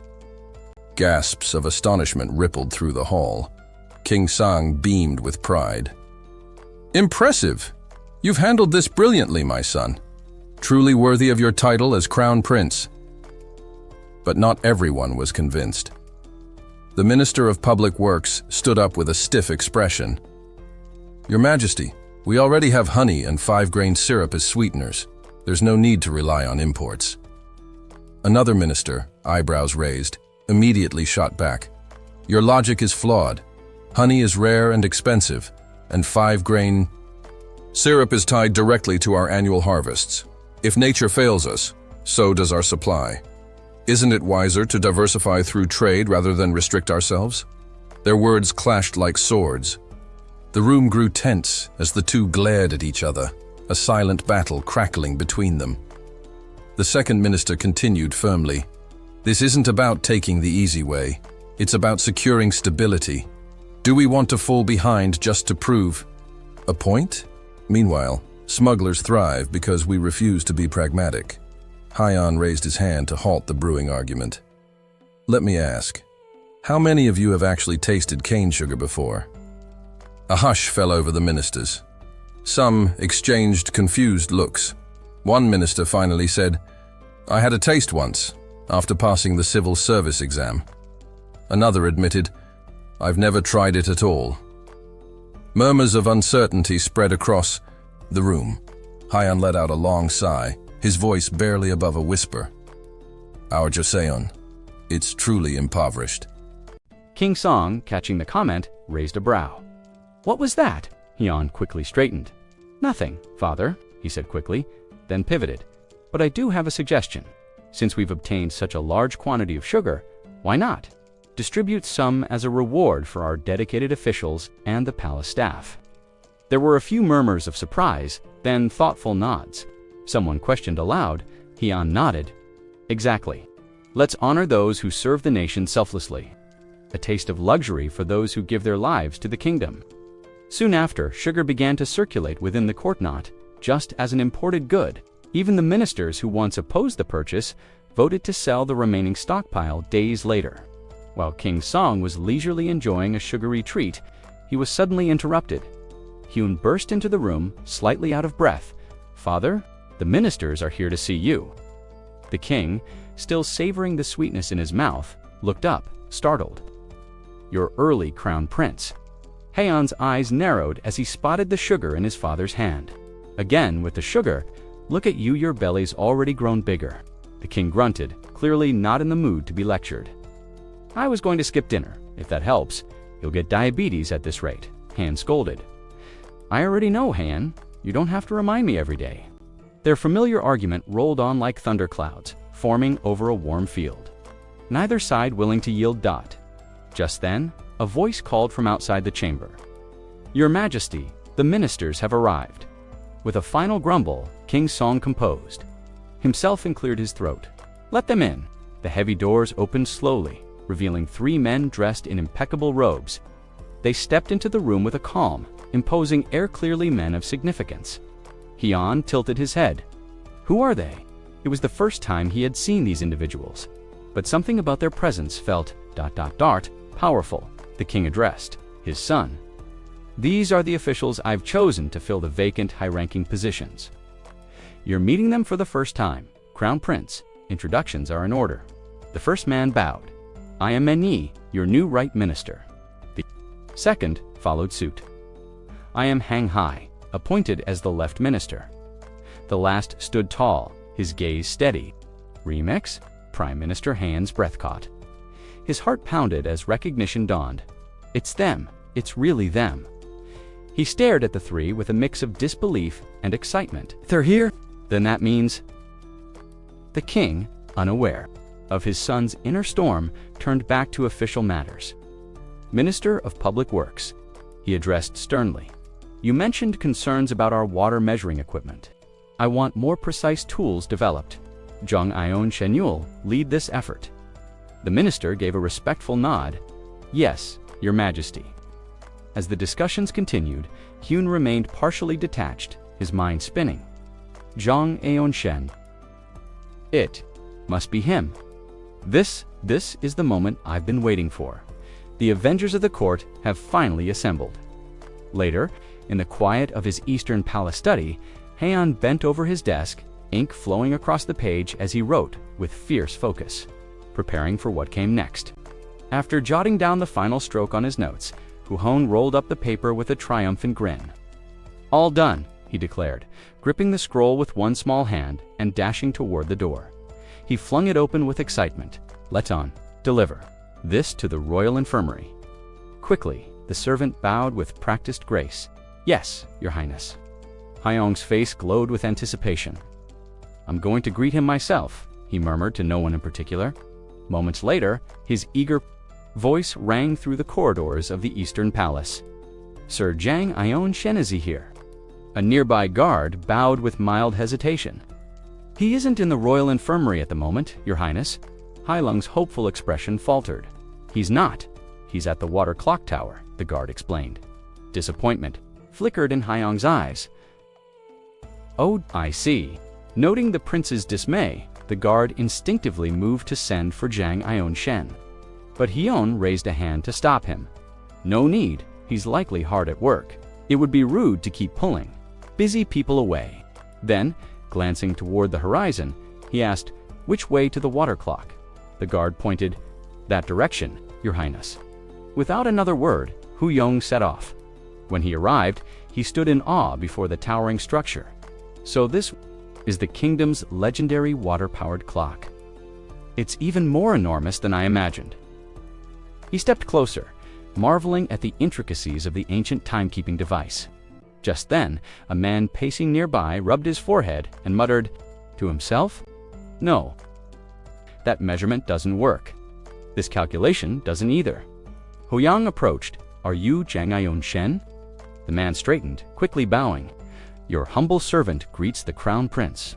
Huyang chuckled. "Are you? You're a 5th rank official? If you keep calling yourself that, someone might accuse you of false modesty." "I wouldn't dare," Jang replied, a bit flustered. Haiyong moved closer to the water clock and nodded toward it. "You looked troubled. Is something wrong with the design?" Jang answered carefully. "His Majesty tasked me with creating a more accurate version. I understand the mechanics, but the math is complicated." Hu Yong tapped his chin in thought. "Have you considered building a smaller version instead?" Jang looked mildly surprised, then shook his head. "I've thought about that. Unfortunately, it's not feasible to reduce the size beyond what we have." Haiyong's eyes gleamed with excitement. "Actually, I drafted a design for a new kind of clock. Would you care to take a look?" He handed over the scroll. Jang accepted it skeptically, prepared to humor the young prince. After all, timepieces wasn't child's play. But as he unfurled the drawing and studied it, his expression changed. His eyes widened, disbelief overtaking his face. A pendulum-driven mechanism. With a regulated gear system, this design is not water-based at all. He looked at Hu Yong, stunned. "This is incredible. Where did you learn this?" Hu Yong smiled sheepishly. "Well, I'd say about 30% came from Western ideas. Actually, if I'm being honest, it's all modern knowledge." Chang stared at the diagram again, still in awe. "So," Haiyong asked, leaning forward, "can you build it?" Chang hesitated. I can't guarantee success, but I'll certainly try." The prince lit up with delight. "Great, then let's begin right away." With no further hesitation, Jang carefully rolled up the scroll and followed Hu Yong back toward the palace, both of them moving with purpose. Jang Ion Shin turned to leave. He paused mid-step, struck by a sudden realization. My apologies, Your Highness," he said, bowing slightly. "I nearly forgot. I'm currently handling a separate assignment at His Majesty's request. I'm afraid I won't be able to begin immediately." Haiyong's bright mood instantly dimmed. He pouted, clearly disappointed. "I'll take care of that task in your stead." Jang Ayon Shin blinked, uncertain he'd heard correctly. "Pardon," I said. "I'll handle your current duty for you. You should begin designing the clock right away." Official hesitated, visibly uneasy. Is that even allowed? If someone finds out, I could lose my position, maybe even my life." Han waved the concern away with a soft smile. "You said it yourself. This task requires heavy calculations, and you're the only one with the right expertise. Let me shoulder the burden. Do you know anyone capable of assisting with such complex mathematics?" Aeon Shin asked, testing the Crown Prince's seriousness. "Certainly," Haeon replied without missing a beat. "Lord Yicho from the Ministry of Public Works is well known for his calculations. Lord Yang Yiji from the Hall of Sages too, and I believe Lord Ran of the Ministry of Justice is also quite adept." Clapping his hands, Hyun beamed. "Perfect. I'll take care of it all. Just focus on the design." With that, He handed Aeon Shin a new scroll, sealed with the emblem of no Kai. The official accepted it, but still looked puzzled, unsure of its immediate purpose. After his visit, Haeon made his way to the palace to meet with the king. As he entered, the monarch looked up from a scroll and asked calmly, "What brings you here, my son?" "I have a proposal," Haeon replied. The gathered ministers collectively stiffened. Whispers rippled through the room. Another proposal. The last one had nearly sent the treasury into a frenzy. But Han stood firm. "I wish to enlist a few individuals." "You want to conscript officials?" the king asked with curiosity. "Yes," Haeon nodded. "I need Lord Dung Cho from the Ministry of Public Works, Lord Young Yu-ji from the Hall of Sages, and Lord Ron from the Ministry of Justice." A startled murmur spread through the ministers, but Haeon wasn't done. "I'll also require craftsmen from the military workshop, and of course, Lord Jang Aeon Shin from the Royal Infirmary." Before the king could respond, the Minister of Public Works stood abruptly. "Your Highness, forgive the interruption, but the individuals you've mentioned are key personnel in their respective branches. Their absence would jeopardize state operations." The king raised a brow. "Is that so? Then tell me, Haeon White." Haeon considered his response carefully before speaking. "I want to develop new inventions to strengthen Osan designs that will benefit both the military and the common people." "Inventions?" the king echoed, intrigued. "I already have 10 drafts. Drawn up in my study at the Eastern Palace," Haeon explained. "They're early-stage models, lacking precise calculations. That's where these experts come in. With their help, we can pioneer innovations that could elevate our nation's power and prosperity." "A tiger with wings, father." The king looked at his son for a long moment, trying to gauge whether the boy was overly ambitious or simply farsighted. The ministers, still unsure of what to make of it, remained silent. The following day, at the Eastern Palace, 3 high officials sat around a low table, examining blueprints laid out before them. "It's been a while, Lord Jiang," said Lord Dung Yi, nodding politely. "Indeed, Lord Dung," replied Lord Jiang. "It's good to see you." Lord Dung turned to the matter at hand. The Crown Prince said, "You're designing a clock. Is that accurate?" "Yes." Jiang confirmed, unrolling a large parchment. "This is the design His Highness sketched himself." The officials leaned in to study the diagram. Lord Young Yi-ji stroked his chin thoughtfully. "This appears to follow a unified system for measuring time, a single structure, governing both day and night." He looked up, but Roan still uses different systems to tell time during the day and night. Would switching to one system confuse the populace? Before anyone could respond, the door to the study opened. Huan entered briskly, prompting everyone to rise and bow. "Your humble servants greet the Crown Prince," they said in unison. Huan had caught the tail end of their conversation. "It's true," he said. "The current timekeeping method changes with the seasons. It's outdated. A consistent system would benefit both governance and daily life." The officials nodded slowly, seeing the logic in his words. "But may we ask," said Lord Ron cautiously, "why have you summoned us, Your Highness?" In response, Huan placed a thick stack of documents onto the table with a soft thud. "I need your help solving these." The officials stared at the stack. Pages and pages of densely packed numbers. "You want us ... to solve math problems?" Lord Young asked, half incredulous. Haeon smiled radiantly, hands clasped behind his back like a child showing off a prize. "Would you kindly solve them for me?" His cheerful expression did little to ease their unease. Who brings together the Empire's top officials just to assign them math homework? They all silently wondered. Lord Jung Ansu of the Royal Infirmary and Lord Li of the Ministry of Justice stood frozen, eyes wide, utterly speechless. The Crown Prince had just handed each of them a parchment filled with complex-looking equations. They were not prepared for this kind of ambush. When the scroll reached Lord Yun Aichi from the Hall of Sages, his brow furrowed in alarm. "What exactly is this?" he asked cautiously. Hai Yang, standing confidently before them, gave a casual wave of his hand.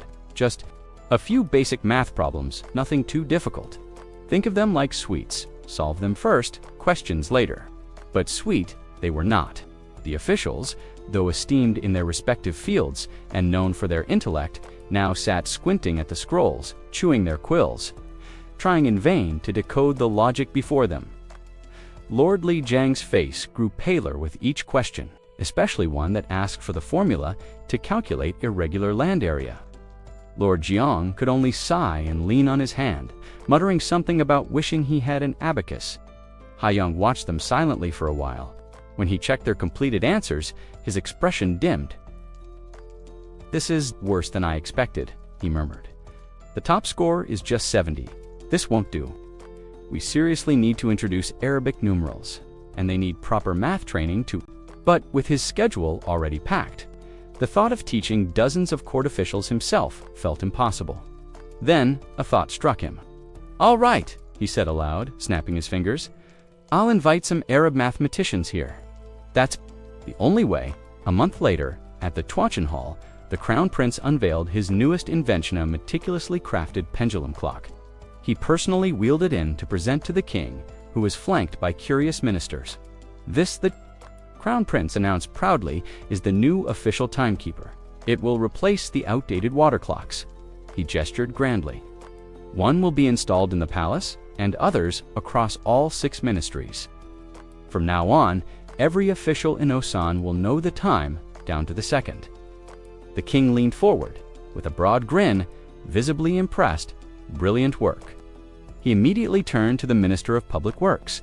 "Begin installation at once in the palace and across every ministry." "Yes, Your Majesty." The minister replied with booming enthusiasm. The rest of the court murmured in admiration. Another marvel from the Crown Prince. "Truly remarkable," one whispered. "Our lives will be so much easier now," another added. But their optimism was short-lived. Within weeks, chaos reigned. The ministers, unfamiliar with the new timekeeping system, began showing up late to meetings at Tuachen Hall. The king, already annoyed, waited with a stormy expression. When they finally arrived, he pointed to the new clock looming over the chamber. "Tell me," he demanded, turning to the Minister of Personnel and the Minister of the Household. "What time is it right now?" Both ministers looked at the clock, as if it were a cryptic artifact. Cold sweat broke across their foreheads. We beg your Majesty's forgiveness," they cried, bowing low at the Ministry of Rights. A similar scene played out. "You still haven't completed your assignments?" The head minister shouted at his aides. One of them trembled. "Please, sir, we just need a little more time. You said it would be ready by 5 p.m.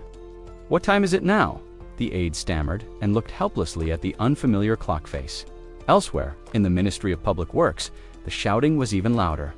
"When will the report be ready?" the minister bellowed. The junior officials bowed low. "We'll work until 7 p.m. if needed, sir." The minister glared at them. "You think it's 7 p.m.? It's 7 in the morning, you fools. Have you been napping since sunrise?" No, sir. We wouldn't dare. Didn't you all graduate from the military academy? And yet here, you are struggling to read a clock." Meanwhile, in the streets near the Eastern Palace, the commoners were no better off in a busy tavern. A group of tradesmen grumbled over mugs of rice wine. "This cursed contraption has ruined my business," one of them shouted. "Who in their right mind thought this would help?" Another barked, "I want to find whoever invented it and beat some sense into them." The Minister of Public Works. Clearly, someone yelled, "I quit." Back at the palace, the king strolled with Haiyang through the gardens, seemingly unfazed by the uproar. He turned to his son with a warm smile. "Thank you, Haiyang." The Crown Prince blinked in surprise. "Thank me? For what?" The king chuckled. "Because of you, the entire court has never been so... animated." Haiyang looked away, trying not to smile. At the very least, things were never boring around here anymore. We're not wasting time like we once did. Hyung said modestly. "You're too kind, father," he added, with a respectful bow. "I'll continue working hard and bring you even more useful inventions." The king chuckled and affectionately ruffled his son's hair. "You're too modest, Hyung. Truly, I'm proud to have a son like you." After a pause, the king leaned forward with interest. "Tell me, do you need anything else to continue developing your ideas?" Hang's lips curled into a mischievous smile. "Well, if you insist, there is one thing." "Oh," the king asked, now fully intrigued. "Tell me." "It's nothing major, Huang replied, feigning nonchalance. Just a small independent building. The king nearly fell from his chair. A separate building, eyes gleaming with excitement. Hung nodded eagerly. Yes, a proper workspace would make all the difference. While building the clock, I struggled so much because I didn't have the room. My desk was buried in blueprints, and scattered parts I even had to eat on the floor. The king hesitated. A whole building might be excessive, don't you think? Hung let out a dramatic sigh and threw up his hands like a frustrated child. If I had a proper space, I could have already built so much more. Seeing his son's sincere frustration and the dramatic glimmer of tears, the king finally relented. All right, I'll speak with the ministers. Give me a few days. 5 days later, the Institute for Scientific and Technological Development of Osan was born. When the ministers arrived for the opening, they found themselves standing in front of a space barely larger than a closet. A gentle breeze drifted through the tiny room, carrying the scent of fresh wood and old books. One of the officials blinked in disbelief. This is a government department. The Crown Prince, though slightly underwhelmed himself, stayed optimistic. It's small for now, but trust Manhwa results will be enormous. In time, no one will dare look down on us. Another minister asked, "So, what exactly are we meant to do here?" Hyung smiled and gestured them inside. "Glad you asked. Come take a look." Inside, he unfurled a neatly drawn diagram and stood proudly beside it. "This is the organizational structure for our institute," he began, voice full of excitement. "We're here to make Osan stronger through science and technology." He pointed to the chart. "I'll serve as the director. Beneath me are 2 core divisions. The Basic Sciences Division, responsible for fundamental research in fields like mathematics, chemistry, and architecture. The Applied Sciences Division, which will turn our discoveries into tools and innovations for everyday life."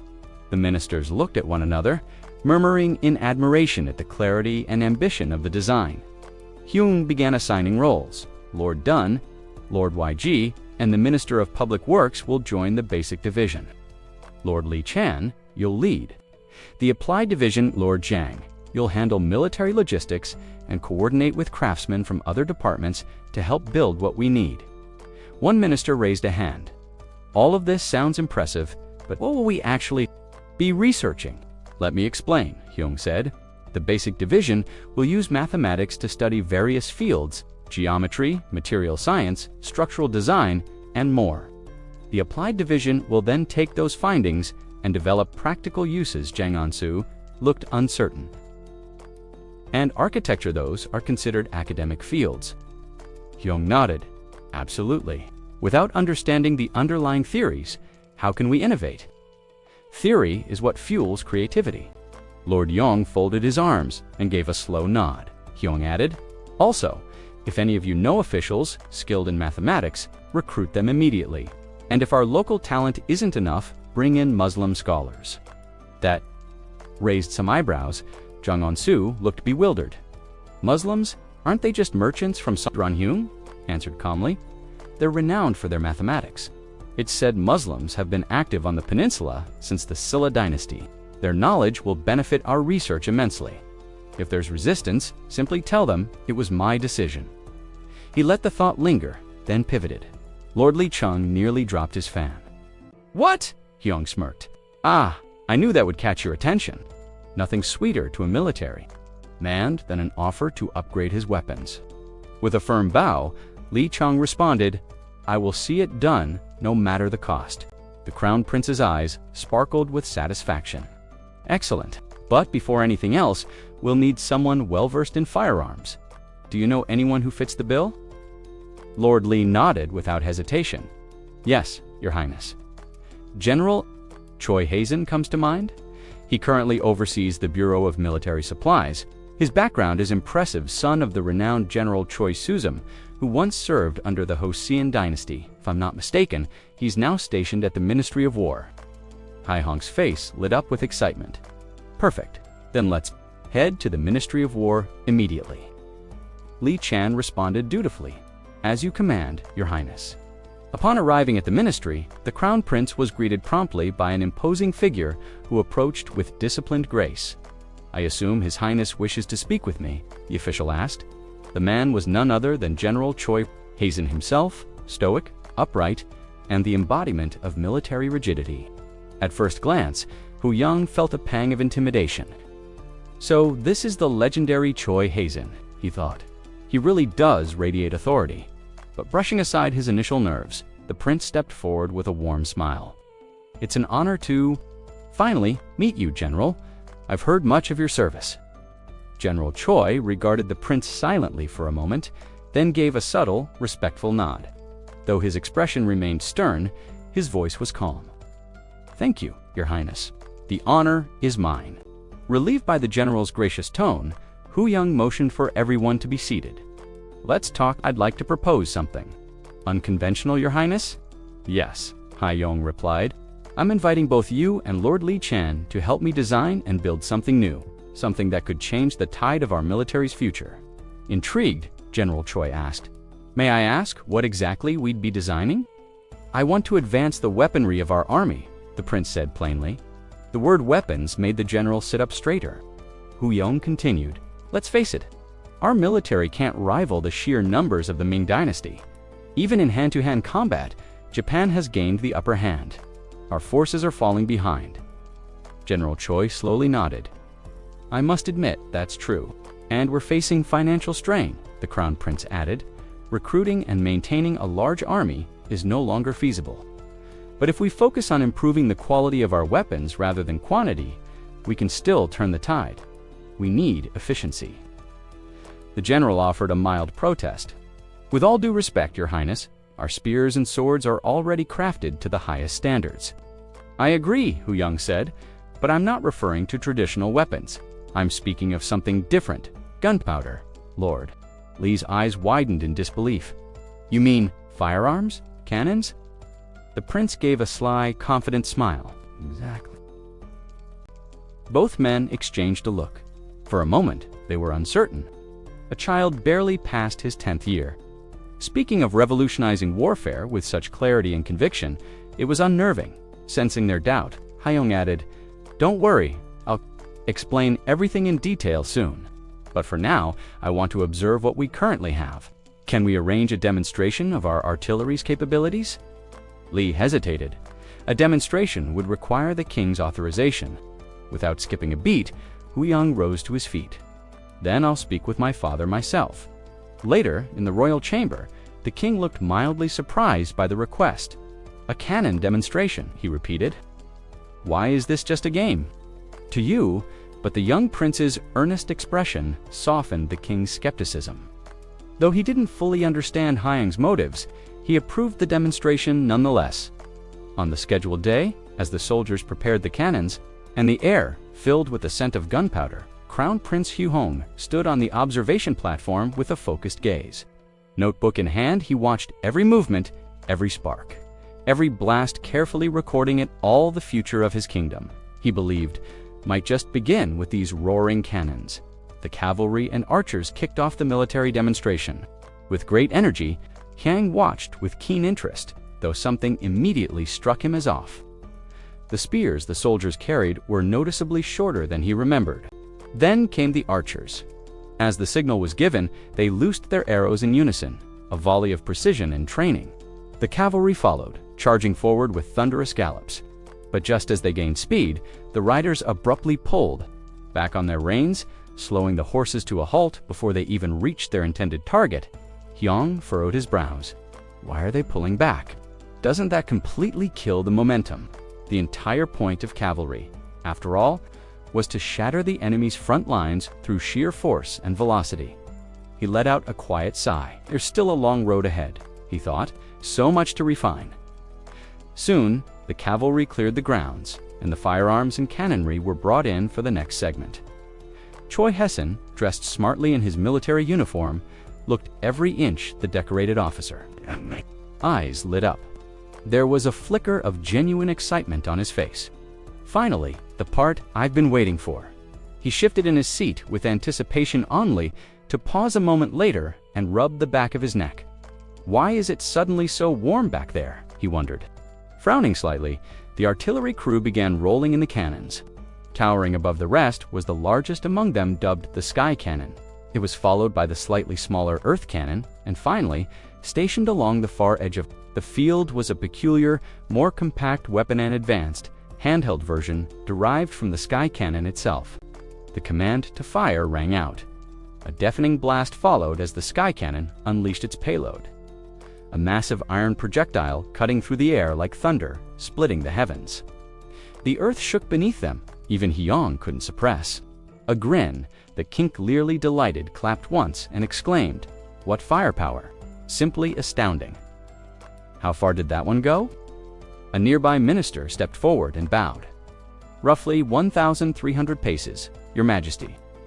The king beamed, clearly pleased. "Marvelous. Absolutely marvelous." He turned to Hyang, still smiling. "Well, my son, what do you make of it?" But Hyang was silent. Lost in thought, he hadn't heard the question. The king had to repeat it several times before the crown prince finally blinked and returned to the moment. "It's remarkable," Hyang said quickly. "All thanks to our capable generals and the dedication of the troops." Choi Hessen, standing to the side, offered a polite bow. "Your Highness flatters us."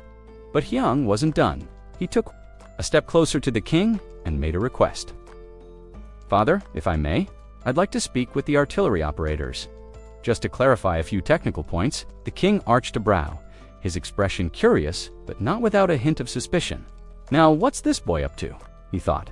The scene transitions to the military training grounds, where soldiers are busy manning cannons. As the Crown Prince Hing arrives, the troops snap to attention and bow in unison. "Greetings, Your Highness." Hing responds with warmth, walking among them with pride. "Thanks to your dedication, this nation remains at peace. I am truly grateful for all of your efforts." The soldiers modestly bow again. "Your Highness flatters us." But Hang's eyes narrow as something odd catches his attention. "Now that I think about it, why are your armors all different from one another?" he asks, folding his arms. The soldiers reply without hesitation. "We brought our own armor, Your Highness." Hing nods slowly, realization dawning. "Ah, that explains it. That used to be the custom in the days of Rosen, didn't it? Soldiers supplied their own armor back then too." He pauses, then sets the matter aside for now. There's something more important to check first. Turning to General Choi, he asks, "Are all the cannons and handheld weapons accounted for?" "Yes, Your Highness," Choi replies, pulling back a heavy tarp to reveal an impressive arsenal neatly arranged swords, spears, handheld cannons, and larger artillery. Hang's eyes light up with awe. "Incredible. I never imagined I'd witness such a sight in person. The craftsmanship, the sheer scale, it's beautiful." Choi, slightly puzzled by the prince's reaction, watches silently as Hing steps forward for a closer look. Inspecting the weapons, he notes something significant. They're still using wooden cannons without braces, no built-in stoppers to concentrate the gunpowder's force. He mutters thoughtfully, "Of course, brace-mounted cannons haven't become standard yet. It's understandable that these older models are still in use." Just then, something catches his eye. "Wait, is this one made of wood, but fitted with a brace?" he asks, gesturing to a particular cannon. Choi confirms, "Yes, Your Highness. We've begun experimenting with that configuration." Resting his chin in his hand, Hing murmurs, "Improvements are happening, but clearly a complete overhaul is needed. The question is, where should we begin?" Deciding to leave the larger cannons for now, he shifts focus to the handheld ones. He turns back to Choi with a barrage of technical questions. How's the penetration power of these handheld cannons? Do the Juran army troops wear armor? Do Choi replies. Some wear light armor, others heavy. It varies. Hing presses further. Then let's say someone in light armor is hit, what happens? Choi hesitates, then answers as best he can. "I haven't seen it with my own eyes, but our scouts from the north reported a Juran warrior killed at around 40 paces. That's approximately 50 meters. The Crown Prince nods slowly, absorbing the information. "Understood. I've seen enough. Let's return." As they walk, Hang's thoughts spiral. So many variables, so many moving parts. But where do I even begin? After the drill concludes, Hing publicly praises the troops. "Well done, everyone. I've arranged for food and drink. Enjoy it to your heart's content." The soldiers erupt with cheers. Long live His Highness, thank you. But even in the midst of their celebration, Hing's thoughts remain elsewhere. Something doesn't add up. I need answers. I can't ignore this anymore. Unable to suppress his curiosity, he calls over to artillerymen from the cannon and handheld teams.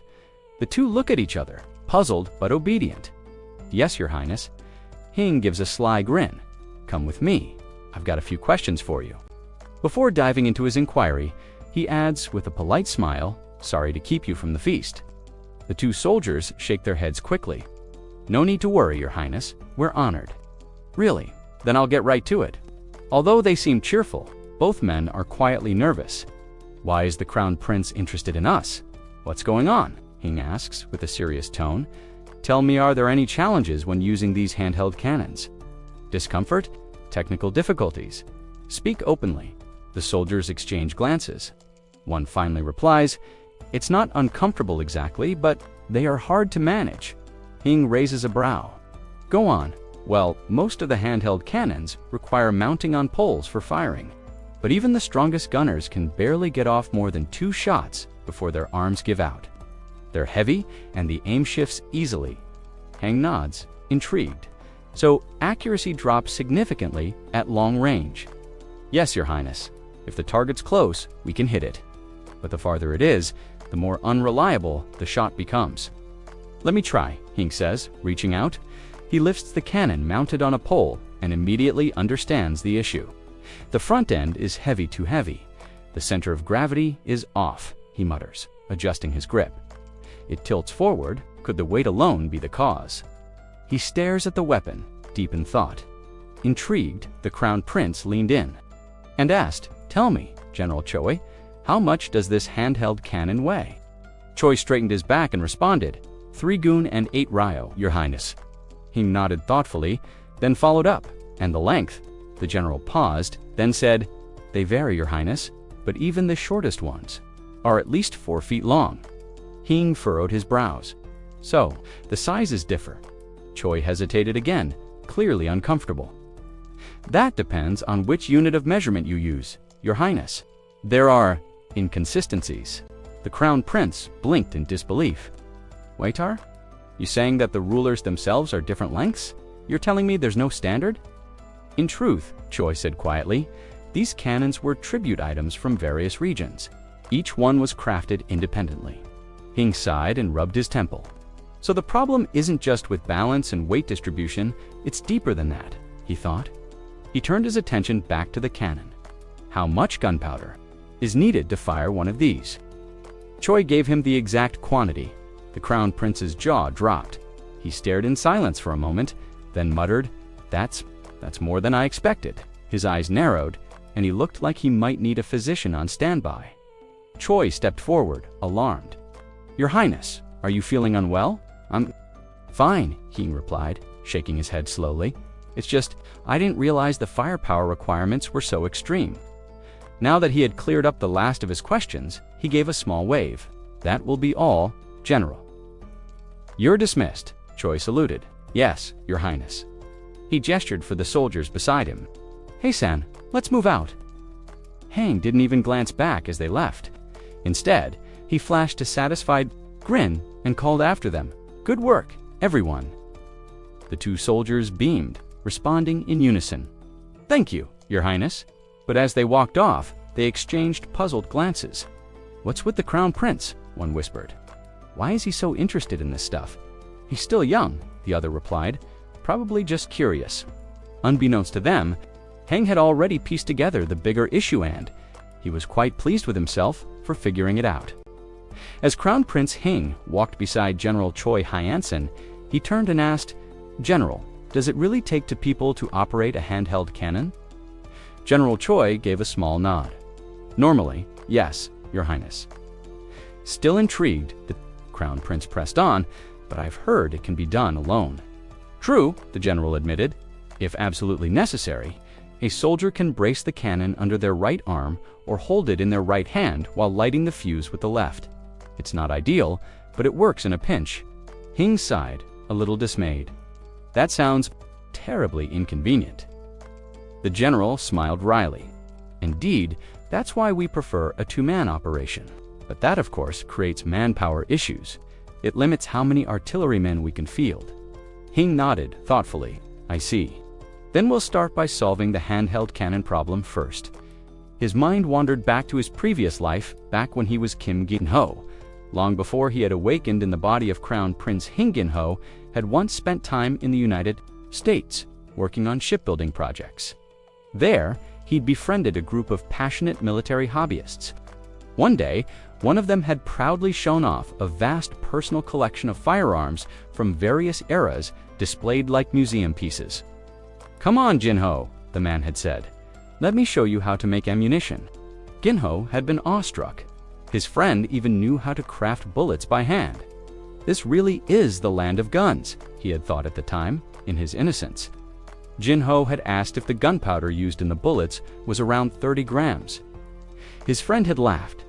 "No," he said, "it's measured in grains, not grams. Remember that." Back then, Jin-ho hadn't even known how many grams made up a grain. He looked it up on his phone and was shocked to learn it was less than 2 grams. Just under 2 grams of powder can launch a 14-gram bullet at the speed of sound. He'd marveled, unbelievable. Now, back in the present and in a different body, Hing recalled that discovery vividly. Black powder, while weaker than modern smokeless powder, still held plenty of explosive force. 1 hectogram 100 grams should be enough to produce the equivalent force of a small modern round, perhaps around .50 caliber. But there were limitations. In this world, no aiming tools existed. Everything was done by eye.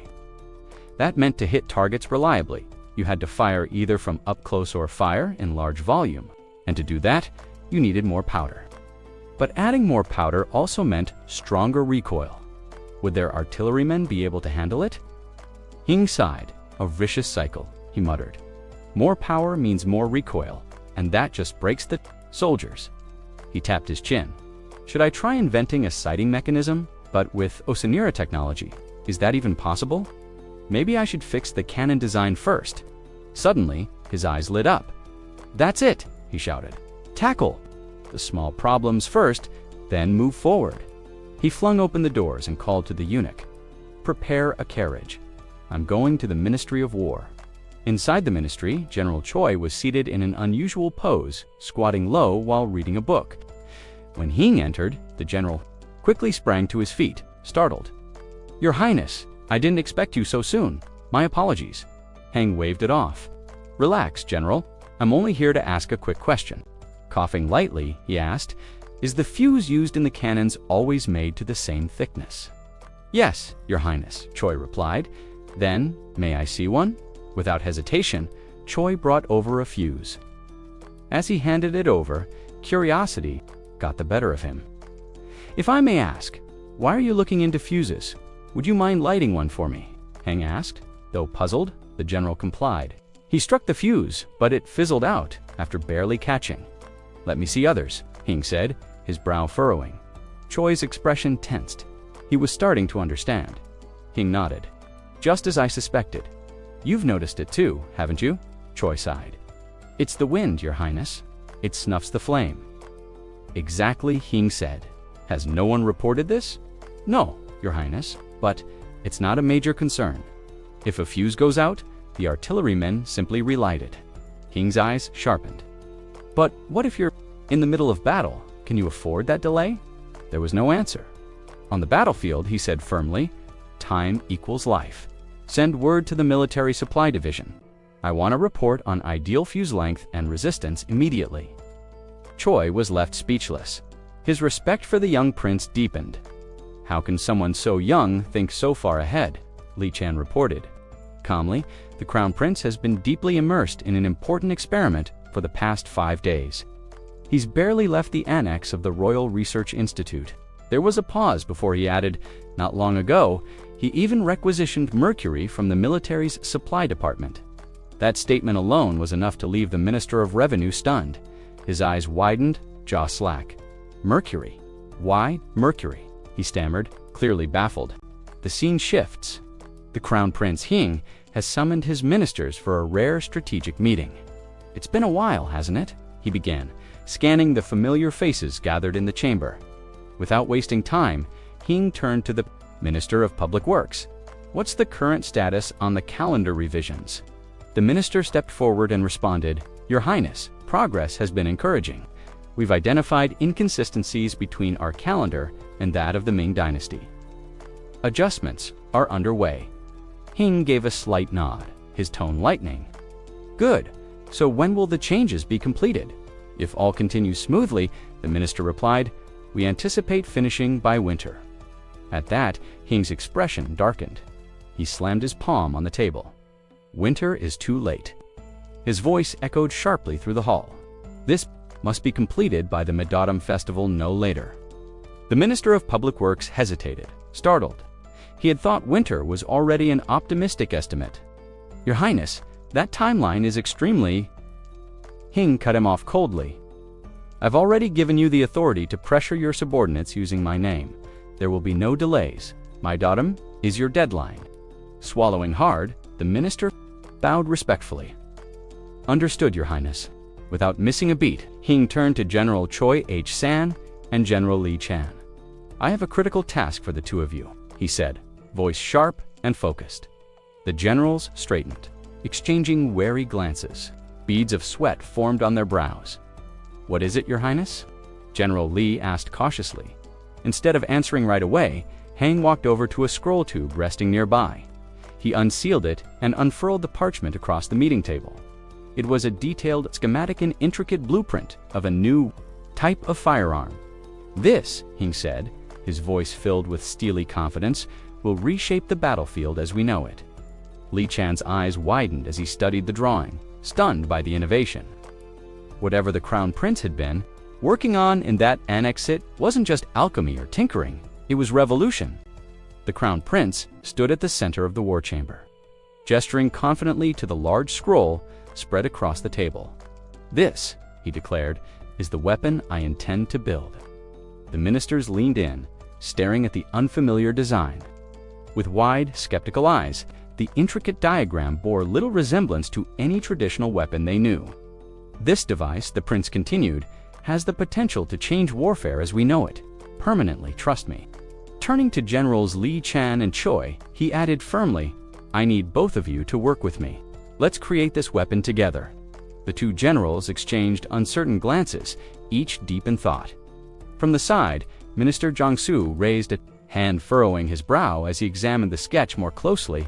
"Your Highness, if I may, this curved piece here, if you pull this ring at the bottom, wouldn't it move the top part? I'm just wondering, where's the ignition for the fuse?" Rather than answer directly, the prince posed a question. "If it were you designing this, Minister Jiang, how would you ignite it?" Jiang took a moment, then pointed at a spot on the diagram. "Well, I'd tie a fuse here, then place a powder plate just beneath it. If we pulled the crescent-shaped lever, it would pull the fuse across the ignition plate. The flame would travel down and into the barrel boom." A grin spread across the prince's face. "Brilliant, that's exactly right." Li Chan's eyes lit up in realization. "Ah, so that's how it works." General Choi nodded slowly. "A genius design. This would eliminate the need for a separate person to light the fuse and cut firing time dramatically." The Crown Prince's smile widened. "Exactly." Still studying the plans, Minister Jiang pointed to a small protrusion. "But Your Highness, in this diagram, I don't see any fuse or powder plate, just this odd raised part. Where does the gunpowder go?" The Crown Prince chuckled. "Let me explain. According to Western design, this part that resembles a chicken's head is actually the firing mechanism. They call it a frizzen, the compartment where the gunpowder sits." "Ah," Minister Jiang said, nodding in understanding. "So when the trigger is pulled, it strikes the frizzen cap, and that ignites the gunpowder." "Exactly," the prince confirmed. "The ignition is instant." At that moment, General Choi raised a more serious concern. "Your Highness, the gunpowder itself is another issue. The type we use now has many drawbacks. Manufacturing is dangerous, storage is risky, and worst of all, if handled incorrectly, the mixture can combust. On top of that, saltpeter absorbs moisture to isolate. That's why we mix it with sand during transport." He paused, clearly worried. "Even if we create this firing cap, if the gunpowder fails, the weapon won't function. The Crown Prince nodded in agreement. Your concerns are valid, General, but I have a solution. From beneath his robe, he retrieved a small pouch. The room fell silent as he untied the cord and poured a small amount of fine powder onto a sheet of parchment. This, he said, is my own formulation. I call it silver powder. Minister Jiang blinked. Silver, as in actual silver. With a mischievous grin, the prince dusted the powder across the parchment like a chef seasoning food. No silver. It's a mixture of saltpeter, mercury, and alcohol. The combination neutralizes moisture issues and increases combustion. Artist Dung Ik-hye, who had been silently watching, looked utterly stunned. Seeing his expression, the prince handed him a small hammer. Curious, are you? Go ahead, strike the parchment. Dung Ik hesitated. The task seemed pointless, but he obeyed. With a swift swing, he struck the paper. A flash smoke. Ah! Dung Ik-hye yelped, stumbling backward. It ignited. A satisfied smile touched the prince's lips as the last wisps of smoke curled into the air. He turned to Choi and Li Chan. So, gentlemen, what do you think? General Choi stepped forward, eyes gleaming. With this powder, we could absolutely make it work. Your Highness, this is extraordinary. How did you even think of this? The Crown Prince laughed and flung an arm around Choi's shoulder. Because I'm clever, of course. He added more seriously, this is only the first iteration, but with this design, the powder will be loaded here. He pointed to the marked chamber, and the weapon will fire seamlessly. General, would you like to give it a try? Choi hesitated. May I, Your Highness? The Crown Prince offered a knowing smile. Be my guest. General Choi raised the sleek, unfamiliar weapon and narrowed one eye as he carefully aimed. Like this, Your Highness? He asked, steadying his grip. The Crown Prince gave a slight nod. Around them, the gathered ministers murmured in admiration. Such composure, whispered. Indeed, the general makes it look effortless. Another added, the Crown Prince couldn't help but smirk. These old men get excited over the smallest things, he thought. Li John, who had been silent until now, finally spoke up. If we proceed with this firearm, Your Highness, I believe the mechanism for multiple consecutive shots might not be practical. A single shot system would be more precise and more suitable.